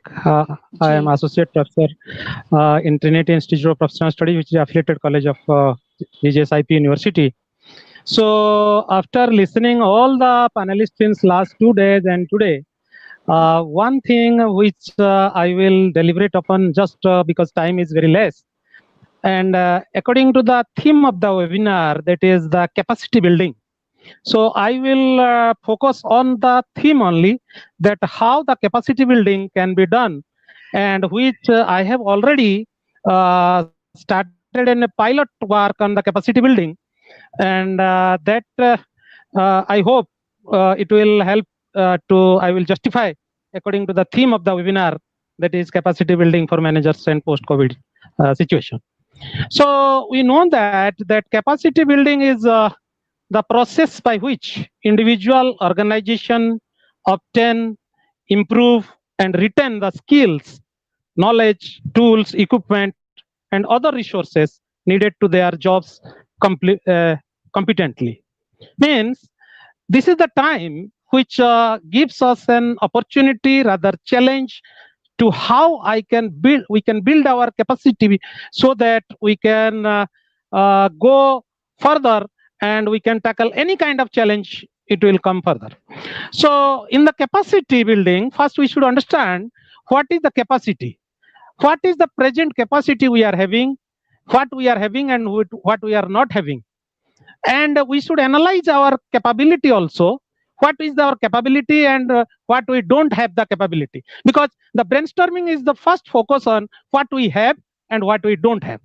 So and another thing is that we can go for that analyzing our resource, means the resource which gives us the building the capacity. We should analyze how much resource we are having and how much resource we can make further to meet that capacity building.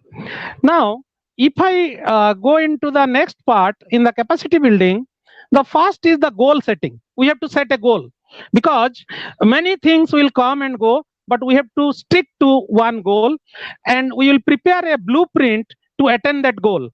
And for that, I personally have uh, suggesting that there should be 4T.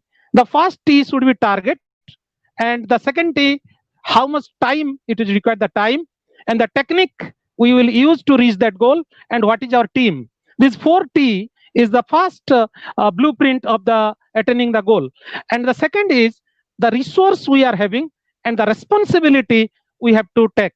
So resource and responsibility are the 2R. This 4T and 2R we have to think of in this blueprinting the goal setting.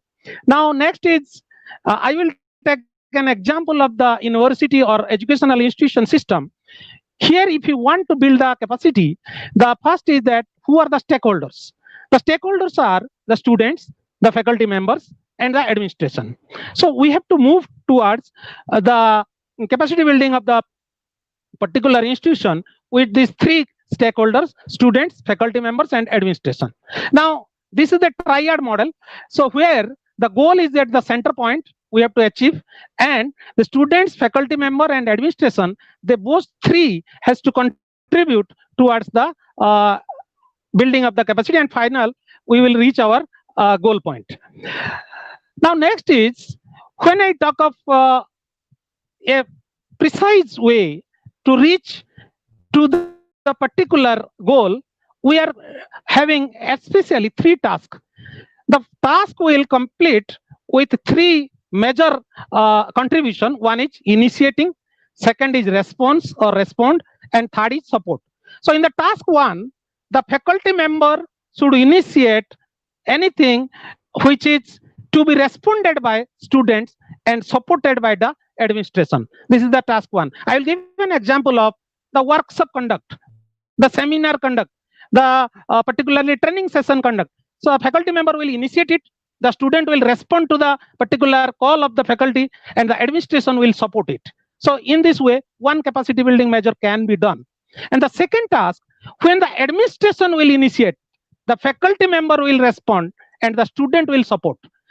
So how can it, the administration may initiate the total online teaching or blended learning should be compulsory and it will be followed. This is the order from the administration. Now the faculty member, they have to prepare themselves how to impart this online education, how to develop the student, and the student will support it. Means whatever measure you will take, suppose the online examination you want to take, the administration has given the order, the examination will be online. The faculty member has prepared the question paper and question bank, and finally the student has to support.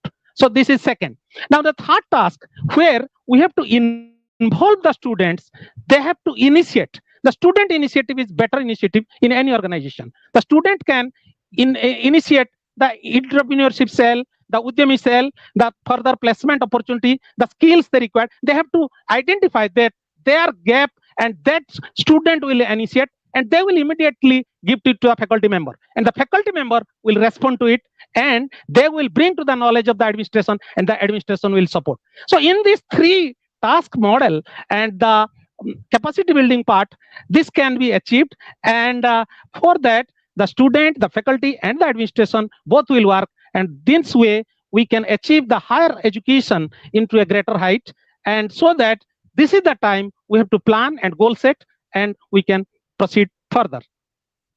Thank you, ma'am. Thank you very much, sir. In a very brief and in a nutshell, you told about directly on the capacity building, the main theme of the webinar.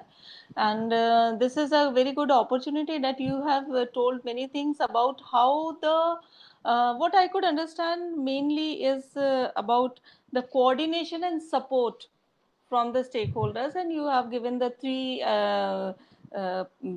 people like students, faculty member, and administration, and we all three needs to coordinate with each other and support also each other. So this is one of the very effective capacity building areas which you have told about, and analyze about the capacity and responses, and to generate the resources. We need to analyze what resources we are having and what resources we need to generate, and how we can generate these resources. This area also you have touched in a very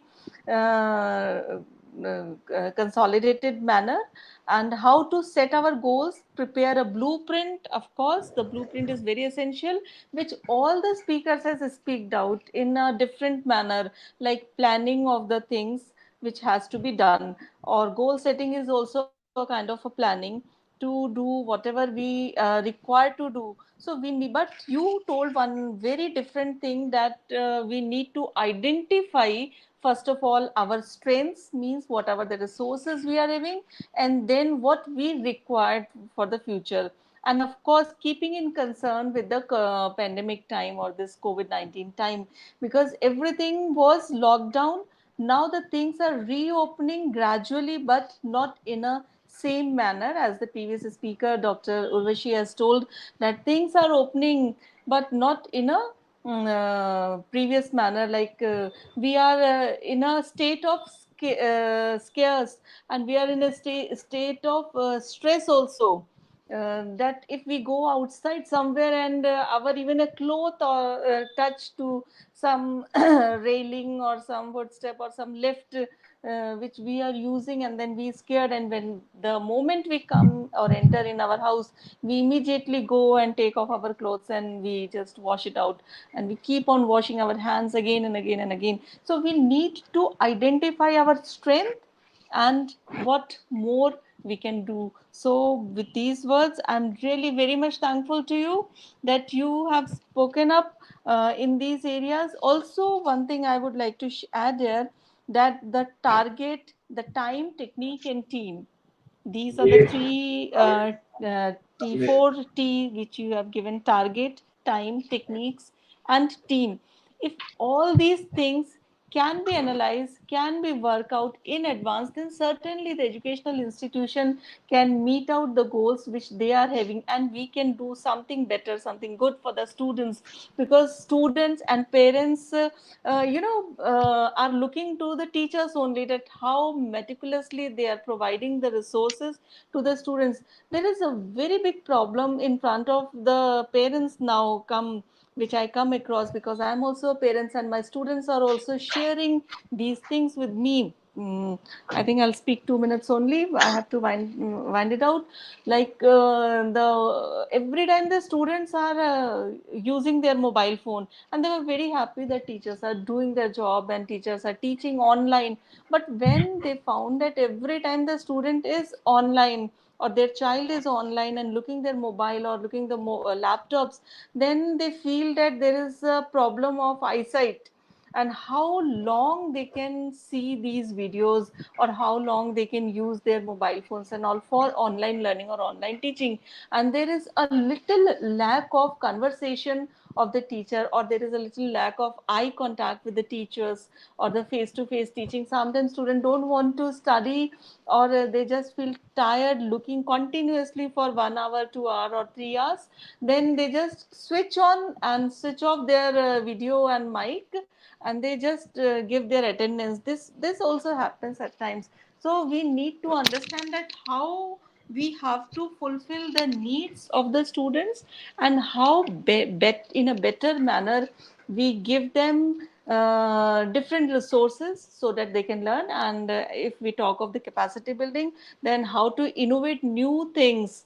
One of the speakers has rightly said that government has to initiate and give certain kind of seed money to the universities, so that the university can disperse that seed money for the innovation purpose, not only to the students but also to the local people who submitted their proposal to the concerned university. With these words, I'm really very, very much thankful to each and every panelist who has shared their views and experiences and challenges. And even I myself understand many of the things. It is not for the other listeners also, it is for myself also, and for the speakers also, that we understand most of the things, and we really could do in future, because this is the vacation time in our university, and still we are working. Department of Management Studies is doing a very good initiative to organize this international webinar, and this is a long full day webinar, I must say. Otherwise, some of the webinars I have attended, either it is of national or international, it is a half day or some 2 hours or 3 hours webinar, but it is continuously since morning to evening we are engaging, and these people are taking a lot of effort. These words I really very much appreciate and thankful to Dr. Anand, Dean School Madam of. Sarika, Yes, sir. can you hear me? Yeah, yeah. Yeah, ma'am. Before you close down this discussion, we are getting a number of questions from our audience. Okay. So I would like to put one or two questions because Sure, I can see that most of our panelists they have left. So the first question which we have got from the audience is for Dr. Urvashi. They want to know that what are the major challenges for the banking sector, HR challenges for banking sector. It is because bank is such a place that it is very difficult to control the crowd and the different things, social distancing, etc. It is a very difficult issue. So what can be the major strategies to mitigate the this type of risk in banking sector? Okay. So, as the HR point of view, even banks, even when the first lockdown happened, I went to ATM so that I can have some liquid money in our hand. And the guard was saying, "Ma'am, something is written that Ajkal you just have the digitalization is more." So it is suggested that to the customers that online transactions, payments can be done through banks and through different apps are there like Paytm and other apps are there. So more often, obviously, if we have to withdraw it in person, we have to go to the banks. By what I discussed, gloves and proper precautions has to be taken care. And obviously, the social distancing, like not the crowd has to be there. Obviously, आजकल तो आप news में देख रहे हो that circles are there and the people are standing 6 feet distance is maintained. So gloves, mask, these are एक हम जो ड्रेस पहनते हैं it is like that. If we are wearing our dress, we have to wear the mask and gloves and take precaution, take carry sanitizer with us. And these are the parts which has to be there in our hands or face. Like we put our something, we cough, we have to put the mask. अगर हम बाहर नहीं गए, if someone is not wearing the mask, he is not the normal person. So that is what we have to maintain precautions. Secondly, the transactions can be done online. More transaction digitalization has to be there, obviously, because banks have not closed, and the employees are also taking precautions. Sanitizing, time to time sanitization in the banks should be there. Spraying, everything has to be there.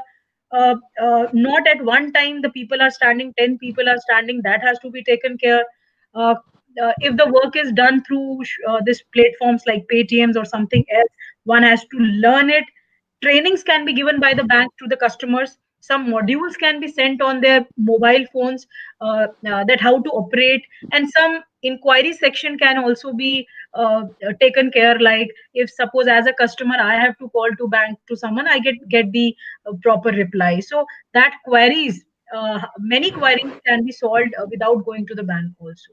So that is what I can say in this time. Thank you so much, ma'am.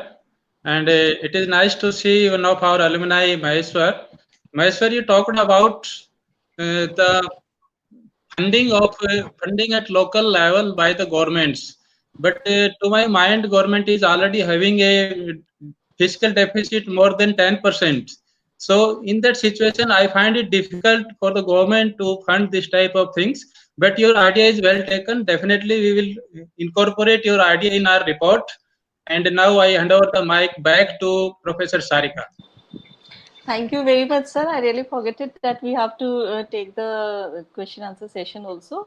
But if there is no other question, I would like to thank to the speaker that very nicely she has explained about the system of the banks and how we have to move and how much liquid money we have to keep. Even once I went to the bank when there was a first lockdown due to some emergency kind of things, then the manager just asked me that if you have some liquid money, then there is no need to do all these things and then you can go home, back to your home.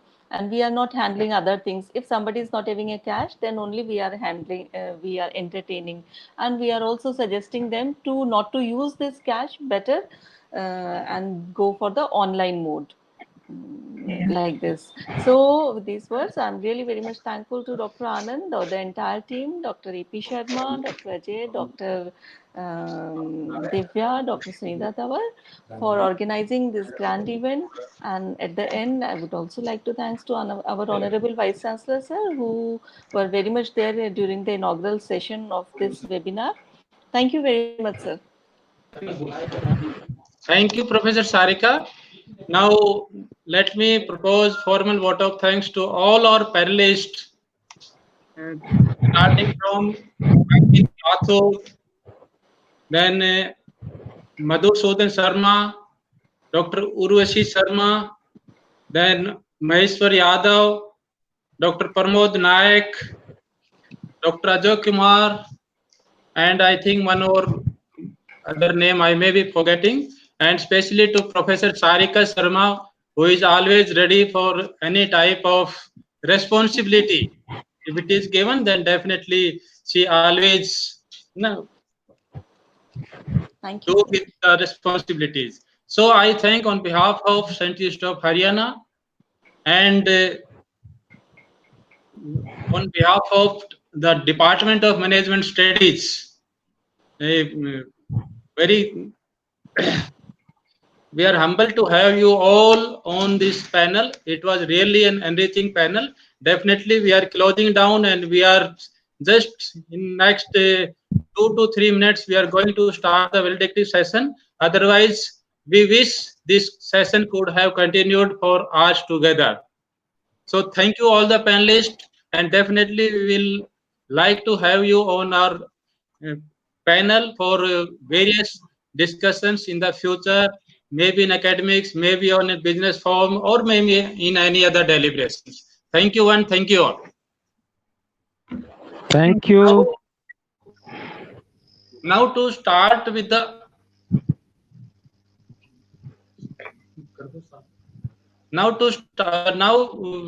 we are closing this discussion, and now I think we are starting our valedictory session. I can see our mentor, Professor DPS Verma, who has already joined. So to initiate and begin with this session, I request and invite Dr. Ajay Kumar, who will be welcoming and deliberating this session. Dr. Ajay Kumar, please. Thank you, Dr. A.P. Sharma. It is wonderful to listen to this discussion. And now I think it is time for the valedictory.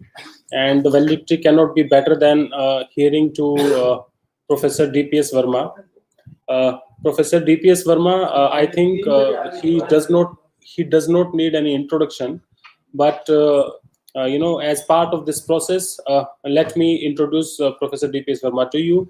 Professor DPS Verma has been professor in the Department of Commerce, Delhi School of Economics, University of Delhi, where he has taught postgraduate classes and conducted and guided research for 32 years.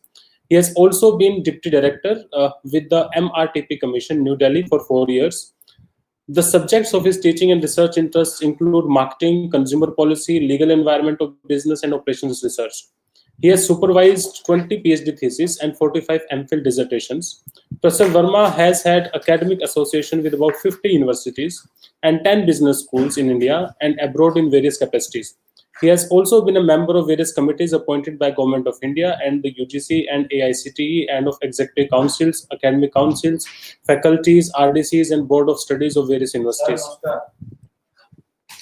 He has authored 4 books and published over 125 articles in leading nationals and international journals. He has visited various countries on academic assignments and delivered lectures and seminars at reputed universities and business schools. Currently, he is management consultant and is associated with number of universities, management institutes, UGC, AICTE, PSCs, etc. in various capacities. In addition to that, since I have joined this university, I have been seeing the contribution of Professor Verma in multiple capacities. He has been associated with Central University of Haryana in multiple domains, And in my personal experience with Professor Verma, I know that this department specifically has been enriched to a level that it would not have been possible without his intervention.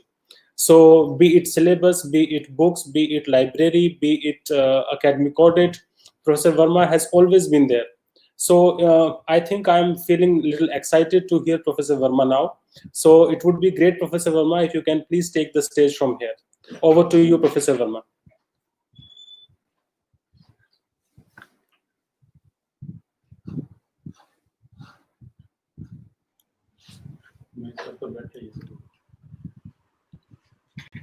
I'm audible?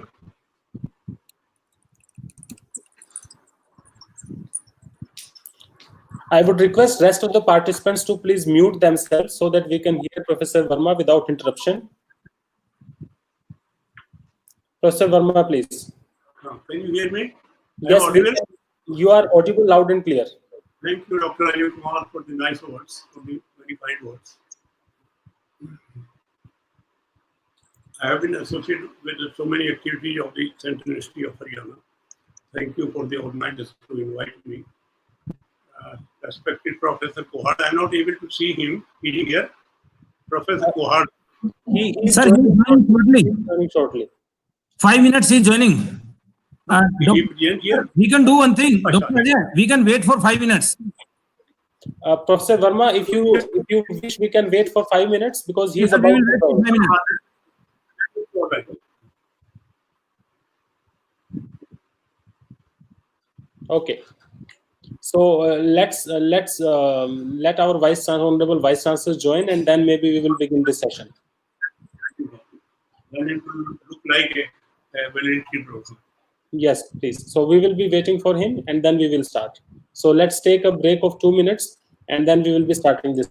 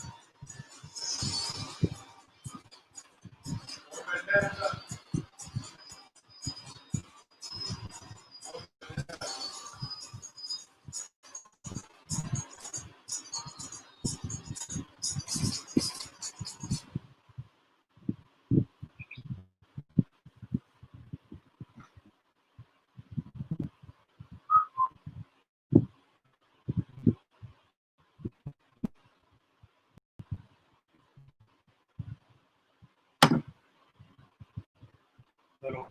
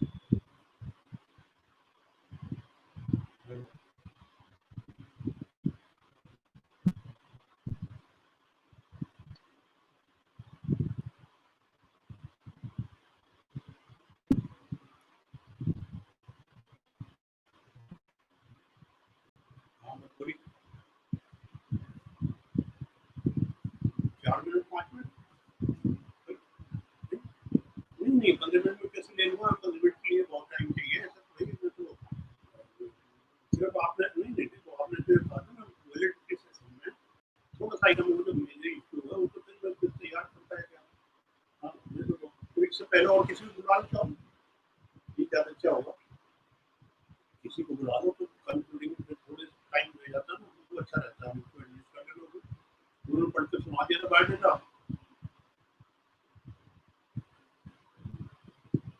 अच्छा वो कहाँ है जैसे कौन नहीं आए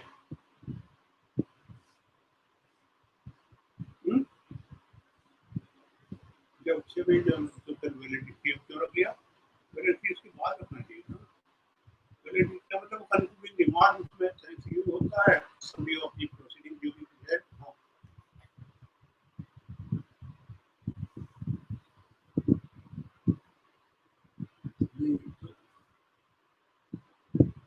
ना मैं तो ज़्यादा मेरे पास वही नहीं है मटेरियल नहीं है ना ना ना बिल्कुल नहीं मैं तो 5-7 सेंटेंस उसको जरा वैसे overall concluding remarks about the seminar ठीक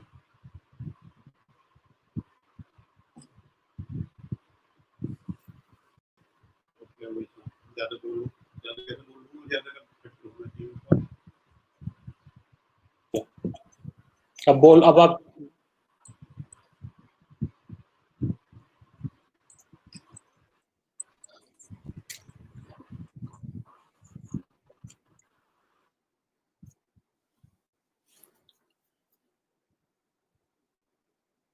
okay.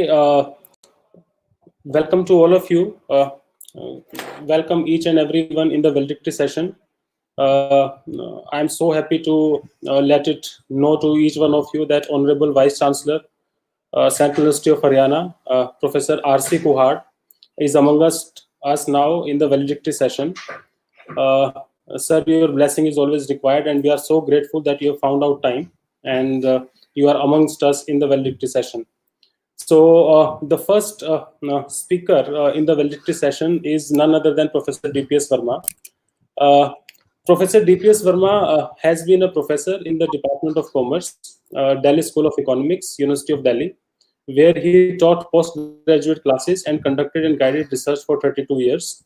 He has also been Deputy Director with MRTP Commission, New Delhi, for 4 years.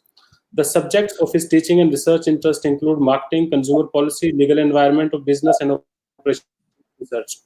He has supervised 20 PhD theses and 45 MPhil dissertations. Professor Verma has had academic association with about 50 universities and 10 business schools in India and abroad in various capacities. He has been a member of various committees appointed by Government of India, UGC, AICTE, and is also a member of executive councils, academic councils, faculties, RDCs, and board of studies of various universities. He has authored 4 books and published over 125 articles in leading national and international journals. He has also visited various countries on academic assignments and delivering lectures and seminars at reputed universities and business schools. Currently, he is management consultant and is associated with a number of universities, management institutes, UGC, AICTE, PSCs, etc. in various capacities. And Central University of Haryana in specific has been getting the blessing of Professor DPS Verma in multiple capacities. As I was sharing with you that be it library, be it academic audit, be it the academic activities of the department, be it books, Professor Verma, since I have joined this university, I have been seeing him contributing in this capacity or that capacity. So this actually makes us all feel proud in welcoming Professor DPS Verma in the valedictory session as the first speaker. So, Professor Verma, we are so glad to have you on board, and we would like to hear your words now. So, if you can please take up the charge from here. Over to you, Professor DPS Verma.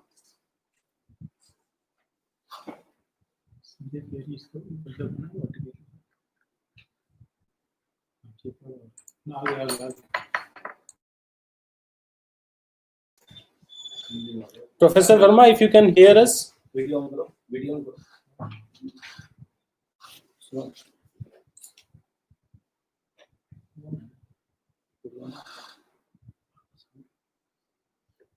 Professor Verma, we are ready. If you can please start your deliberations.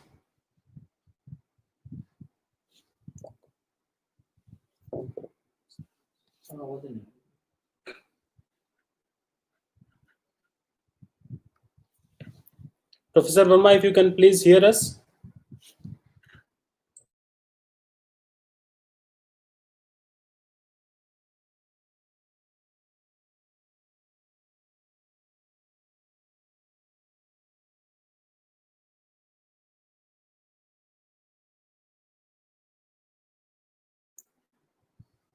We are getting in touch with Professor Verma, so soon he will be joining us. Please have patience.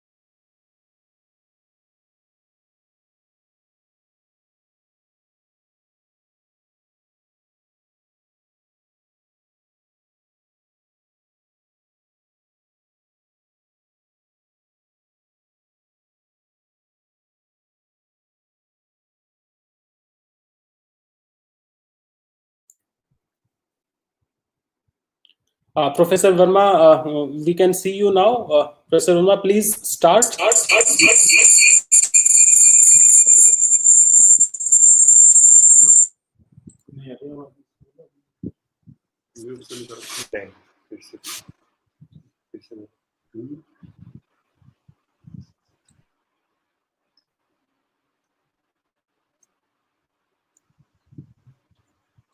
Professor Verma, can you hear us?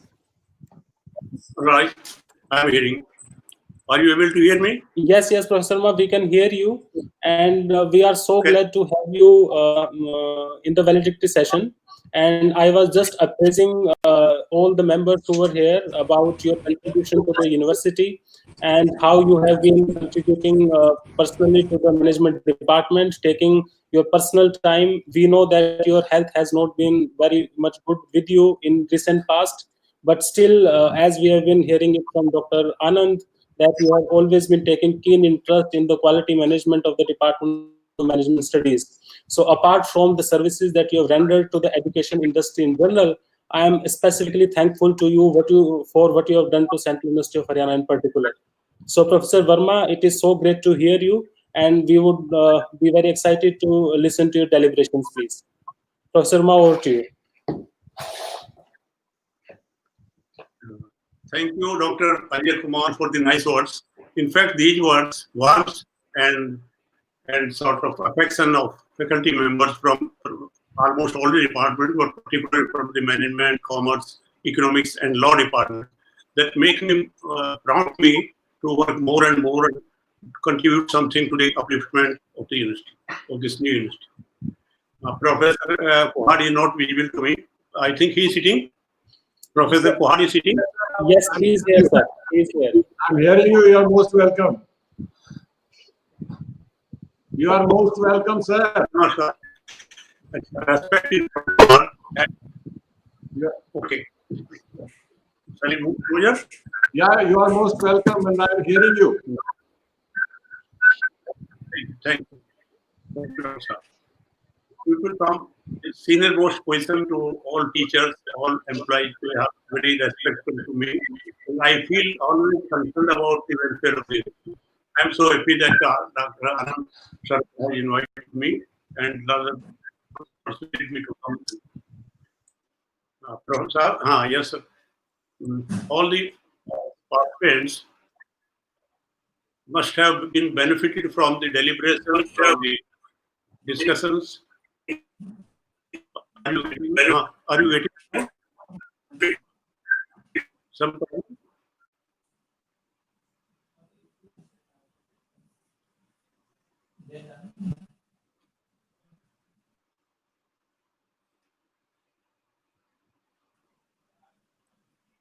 Shall I start?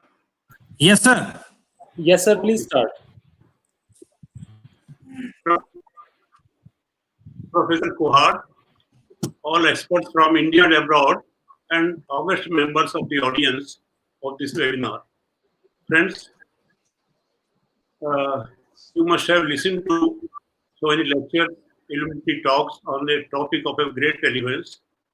I also attended two or three sessions, two sessions of this thing.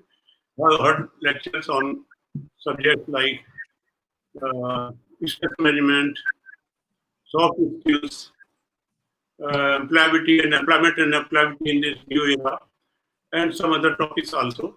I have been greatly enriched. You, because you have attended all the sessions, must have been very enriched.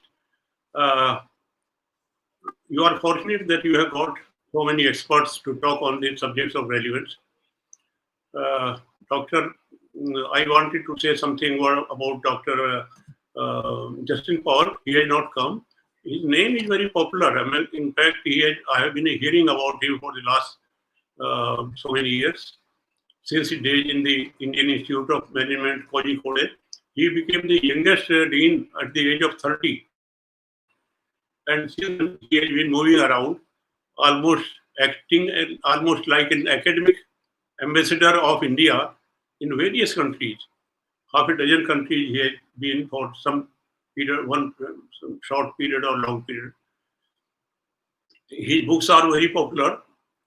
We have his business environment, international business, and so many books which are used in MCOM, MBA, and some in MA Economics also. Last week only, I put his two books in the syllabus of a university in Dehradun. There was a meeting of Board of Studies. That way, he might also have heard about me. I am glad that he has been here and he will be making a good presentation. Other experts are in their own field. Friends, this period has put additional burden, additional responsibility on the teaching profession.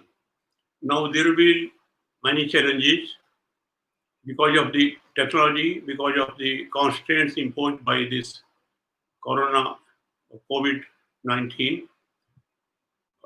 Teachers will have to make use of the technology more effectively in most of the lectures, even in practical subjects like statistics, accounting, research methodology, and operations research.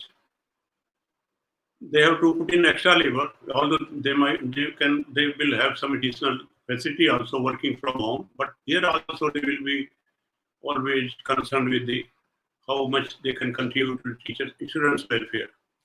Students should be uppermost in their mind. In fact, a good teacher is always respected because of his keenness towards students. It is a passion. It is not just a profession or a vocation where you get salary and work. It is much more than that. You have to build a relation with your students, and they are your big wealth. You are a very wealthy person. Teachers should be complimented. They enjoy a good status in the society. Everywhere they have respect because only if they are consented teachers. Not all, but most of the teachers. Some teachers recently have got some bad name because they have not been very conscientious in teaching. So you have to acquire new skills, learn your subjects well, read e-books, read offline, online, both, make best use of the library. Haryana Central University of Haryana is very rich in this library. There are two libraries. I am aware about the one which is concerned with humanities and social sciences. They have latest collection of books, magazines, research articles, newspapers, and other publications of UNO and other similar organizations. So you should persuade students to read more in the library. Classroom teaching or just online teaching is one way of learning. Main thing, particularly at the higher level of education, is done in library and similar organizations, just like FICCI, SOCHM, and other big companies, corporate offices and their executives. Commerce, management, and economics people are under law also. They are more lucky because their interaction with the business world is there. What you teach in the classroom, that is directly applicable in the real life. You enrich your skills in your personal life. You are also you make contribution to society. You get their policy changed. You come out with good result, good research papers. You should concentrate on applied research, where the corporate sector and the economy change their policies as a result of your findings, as a result of your conclusions of research. You have to strengthen research because teachers in higher education had two main jobs. One is teaching, another which is equally important is the creation of knowledge through research. So on the basis of your teaching experience, you can write very good books, textbooks, not substandard books. There is a flood of substandard textbooks. You have to be very careful about selecting standard textbook. You have very reputed publishers who publish very good books. On the other hand, there are very infamous, very sort of fake publishers. So you avoid them. On the basis of your research, you learn methodology, you can create knowledge. Why do you do PhD? Because you create knowledge.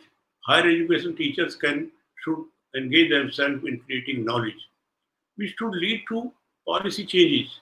It is not just writing a textbook of a descriptive nature. The research, particularly in the based on the primary data, should lead to definite conclusions which lead to policy implications.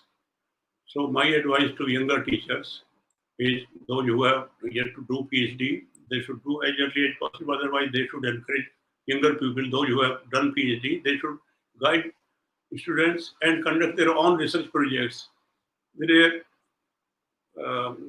much emphasis on research from all organizations like UGC, AICT, ICRIER, and various other economic and business organizations. The dearth of good qualities, in fact, the general criticism which we have to face many times, that people are not very sincere, particularly in the social sciences and humanities. Science people get some respect because they work very hard, but in social sciences, many people want to get thesis as early as too. And some of these theses, it is quite often said, they are not worth the paper on which they have been typed out. They don't know whether the quality matters or quantity matters. It is not the earlier days that you bring out a big thesis and you think that you have done a good job. It is not the size of pages or the length or the thickness of the thesis which matters, but what contribution you have made. If you want to write vertically, research, there is no way out other than conduct research. And based on research, you should publish articles in your journal. And that is the way you get recognized everywhere. You don't have to apply it to any university. If you publish a good article, it is noticed and read by all learned people, all academic people around the world. And you get invitations surprisingly. Based on your article, you get an invitation from a university or come and attend a seminar or teach for a week, for a month, for a semester, or for a year. You cannot find any other service where you can get an invitation sitting at your home. This is only teaching where your work is recognized. Actually, if you want to that your reputation crosses the borders, go to outside country, that is the only way. Write, publish, and or perish. Either you make good publication. In America, etc., your evaluation weekly or monthly or annual assessment is done only on basis of your publications. You say you cannot be a good author like a Kotler or like a Stephen P. Robbins or Charles W. L. You can also become, but they have they put in hard labor in writing a book. It is not the number that you write so many books, whether it is in entire Haryana, in all colleges and all universities, there are 2-3 authors whose name is very popular. I don't want to name those persons. They can write book on any subject without any worth, without any index, without any diagrams or analysis, or even proofreading is not done in some cases. So you should emulate authors in every subject. You name any subject, and some of the subjects I can name best known authors, not best one, 1, 2, 3, number 3, number 4, number 5. The tough competition in the field of subjects like organization behavior, operational research, statistics. Name any subject of commerce, economics, management, or law. I have only little interest in that. But in 3 subjects, I can name beautiful books where you enjoy reading it. You take a book of Organization Behavior by Stephen P. Robbins, or by Fred Luthans, or by Newstrom, or Hersey and Blanchard. You will enjoy them in train or aeroplane, just like a novel, more than a novel. It's a very interesting language, very good language, good printing, good quality of binding. It attracts you to read, as if it is inviting you to read. So one book will make you known throughout the length and breadth of the country or outside the country. There have been Indian authors whose textbooks are taught in Oxford, Cambridge. Radhakrishnan, you must have Hindu view of life and the comparative philosophy of India and other countries. They are still used. Gorakh Prasad calculus differential equation and difference calculus, they were used to be taught in different language, and he was simply a reader in Allahabad University. Gorakh Prasad, his son became professor in IIT Roorkee, Chandrika Prasad. So they, who said Indian authors cannot bring out a good book. Even here, you must have read Managing Economics by G.S. Gupta of IIM Ahmedabad. What a beautiful book it compares with any book by American author. How long I have to take? Can I take some more time? No. Yes, sir. Okay. So my purpose to inspire and encourage my younger colleagues and young students to implement that they have entered a very, very nice, very novel profession of teaching. Teachers are everywhere respected. Don't just leave aside a few persons who do not maintain their dignity. Otherwise, they are sought after for as a neighbor, as a fellow traveler, as a tenant, as a bride, and whatnot. So maintain your status, and you will enjoy. Though there were days when teaching profession was last resort, that people used to take it at the last because of less salary, because of less favorable service conditions. Now service conditions are very attractive. There you are permanent position you hold, and salary also match with any service of same hierarchy. In the new era, we were talking about, you must have listened all consequences of this pandemic and new problems being created, psychological, social, health, economic problems, etc. So challenge will be more. If their economy is hard, then it affects not only economy but also in teaching, in all fields of life. As a teacher, your job will become difficult with a squeezed economy, with less income, cut in dearness allowance, cut in various amenities. Much of the budget will be slashed down. We cannot demand much increase on that. So you have to live with a constant life with constraints in physical, financial, and so many others. At the end, I congratulate the organizers, team of organizers, board persons, the part of management. Maybe some more persons might be acting behind the scene. This was a good venture. I admire the venture and congratulate them. And I also congratulate Professor Bohar for his continued support for such type of activities. Thank you so much. Thank you, Professor Verma, for your nice words. It is always so glad to hear it from you. And one thing which has always been amazing me, and it is still amazing me, that I have not seen any other professor other than you who knows so much about books and their authors. And I mean, you are amazing on that. Let me acknowledge it, Professor Verma, and thank you so much for your time. So, Professor Verma, it would be great if you are with us. We will now be continuing the session. Inspire you. Not my knowledge is very limited, but I want to encourage and inspire younger people. Some people have already started calling me a mobile library. There are 2-3 persons who call me mobile library. I don't know that is. Thank you, sir. Thank you so much, sir. Thank you so much. You will keep on inspiring us. So now with this, if I can, now let me introduce our next speaker is waiting, Dr. Lee Chu Kyong. Welcome, Professor Lee. It is so wonderful to have you. We are excited to hear you on this.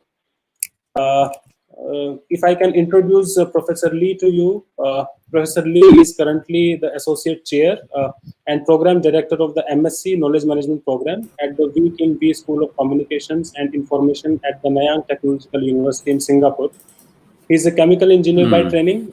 He has furthered his studies in the areas of information science and knowledge management. In addition to NTU, he has also held teaching positions at the Singapore and Stamest Polytechnics.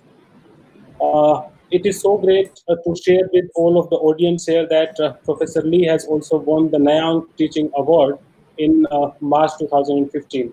It is a special sharing with all of you that he has started initiatives which is for less well-to-do families in Singapore, and this initiative is with the name of Openly Solved. So this is one can know about it by going on www.openlysolved.org. So it is so great to have you, Professor Lee. Now it would be great for all of us to hear you. Over to you, Professor Lee, please.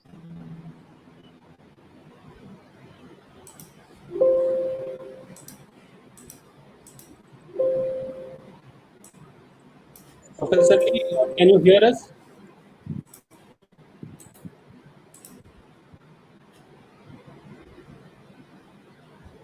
Professor Lee, are you hearing us? Okay, can I be heard? Yes, you are. Can I be heard? Yes, you are loud and clear. Loud and clear. Because I can't hear. Okay, you please, sir, raise your volume. Raise the volume of your computer. I think it will help. All right. Okay. Now, all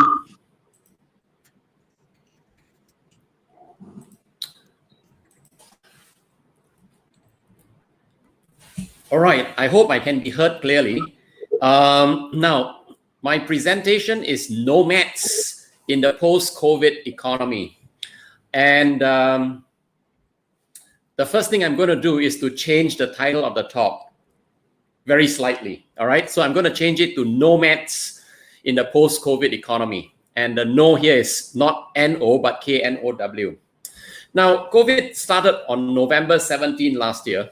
All right. And it's been with us for something like 7 months. All right. So COVID has been with us for 7 months. And although it's just been 7 months, it has wreaked havoc in many of our lives. All right. Let's look at a few of the things that has happened since then. All right. Firstly, it has hit air travel. So you will see that many of the airlines have been affected very badly. So you can see that Emirates has laid off 700 cabin crew and 600 pilots, and that's very serious. All right. And unsurprisingly, not only Emirates is hit, but also Cathay Pacific in Hong Kong is also hit, and they have also been laying off people and asking them to go on unpaid leave. Now, beyond that, COVID has also affected retail. All right. And retail, you can see that Zara is affected. Zara owner to close up to 1,200 fashion stores. All right. Not only Zara, you see that Starbucks also is closing stores.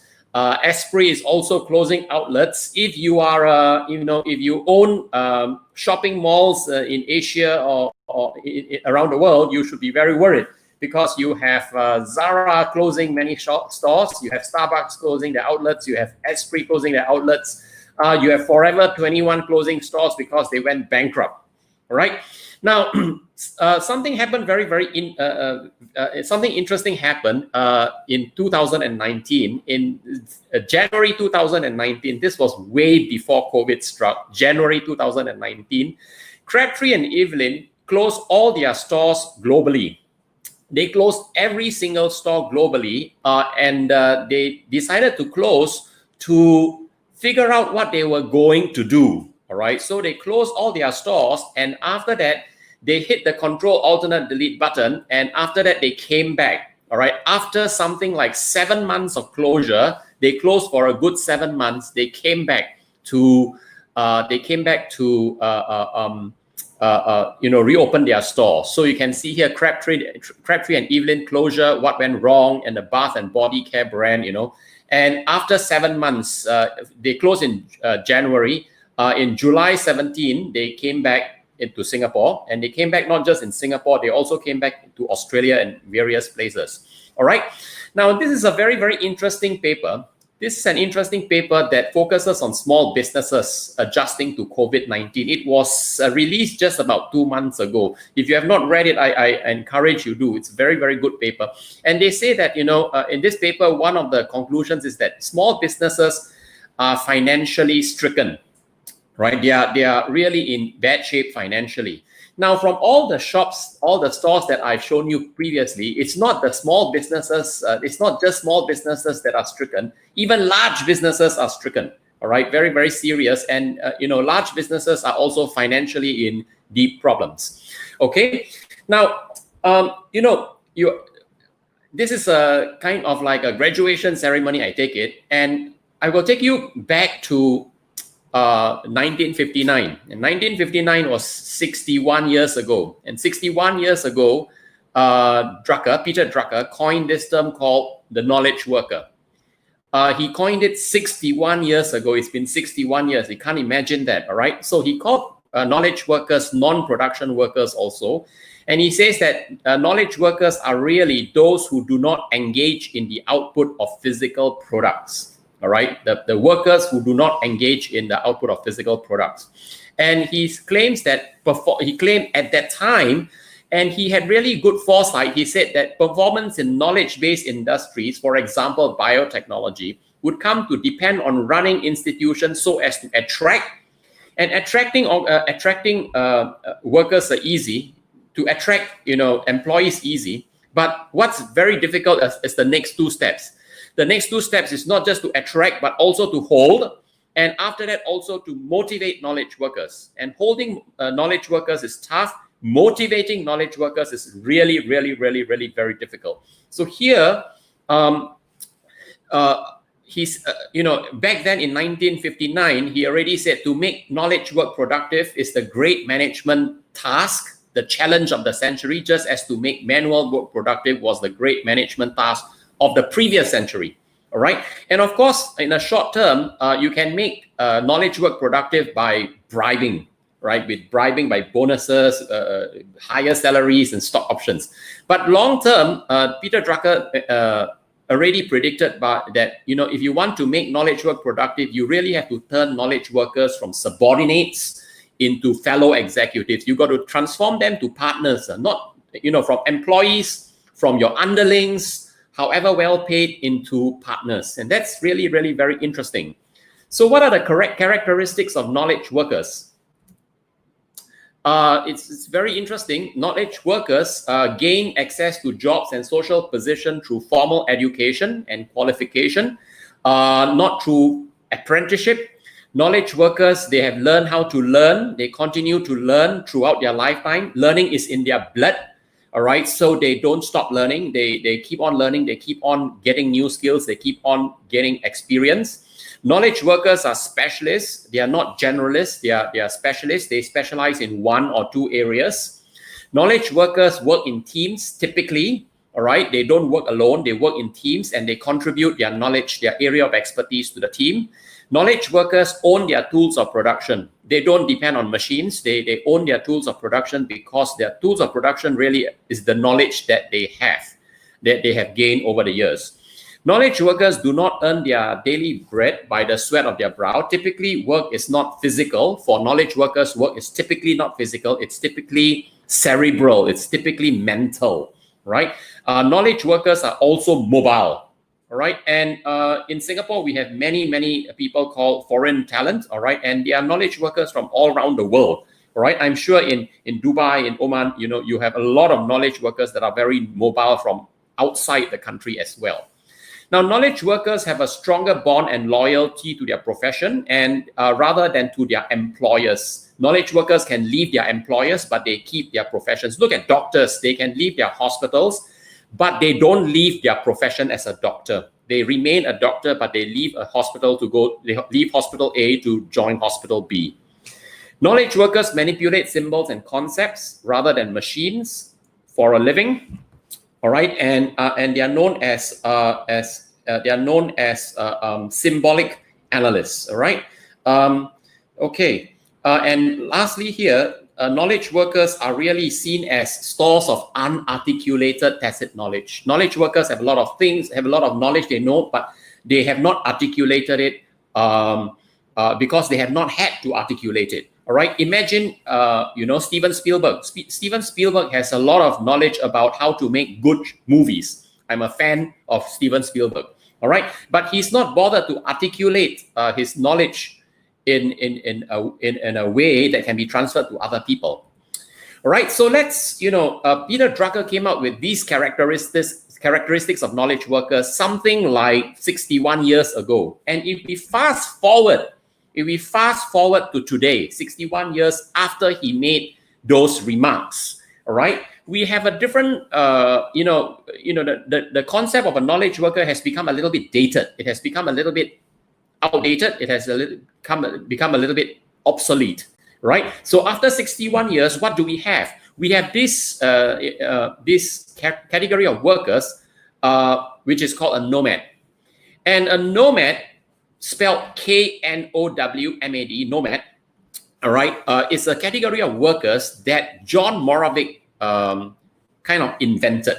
All right, he invented it, and he invented it because he wanted to extend Peter Drucker's concept of the knowledge worker, and he wanted to bring in, to incorporate the concepts of, the changes forced by technological change, as well as globalization, as well as things like apps and so on and so forth. So John Moravec in 2008, he invented this concept called the nomad. All right, and of course, nomad is a pun on the word nomad, N-O-M-A-D. And nomad, of course, is a member of a society that travels from place to place, finding food, finding a place to stay in temporary, and so on and so forth. All right, a nomad has no permanent home, and in a way, today the knowledge workers of today are kind of like nomads. All right, they can live anywhere around the world. They can work anywhere around the world through technology. All right, they may not be physically in Sydney, for example, but they can work on a project in Sydney by being physically apart. All right, so let's look at this concept called the nomad. Now, what is a nomad? A nomad is a nomadic knowledge worker, and I believe most of you, if not all of you, will be nomads. All right, that means you will be nomadic knowledge workers. You'll be creative, you are imaginative, you are innovative, you are dynamic, you are always, looking out for new things to learn. And you can work with almost anybody, anytime, anywhere, using any kind of technology, right? And industrial society obviously is giving way to nomads, right? So from knowledge workers, we are going towards nomads. So whereas industrialization required people to settle in one place, when we had industrialization, it required people to uproot themselves and to, kind of like transplant themselves in another city or sometimes in another country to perform a very specific role. Nomads don't need to transplant themselves because of technology, right? So information workers have become much less specific concerning the task and concerning the place of work. So nomads work kind of like anywhere. And this is a nice photo because this is a nomad working in probably Starbucks or a coffee outlet, something like that, right? Now, what enables nomadism? All right, the first thing that enables nomadism is technology. So technologies allow for new paradigm workers to work within broader option of space, including virtual or blended or real space. All right, what enables me to be giving this presentation is technology, right? And this is the first time I'm using this platform, JIT, J-I-T. I've never heard of it before. I've always been using Zoom. I've been using things like a Google Meeting, but this is the first time I'm using this Jitsu or something like that. Right? Nomads can instantly reconfigure and recontextualize their work environments, and greater mobility is creating new opportunities. And as you graduate, I think new opportunities is going to open up a lot after the COVID-19 ends. All right, identities are also reconfigured. The use of advanced information and communication technologies enable nomads to work beyond the pre-19th century notions of countries, corporations, and community identity. Nomads are international, members of the international community. They really don't belong to any country. They don't belong to any company. Their identity is rather fluid. All right. So for some, nomadism is realized through leveraging social media. You can see that many people today create their identities through Facebook, through Instagram, through their LinkedIn. And this adds an additional layer of social or professional activities that define their confinement to a particular geography or operational rules. So it's really, really a very, very different kind of world today, all right, from just 10 years ago. Today, personal knowledge is valued, and I would like to stress really that continuous learning is critical today. So for others, nomads engage in work that is transnational, across boundaries, transcultural, and post-organizational in scope. Very, very interesting. A few select others may develop and apply such individual expertise that their work in a new context creation enables them to be considered post-national and post-cultural. And you can see this already. In Singapore, we have people from very many different countries, all right? And many of them have settled here for a long time, and they have embraced the culture here, right? Nomads are valued for the personal knowledge that they possess. In fact, the personal knowledge that they possess is what makes them valuable. It's what makes them unique. It is what gives them their personality, all right? And this knowledge gives them their competitive advantage. Okay, very interesting. You know, in the past, we used to be concerned about curriculum. We used to be thinking, okay, what should we teach our students, all right? So, and that would come in the form of a curriculum or a syllabus, all right? Today, the move is away from curriculum to choreography. So what is choreography? Choreography is a sequence of movements. So learning choreography is creating the conditions for meaningful movement in the development of students and their context. So here, you've got to be able to create choreography for yourself. You've got to, today we encourage students to take ownership of their learning, not earning, learning, all right? So today we tell students, you've got to decide what you want to learn. All right, beyond the syllabus. The syllabus is a minimum, the minimum that you should learn, but you really should go beyond that, and you should decide what you want to learn and take ownership of that. How to experience being alive, because learning is living, all right? And recognizing that learning starts not with a curriculum. Learning does not start with a curriculum. Learning does not start from a syllabus. That learning starts with a void, with a space that needs to be filled. All right, so here, one of the things that I want to stress is this. Nomads are responsible for designing their own futures, what they want to be, what they want to do, what's their whole purpose in life. Nomads are responsible for designing their own futures. And of course, in the past, nomads people applied for jobs. Now, nomads will be asked to design their work. Right, so it's no more an application for a job. This thing called a job description is becoming less and less important, all right, and less, I would say less and less relevant. So, nomads have to design their own work. So it's not apply for a job. That doesn't work anymore. It's design your own work. Can you design your work or not? Can you design your job? Can you design your responsibility?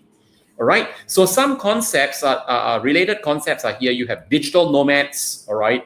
Today, the workers of today are known as digital nomads. They are moving all about everywhere. They are moving with their laptops.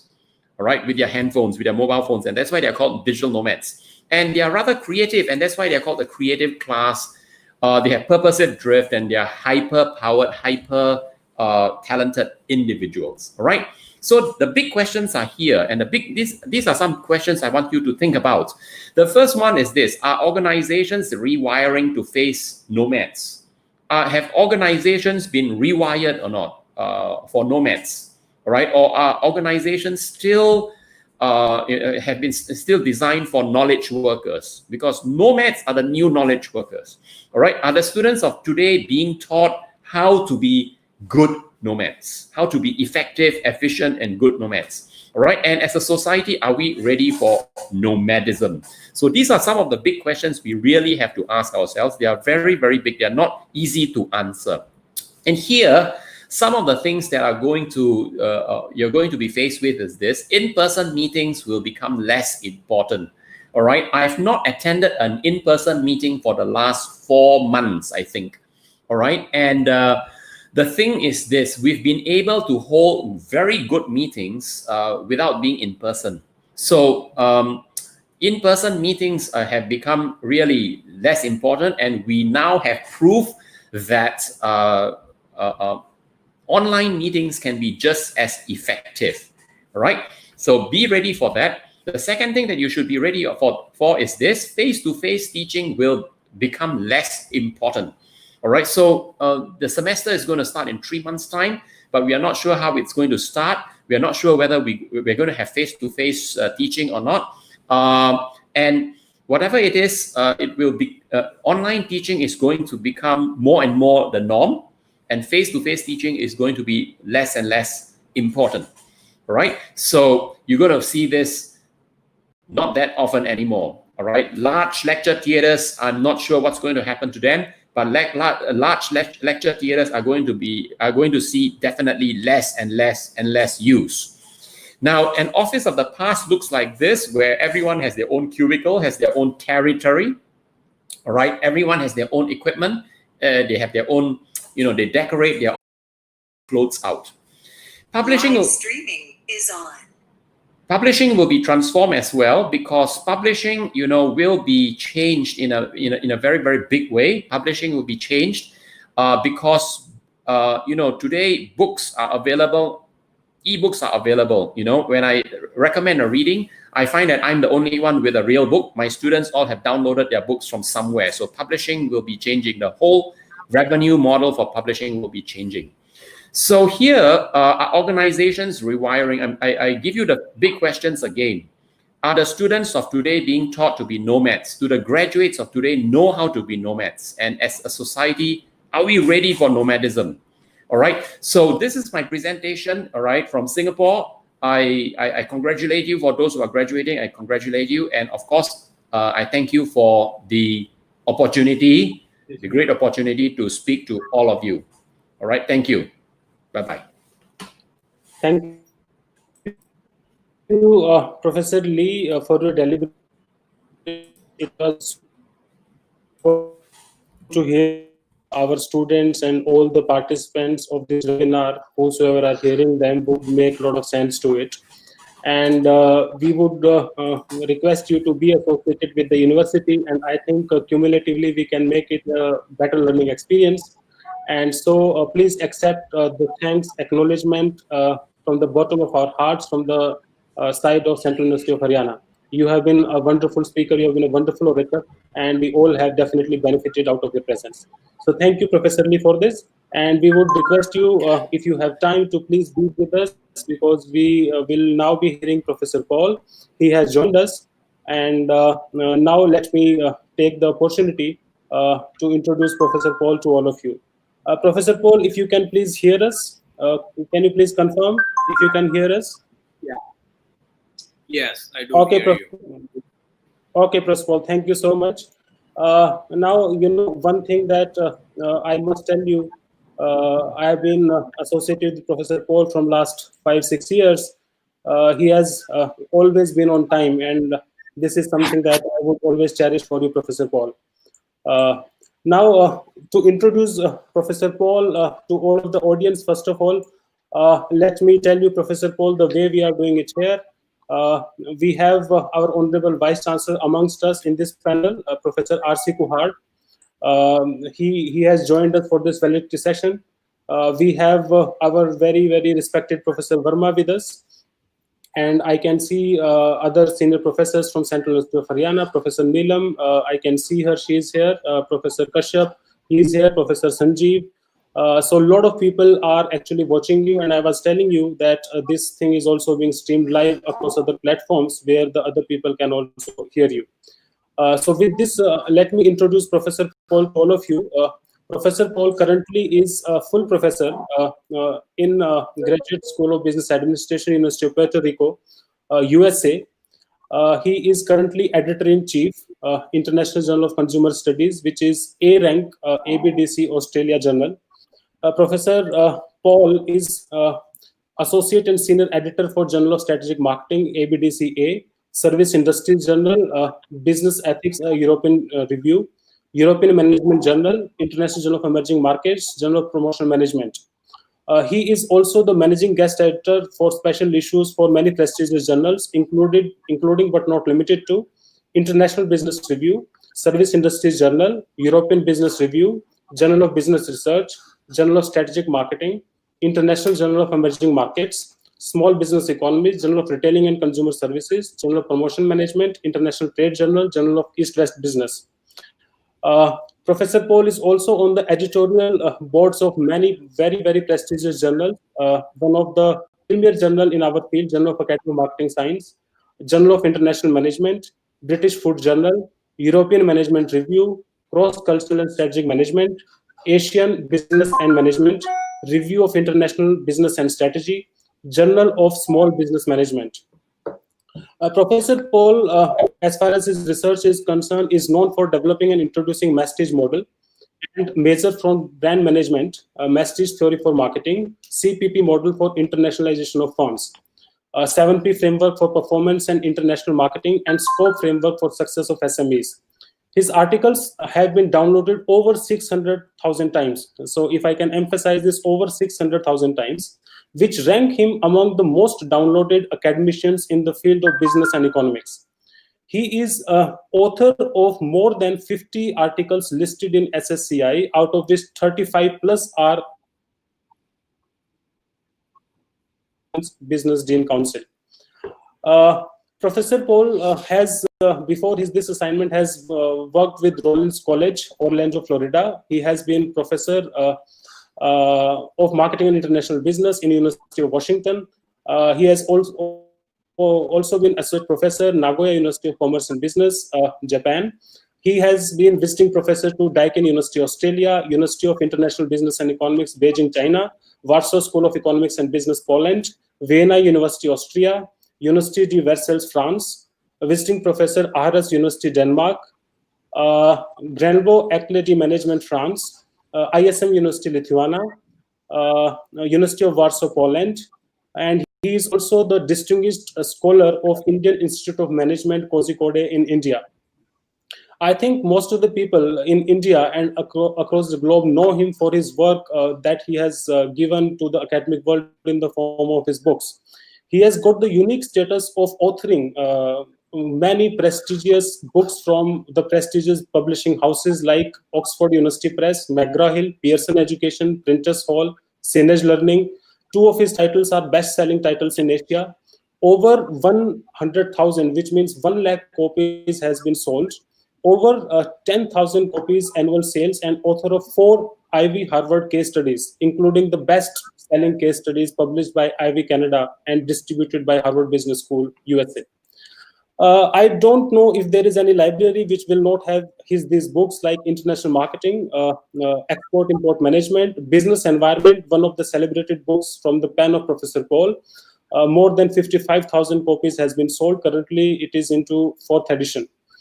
International Business, more than 25,000 copies has been sold across the globe. Service Marketing, coming from his pen. Management of Banking and Financial Services, another book from him. Economic Environment and Policies, published by McGraw-Hill. If I am to talk of some of the recognitions of his research, he has been awarded the Best Case Study Award from European Case Clearing Houses. He has got the Yearly Research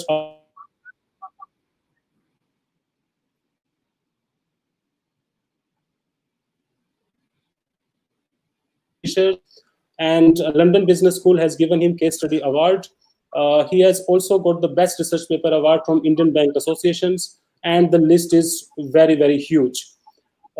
So he has also been a very popular when it comes on to publishing in national newspapers, which are of paramount importance. For example, his articles has found place in Financial Express, Hindu, Hindustan Times, The Economic Times, ET, and he has also been writing to various other newspapers. These are few of the newspapers that I have told you.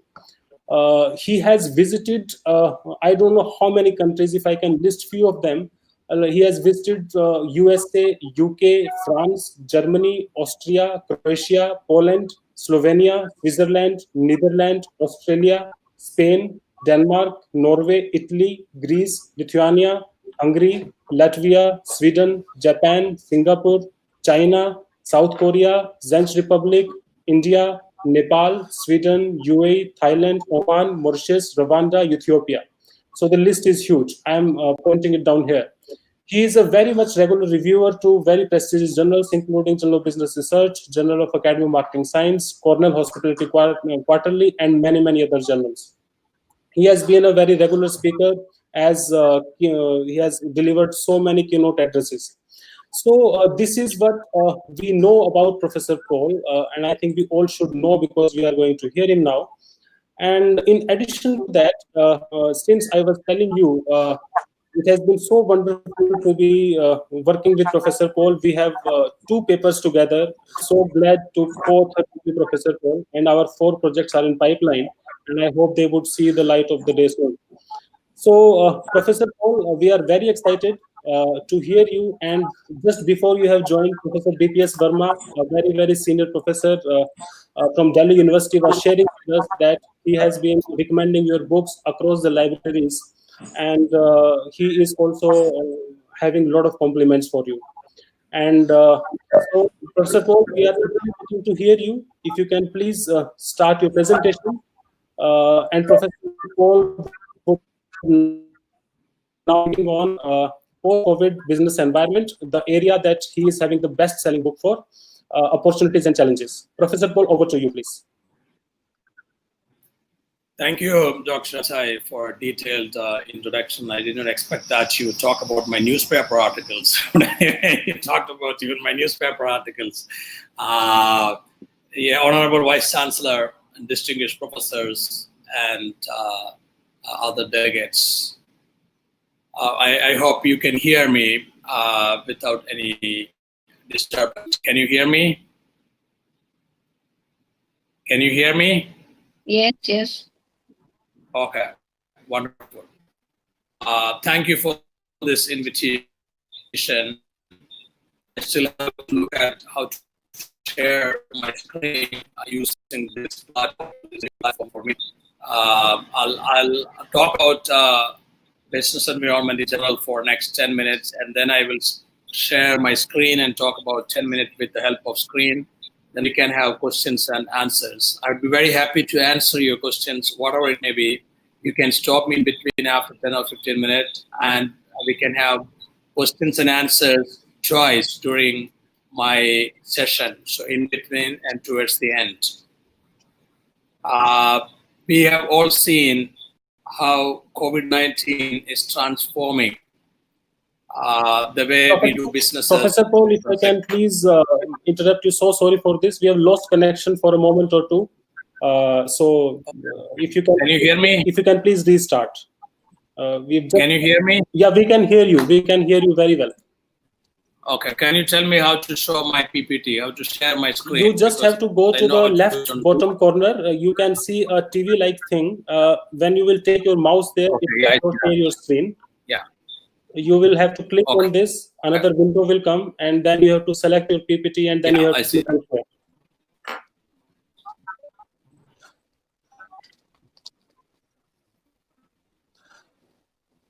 Okay.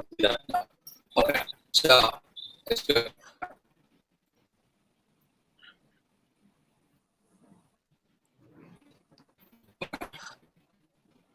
Okay.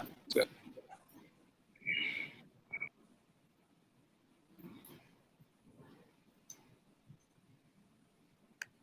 Can you see my PowerPoint now? Yes, Professor Paul, it is very much clear now. Can you see my PowerPoint now? Yes, it is clear. Great. So thank you. So yeah, I can start with, and then I would like to request you to have questions and answers. It would be better in case if we can have an interactive session rather than just having a one-way presentation.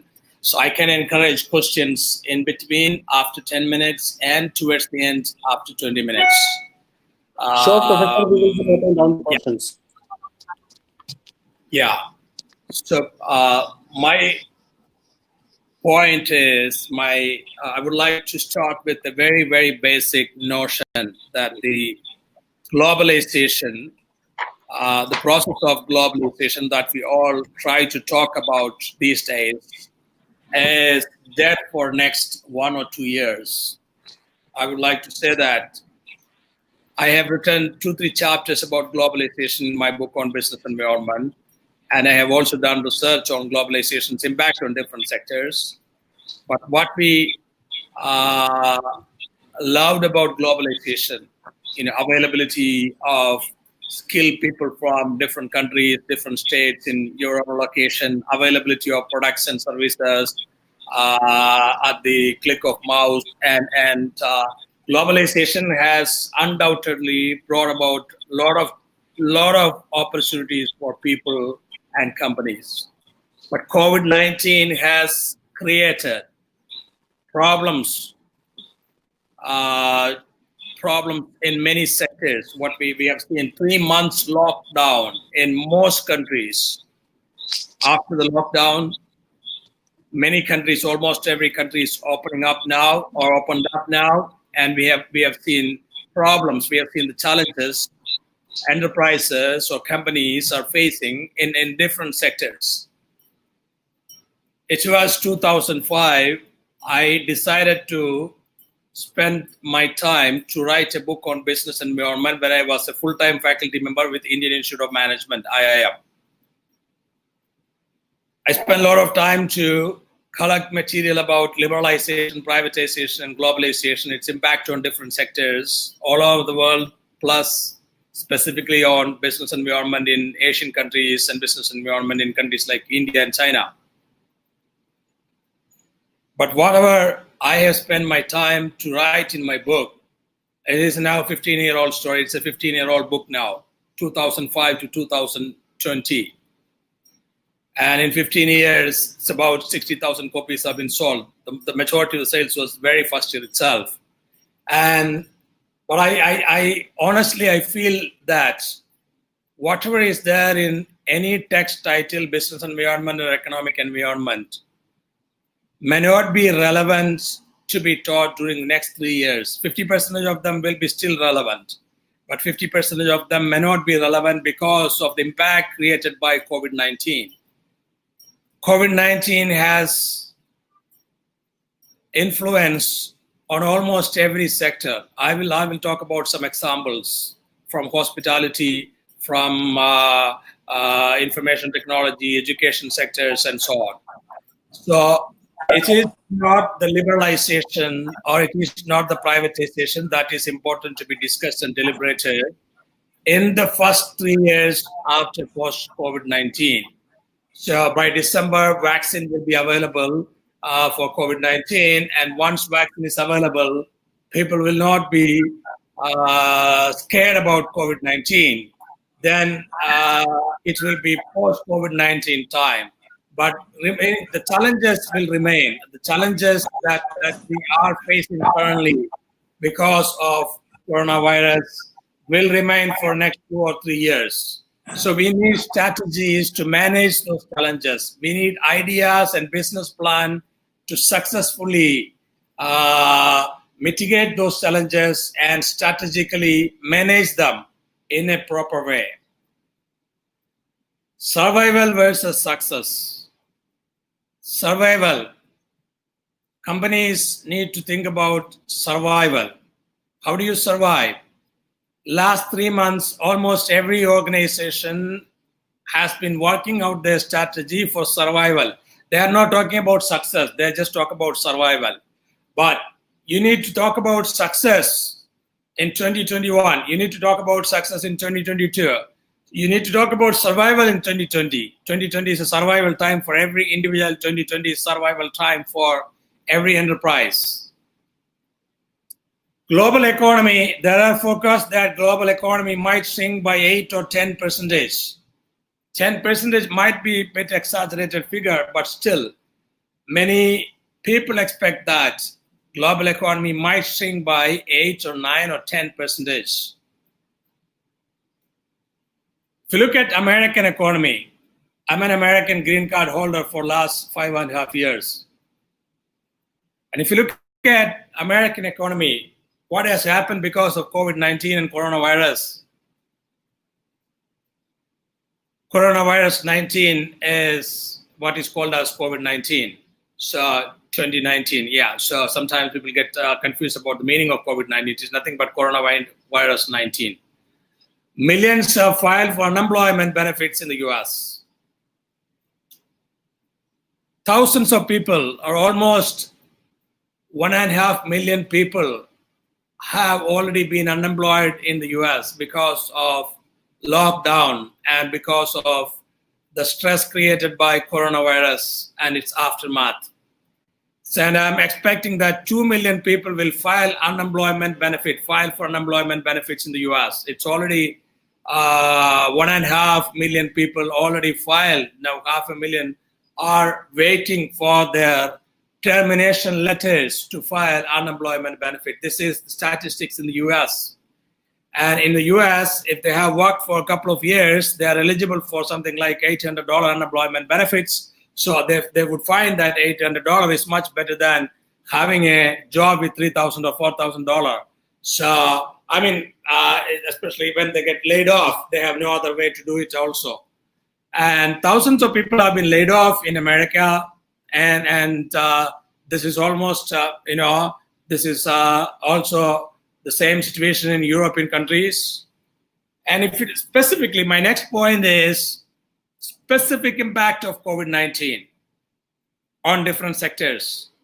Labor-intensive industries are facing more challenges. Labor-intensive industries are facing challenges because of social distancing guidelines. It is very, very difficult for companies to manage social distancing rules and operate in labor-intensive industries. It's not easy. Their customers are concerned about social distancing.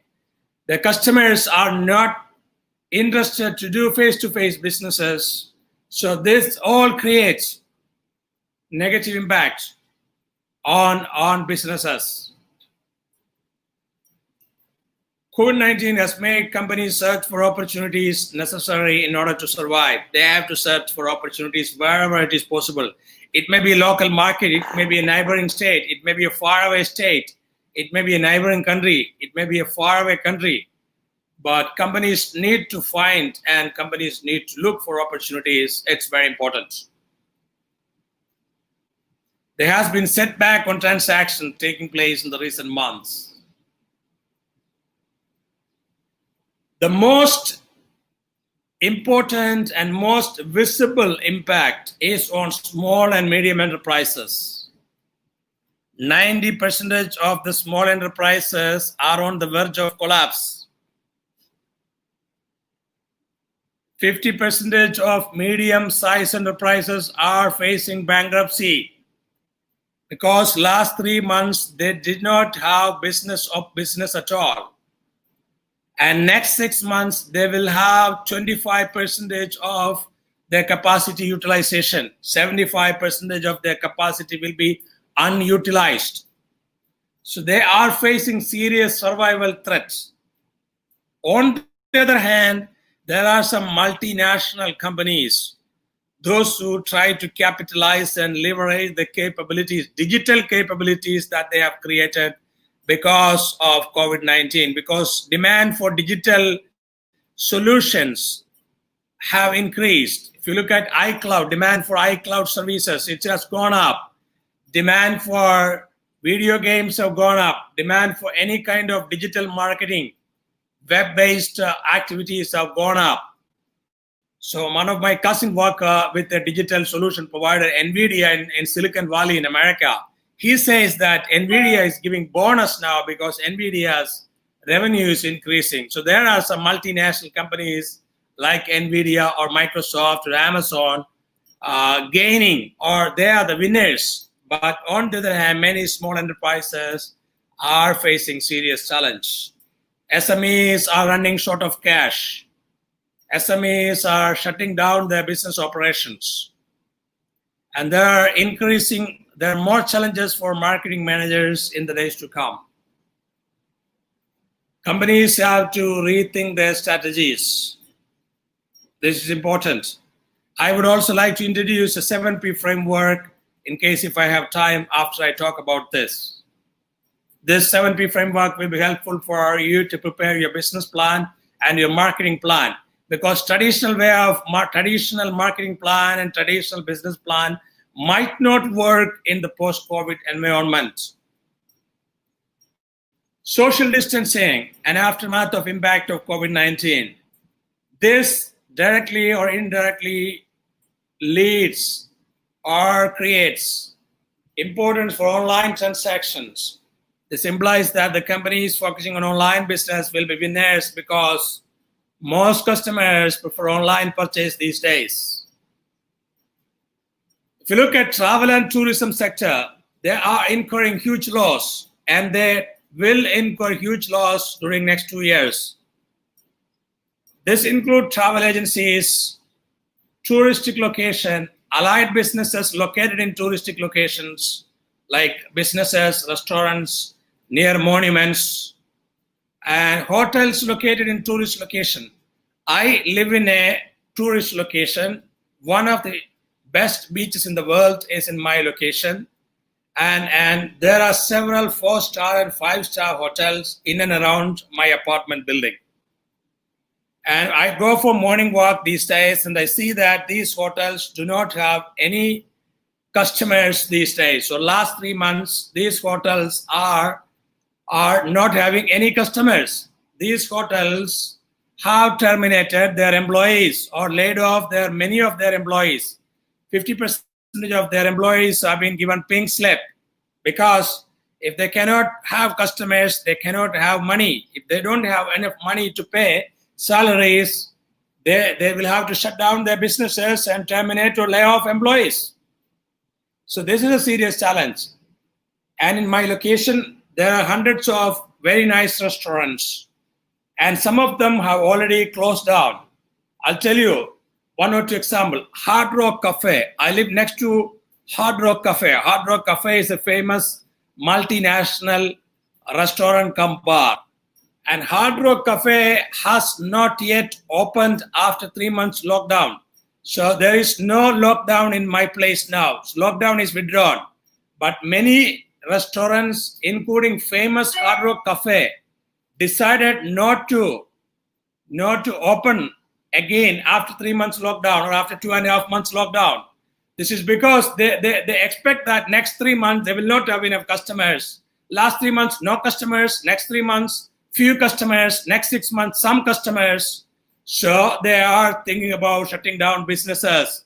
This is going on. And I tell you one more example. One of my neighbors is running a Chinese restaurant, and she has to pay $3,000 per month rent for leasing the property, commercial property. So her liability for last 3 months is $9,000. Since there was no business, she had to shut down. She couldn't pay this $9,000 to the landlord. Landlord terminated lease agreement.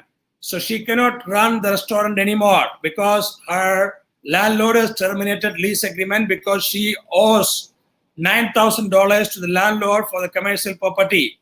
This is the same situation in many sectors all over the world. Many tenants running businesses in leased property are unable to pay lease rent, to the landlords, and landlords are terminating lease contracts. So many issues like this. COVID-19 has aftermath in different ways. On the other hand, if you look at branded versus non-branded, customers are not preferring to pay for premium brands these days because they are risk averse. They want to save money. And next 2 years, brand managers will have tough time because customers will not pay for brands. They will go for inexpensive products. And another impact which I would foresee is companies are going to cut short advertisement budget. For example, if company A has $50,000 advertising budget for a year, next 2 or 3 years, company A, this company will advertise only for $5,000 instead of $50,000. So this means many industries relying upon income from advertisement, including television channels and newspaper industries, will face serious threats. They will not be in a position to generate advertisement revenue.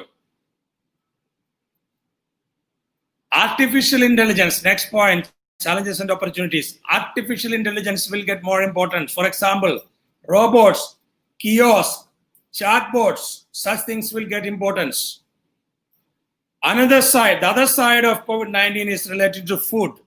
Food availability and security, maybe. Availability will be there, but security will be an issue. One more point I would like to focus is hourly wage rate system.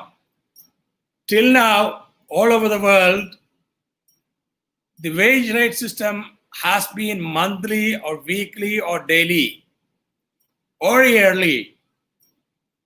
But from now onwards, because of uncertainty, because of risk, many organizations will implement hourly wage rate system.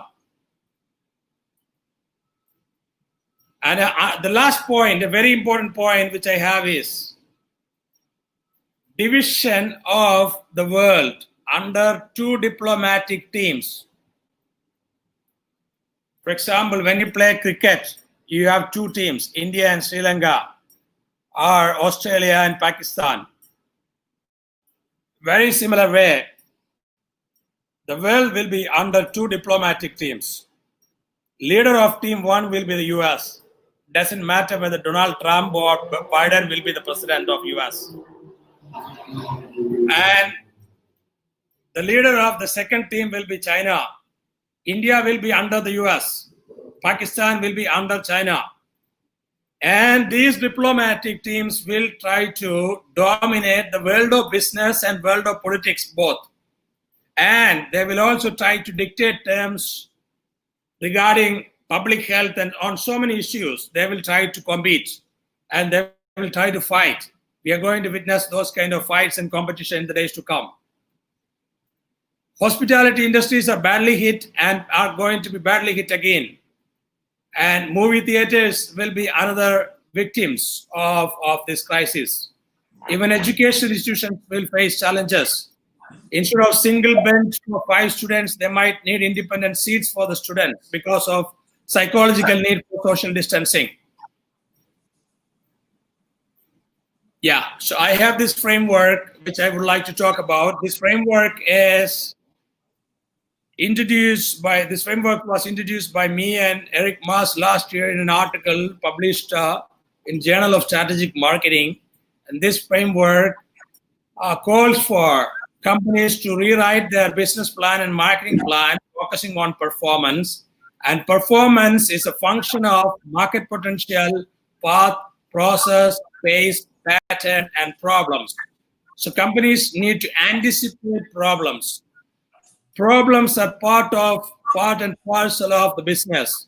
You have to understand that, and if you understand this, you have better opportunity. If you don't understand that the problems are part of life, then your company will not be in a position to have a better, your company won't be in a position to create a performing organization. So performance is a function of potential, path, process, pace, pattern, and problems. I can explain this to you in detail, or you can read our article on 7P framework using this piece in Journal of Strategic Marketing. I'd be happy to take up your questions, and in case if you have questions, and then I can come back to this 7P framework a bit later after your questions if time permits. 2 minutes ready. Thank you, Professor Paul, for your deliberations. You always talk from your research. This is something that we really like it. And it is so great to take your research into the classrooms and into the discussions also. So looking at your presentation, we have many questions. I do not know.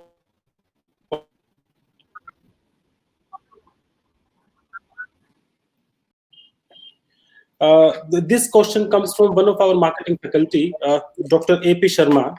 And he's asking if you are aware that India has called upon all its citizens to be Atmanirbhar, not only citizens but the organizations also. So this question is in that context. The question is, India is planning to be Atmanirbhar, and considering this idea of India, do you think it would retract and dilute the idea of globalization?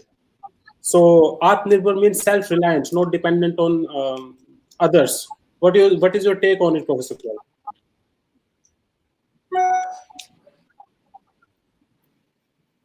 I got the question half. It is not 100% clear.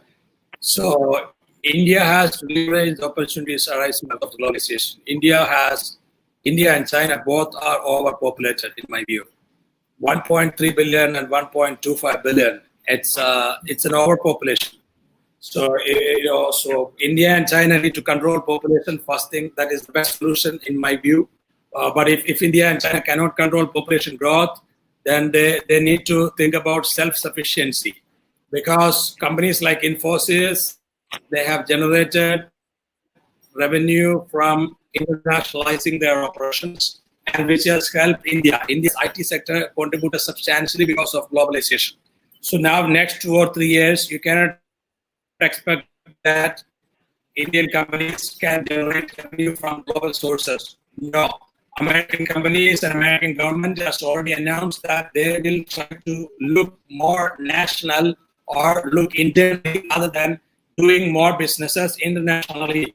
Every country will think about self-sufficiency for next 5 years. Every country will think about their own way of doing businesses rather than depending upon foreign companies next 3 to 5 years. So when you have that kind of de-internationalization and de-globalization next 5 years, I would foresee that 5 years is going to be a time period of de-internationalization and de-globalization. We are going to live and do business in the era of de-globalization and de-internationalization at least for 5 years. So companies and country governments or state governments need to plan, thinking that they can succeed only if they reformulate strategies to succeed within the country and achieve self-sufficiency in different ways. It's very important to achieve self-sufficiency. I think India government has planned some plan, Atmanirbhar or something like that, to achieve self-sufficiency. Every country needs to think about that, because we have seen that. Even I can cite an example. America is a glorious country, one of the developed countries, but America didn't have self-sufficiency of masks. When this crisis was, at its peak, America was looking for masks. American companies or America could not make enough masks, simple masks. They were running short of masks. That means America was not self-sufficient. So every country needs to be self-sufficient in every sector, in everything, as much as possible. It's important. You cannot depend on foreign companies and foreign countries for everything.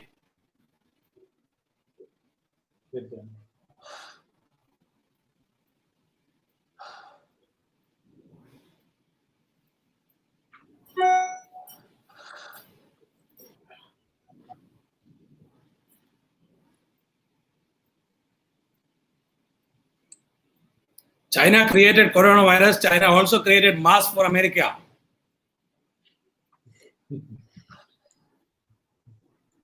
Yes, thank you, Professor Paul, for your response to this question. Second question comes from one of the MBA students.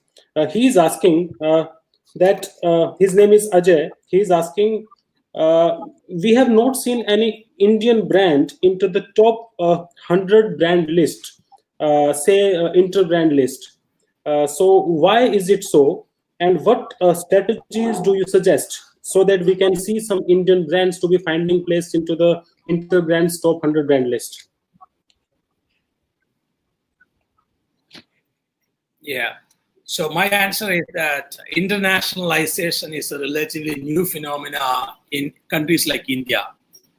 Countries like America or Japan, they always encourage their companies to do international business. They have been doing international business for 50 or 70 or 80 or 100 years. American companies are created as born global companies. Japanese companies are created as born global companies. Their companies are born to do global business. Indian companies are not born to do global business. Indian companies are created or are born to do business within a state or within a country. That doesn't work. So in order to be a top 100 company in the world, your company needs to be created and developed, and or in other words, your company has to be born as born global companies. Your business plan needs to be with global orientation, and global success is more important. And your business plan, the 7P framework I introduced also, should be oriented towards global business and global success. But many Indian companies only think about success within a country. That doesn't work. You have to think about global success. Thank you, Professor Paul, for this question.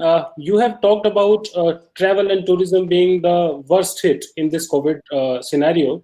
One question comes from that industry only. Question is, some companies have started exploring the virtual travel experience.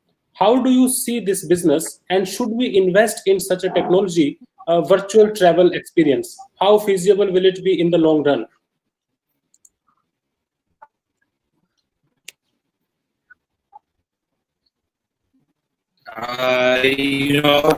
Business conferences and business traveling and all those kind of thing. I mean, business conferences will work with virtual mode, but the real tourist experience cannot be supplemented or replaced with the virtual travel. I don't think that virtual tourism will work, will substitute real tourism. It is not going to substitute real tourism.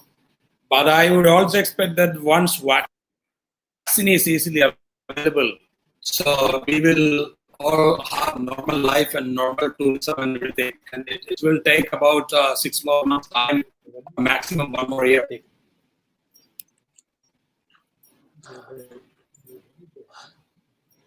Thank you, Professor Paul, for sharing your experience on this.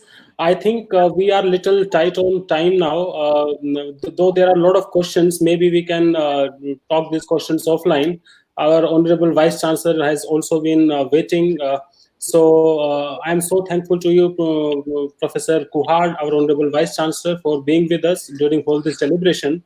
And Professor Paul, it is so great to hear you. I mean, it is personally and professionally. I am delighted to have you here and to have accepted our request to speak. And I know that you are not in touch with the other platforms where we are streaming this live. There are tons of compliments which are coming on your deliberations. So thank you, Professor Paul, so much.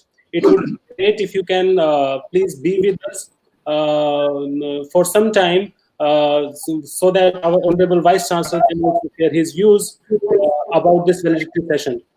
Now I may invite Professor Gupta, Professor Dinesh Gupta, to please introduce our Honorable Vice Chancellor and call him for his presiding address. Yeah. Thank you, Dr. Ajay. Before I introduce our VC sub, I would like to say something about the speakers that Professor Verma was referring to Professor J.S. Gupta's books. So just I want to share that I have on some occasions met Professor Gupta at IIM Ahmedabad, and I have requested Anandji to call here at CUH. Another thing about Professor Lee from NTU, I also belong to the same profession, library and information studies. So maybe with Professor Lee, we can have some common course for our syllabi, maybe for resources for business studies or something like that. About Professor Justin Paul, I have written some work, some publications with Professor Abhinandan Jain of IIM Ahmedabad, and also I know Dr. M.G. Sri Kumar from IIM Kajikot, who was referring on some occasions about your work and your standing in this area. So with these words, I would like to move further to my role, which is assigned to me to introduce our Vice Chancellor, sir. it's my proud privilege to introduce our VC Saab, Professor R.C. Kohar ji. He's man for excellence in academics and administration both.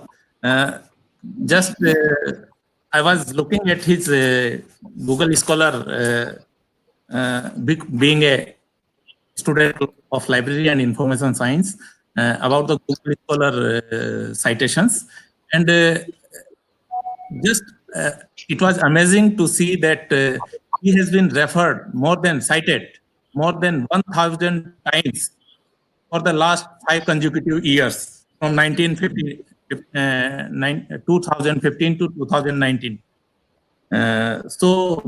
This is one aspect. He has got more than 10,000 citations in his own area of research work. He has more than 27 papers which have got 100 and above citations, and his highest cited paper got 640 citations. Being a student of library science, I am referring these data because we study these things in our scientometric studies, and these have some value for a person. I feel proud to introduce before you all. So, Professor Kohar has been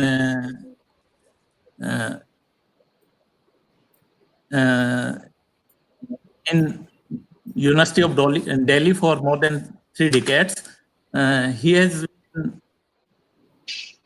chairman of Indian Academy of Microbiological Sciences and also served as member of University Grants Commission and joint director of the Institute of Lifelong Learning at the University of Delhi. He has been facilitated as Fellow of Academy of Microbiological Sciences, Fellow of National Academy of Sciences, India, Fellow of Biotech Research Society, and Fellow of National Academy of Agricultural Sciences. His major area of research is secondary agriculture, plant byproduct, biotechnology comprising of wood, degrading enzymes, production and their application of bio-bleaching, bio-retting and bio-dinking, and production of animal feed and bioethanol.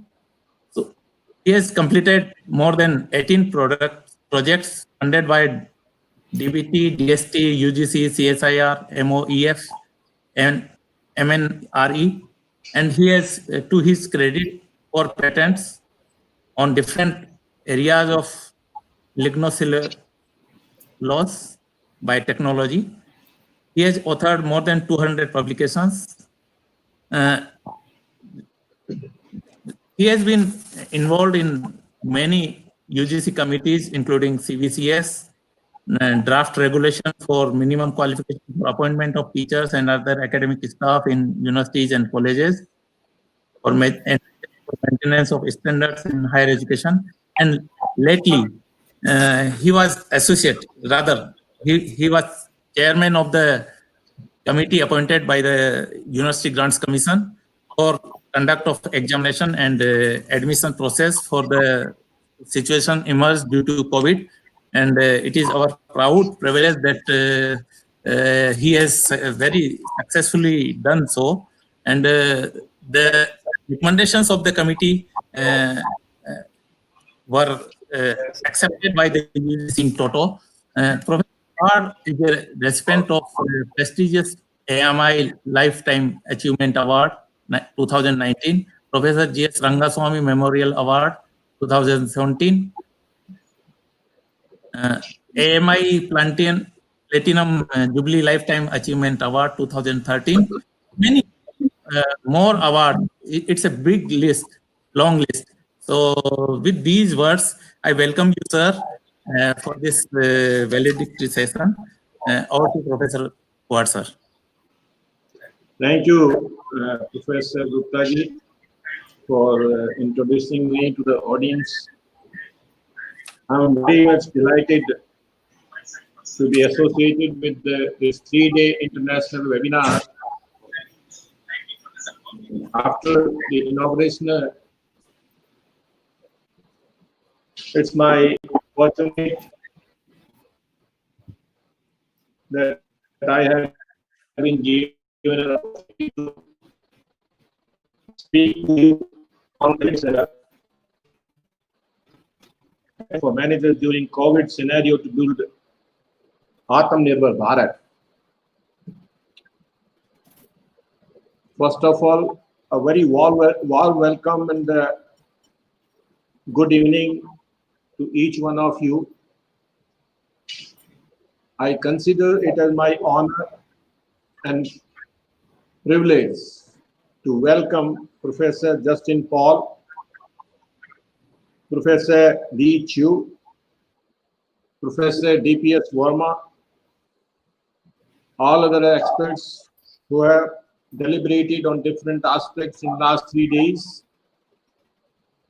participants from all over the country, and I have come to know that in all 315 participants registered for this international webinar coming from 10 different states, 30 speakers have participated and shared their expert views on the subject of the webinar. Out of these 30, I heard that 11 speakers were from outside India, representing Asia, America, and Middle East. And rest 13 speakers were from India, representing Delhi University, MIT University, Maharishi Dayanand University, ICICI Bank, E&Y, and other reputed corporate houses. I'm sure that 3 days international webinar organized by Department of Management Studies might have suggested various strategies to build and develop the capacity in various domains of business management. I'm delighted to learn, and it's equally a matter of happiness to share with you that so far, even the seminars have been organized physically. I mean, having the physical presence of the delegates. These 3-day seminars have beautifully been organized. I must say, well organized, and being at home, I think the delegates they have enjoyed as well, because Dr. Anand Sharma has been giving feedback almost every evening. Out of registered participants specifically, I'm happy to know that 68 were faculty representing various universities and colleges across the country, including corporate executives from 9 organizations. I'm also very much delighted and feel proud, rather I take pride in saying that we have been talking about bringing academia and industry or the corporate people at one platform. Hardly such a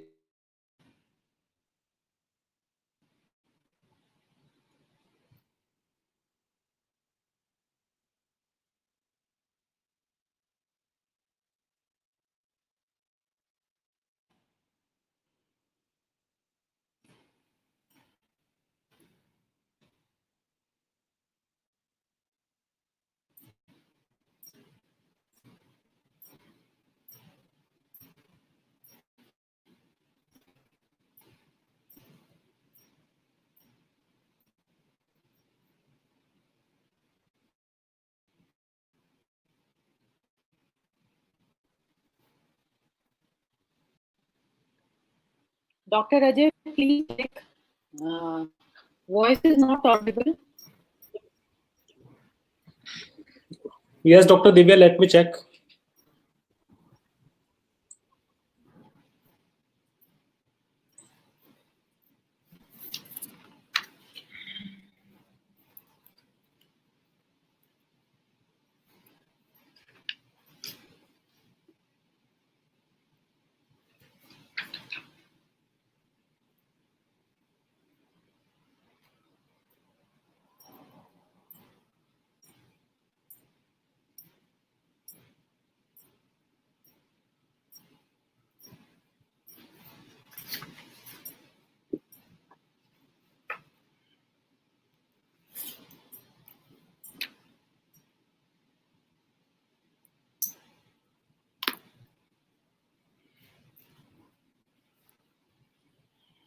Yeah, I think there was problem with the voice.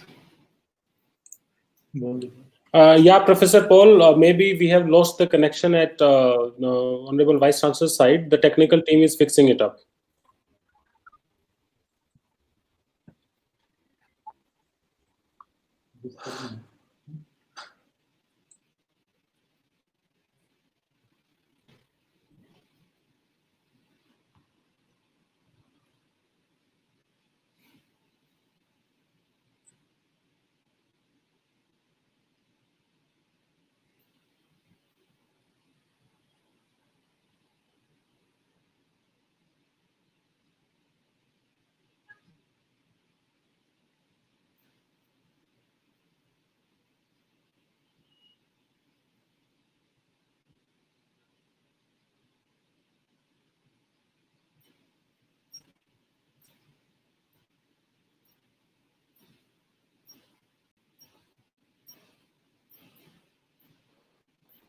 Hello.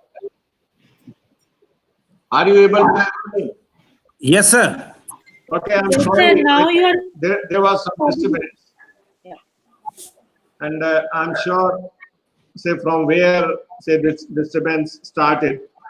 I was talking about it's a very good occasion that 3-day seminar could bring academia and industrialists at one platform. I have been informed that there have been 20 different sessions covering 3 days and discussing about diverse areas and skills that can be helpful in building capacity, not only for individuals, but for the organization at large.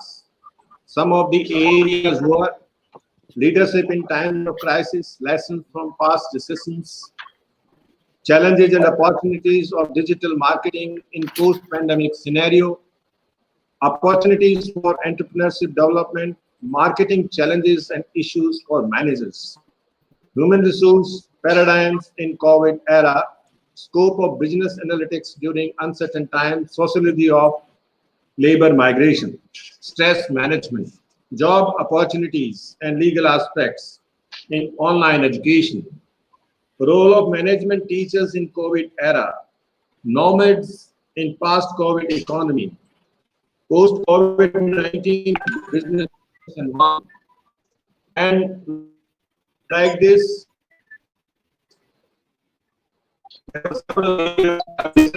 of a great significance.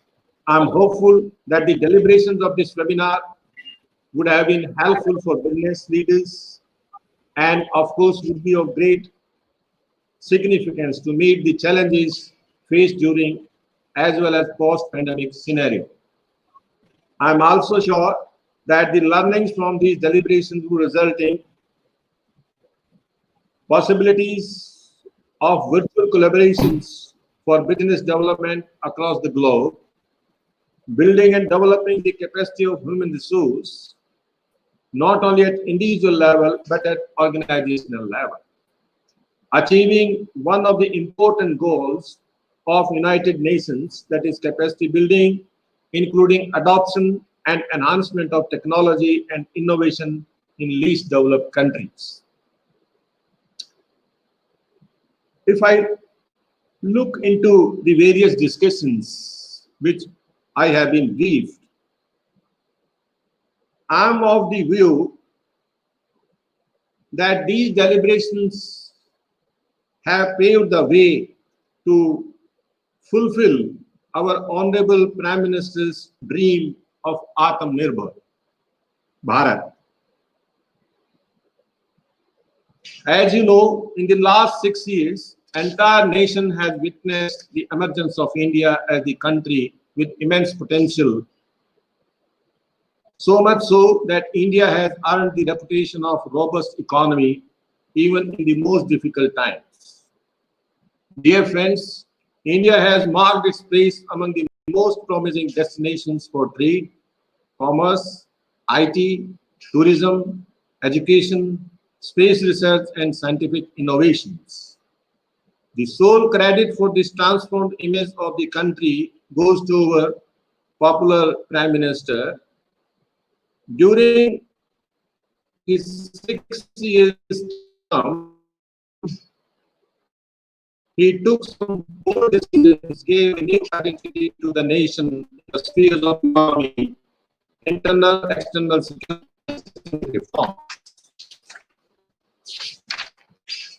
Dear friends, most importantly, we develop the process of reform and development even in the times of COVID-19. Our government has not only succeeded in curbing the corona transmission to a large extent compared to other nations, but it has also taught people how to be self-sustained. The optimism of the national leader has gone deep in the hearts of Indians who have now decided to start their life with new hopes and commitments. All these efforts substantiate to be absolutely Atmanirbhar by developing the capacity to fulfill its needs. This renewed commitment resounds the growth ancient past of the country. Today, Indian villages present to the world the model of self-sustainability.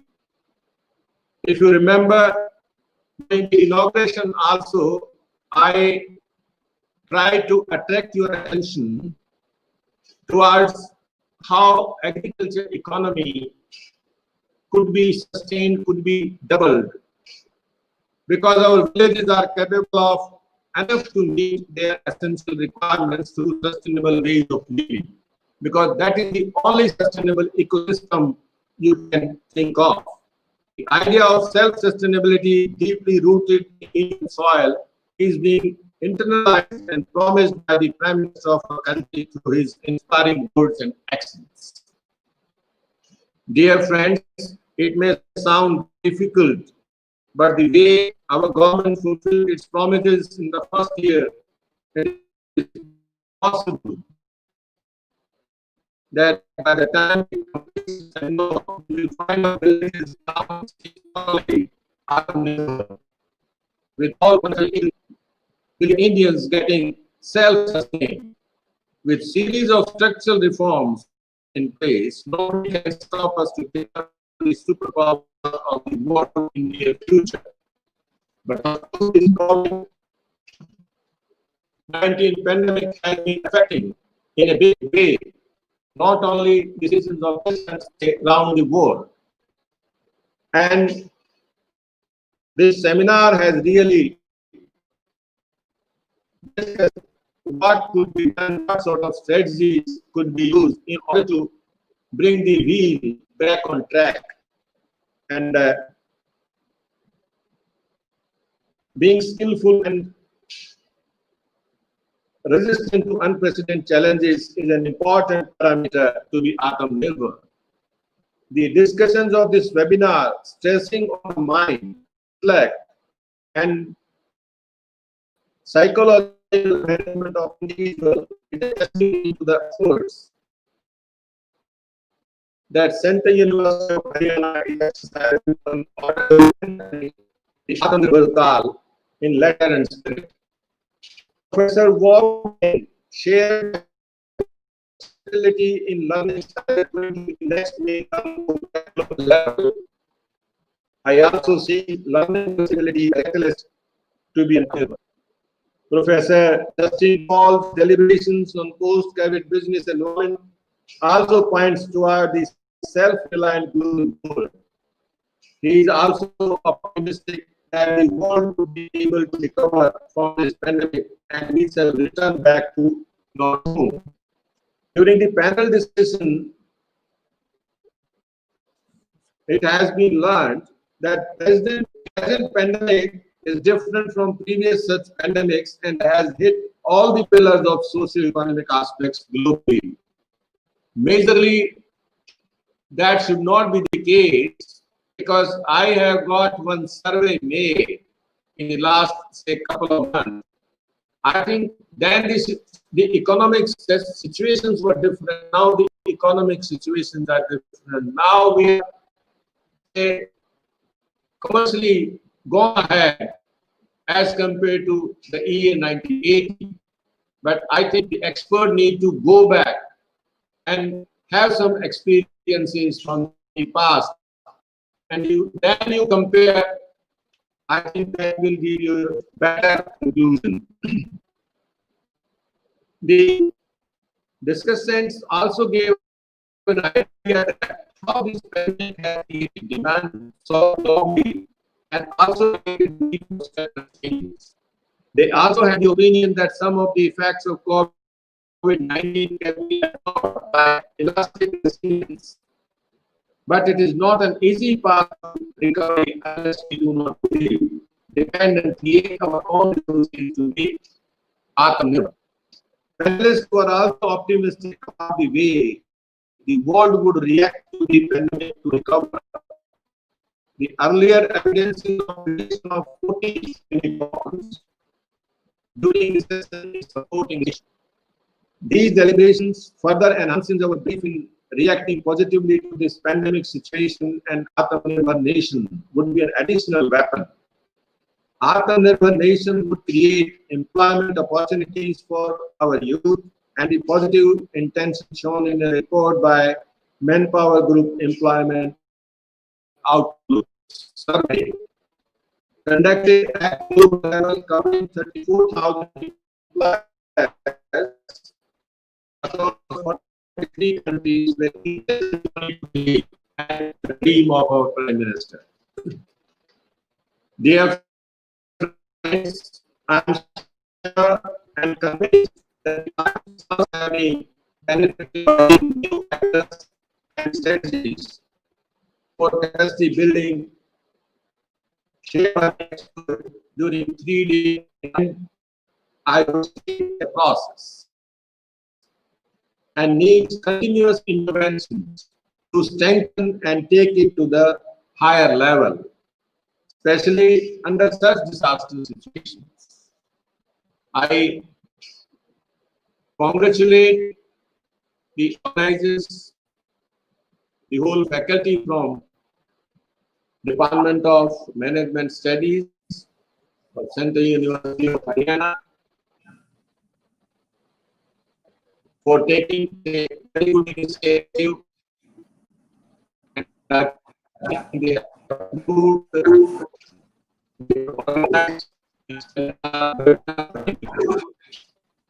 I also thank all the speakers, specifically all who stayed their valuable time and give some knowledge to our faculty I wish that in future also, I think departments continue organize seminars because other departments some departments have already organized, say, these seminars.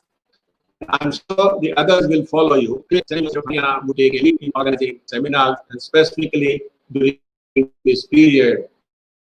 That is the best utilized period. I wish you thank you very much. Jai Hind.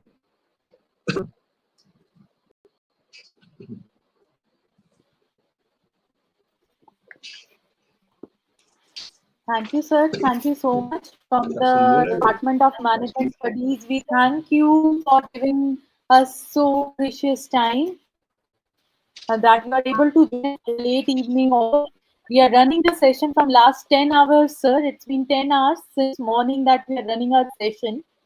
So now I will be presenting a small report of the session. This capacity building, this 3-day international webinar, the theme of this 3-day international webinar is capacity building for managers in post-pandemic scenario. The webinar started from June 13th, and today is the last day. The theme of the webinar was to prepare students for the change which has come across the world due to COVID-19.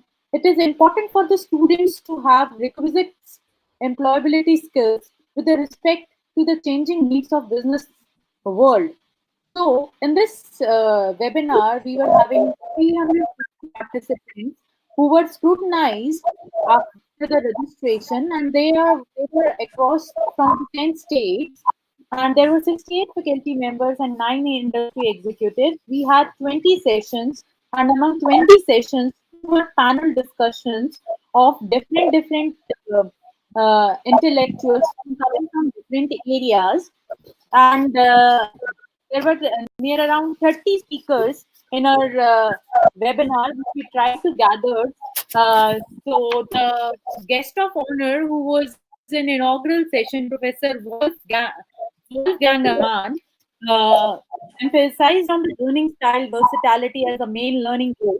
And then we had a plenary session first day, that is 13th June, which was leadership in times of crisis and the lessons from past. And this having a bunch of speakers from the industry from USA, and it was being hosted by one of the managers, senior manager in Microsoft USA, Mr. Parish Agarwal. The whole plenary discussion was being managed by him.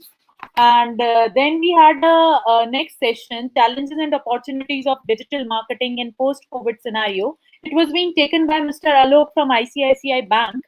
And then we had a next session, the opportunities for entrepreneurship development by Mr. Amit, founder, CEO, KNM Marketing Noida.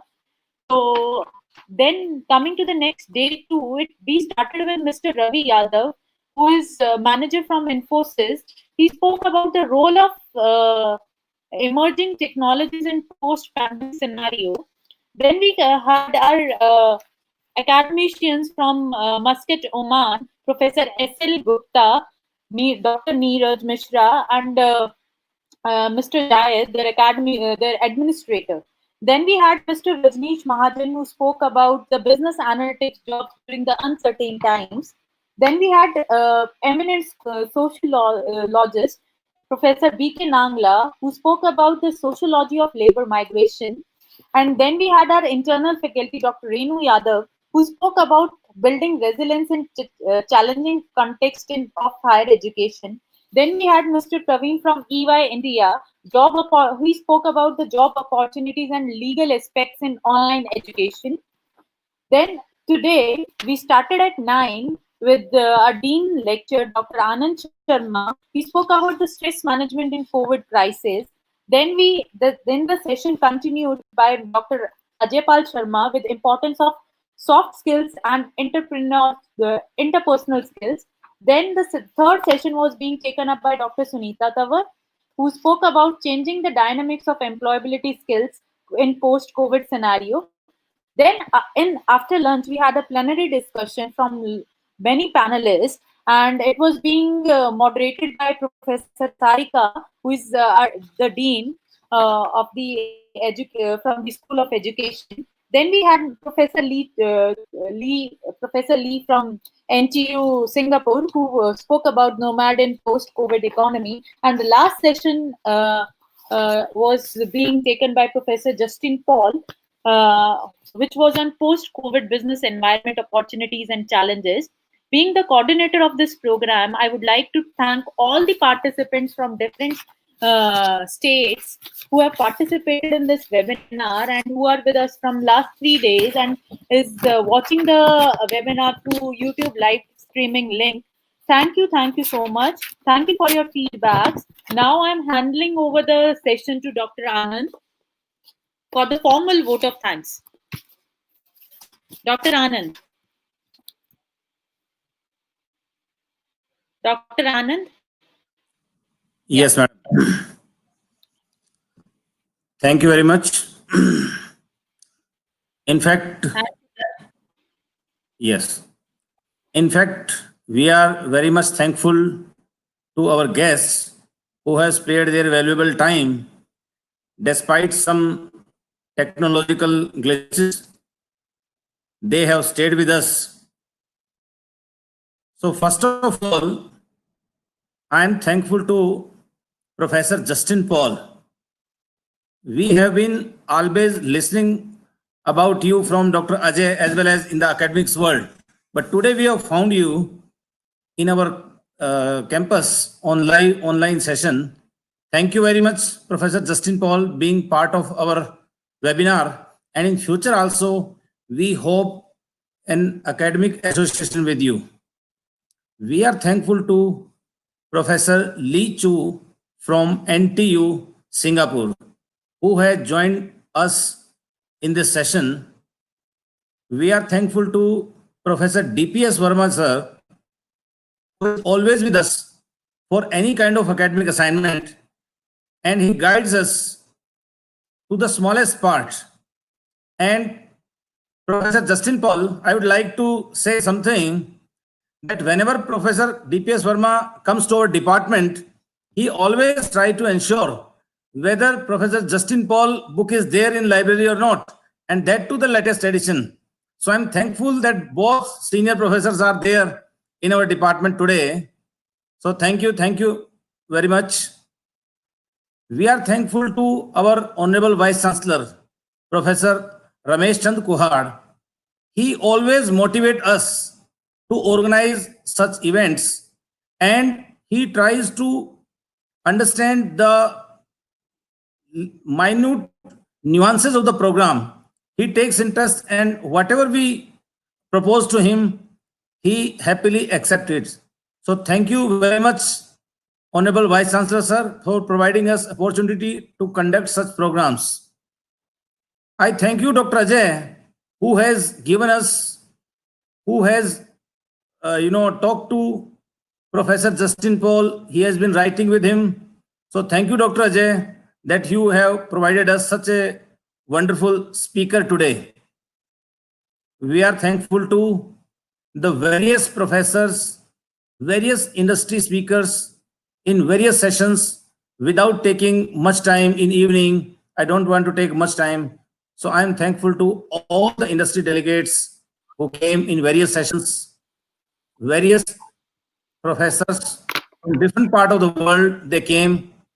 We are thankful to the various teachers, faculty members, industry delegates who are viewing our live session on YouTube and Facebook, because we have not kept them into the meeting due to technical glitches, which happens usually. So that is why they are viewing it continuously and they are giving valuable suggestions. So thank you, participants from all across the country. You have been motivating us. And today we had a new kind of practice in our international conference. We invited some of the young entrepreneurs.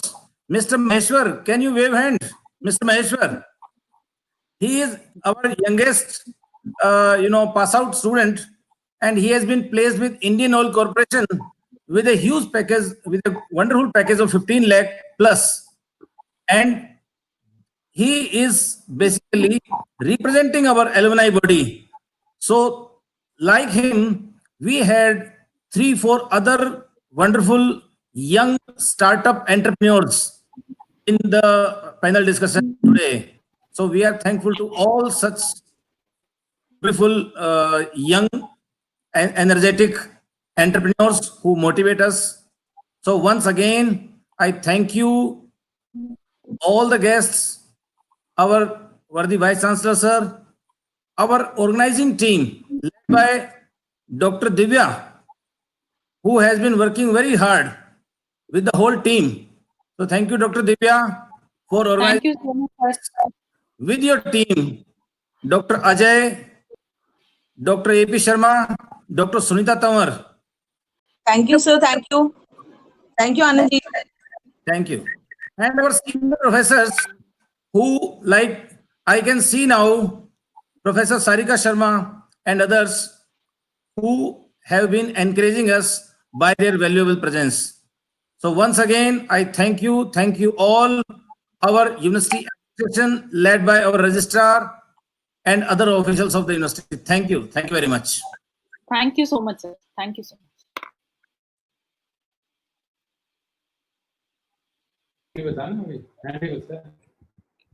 Thank you, Professor Anand. Thank you, Dr. Divya. Thank you, all the participants. Thank you, Professor Sarika. I can see Maheshwar. Thank you so much. It was wonderful to hear you, Maheshwar, after so long. And I'm glad to know that you are doing so good. I can see that Professor Dubey is also here. Thank you so much. Dr. Sunita, Dr. Pramod, Dr. Ranjan, everyone who is online, Dr. Ajay Pal, everyone, sincere thank from our side. It would not have been possible without your all support. So it has been a deliberation which I think that you all would have liked, and I think we can contribute in the similar way in the times to come also. So thank you, participants. Thank you so much. Now we can close the session. And I hope that we would still be in touch in the times to come for the academic ventures. Thank you so much, everyone. Now we can close the session. Thank you. Thank you.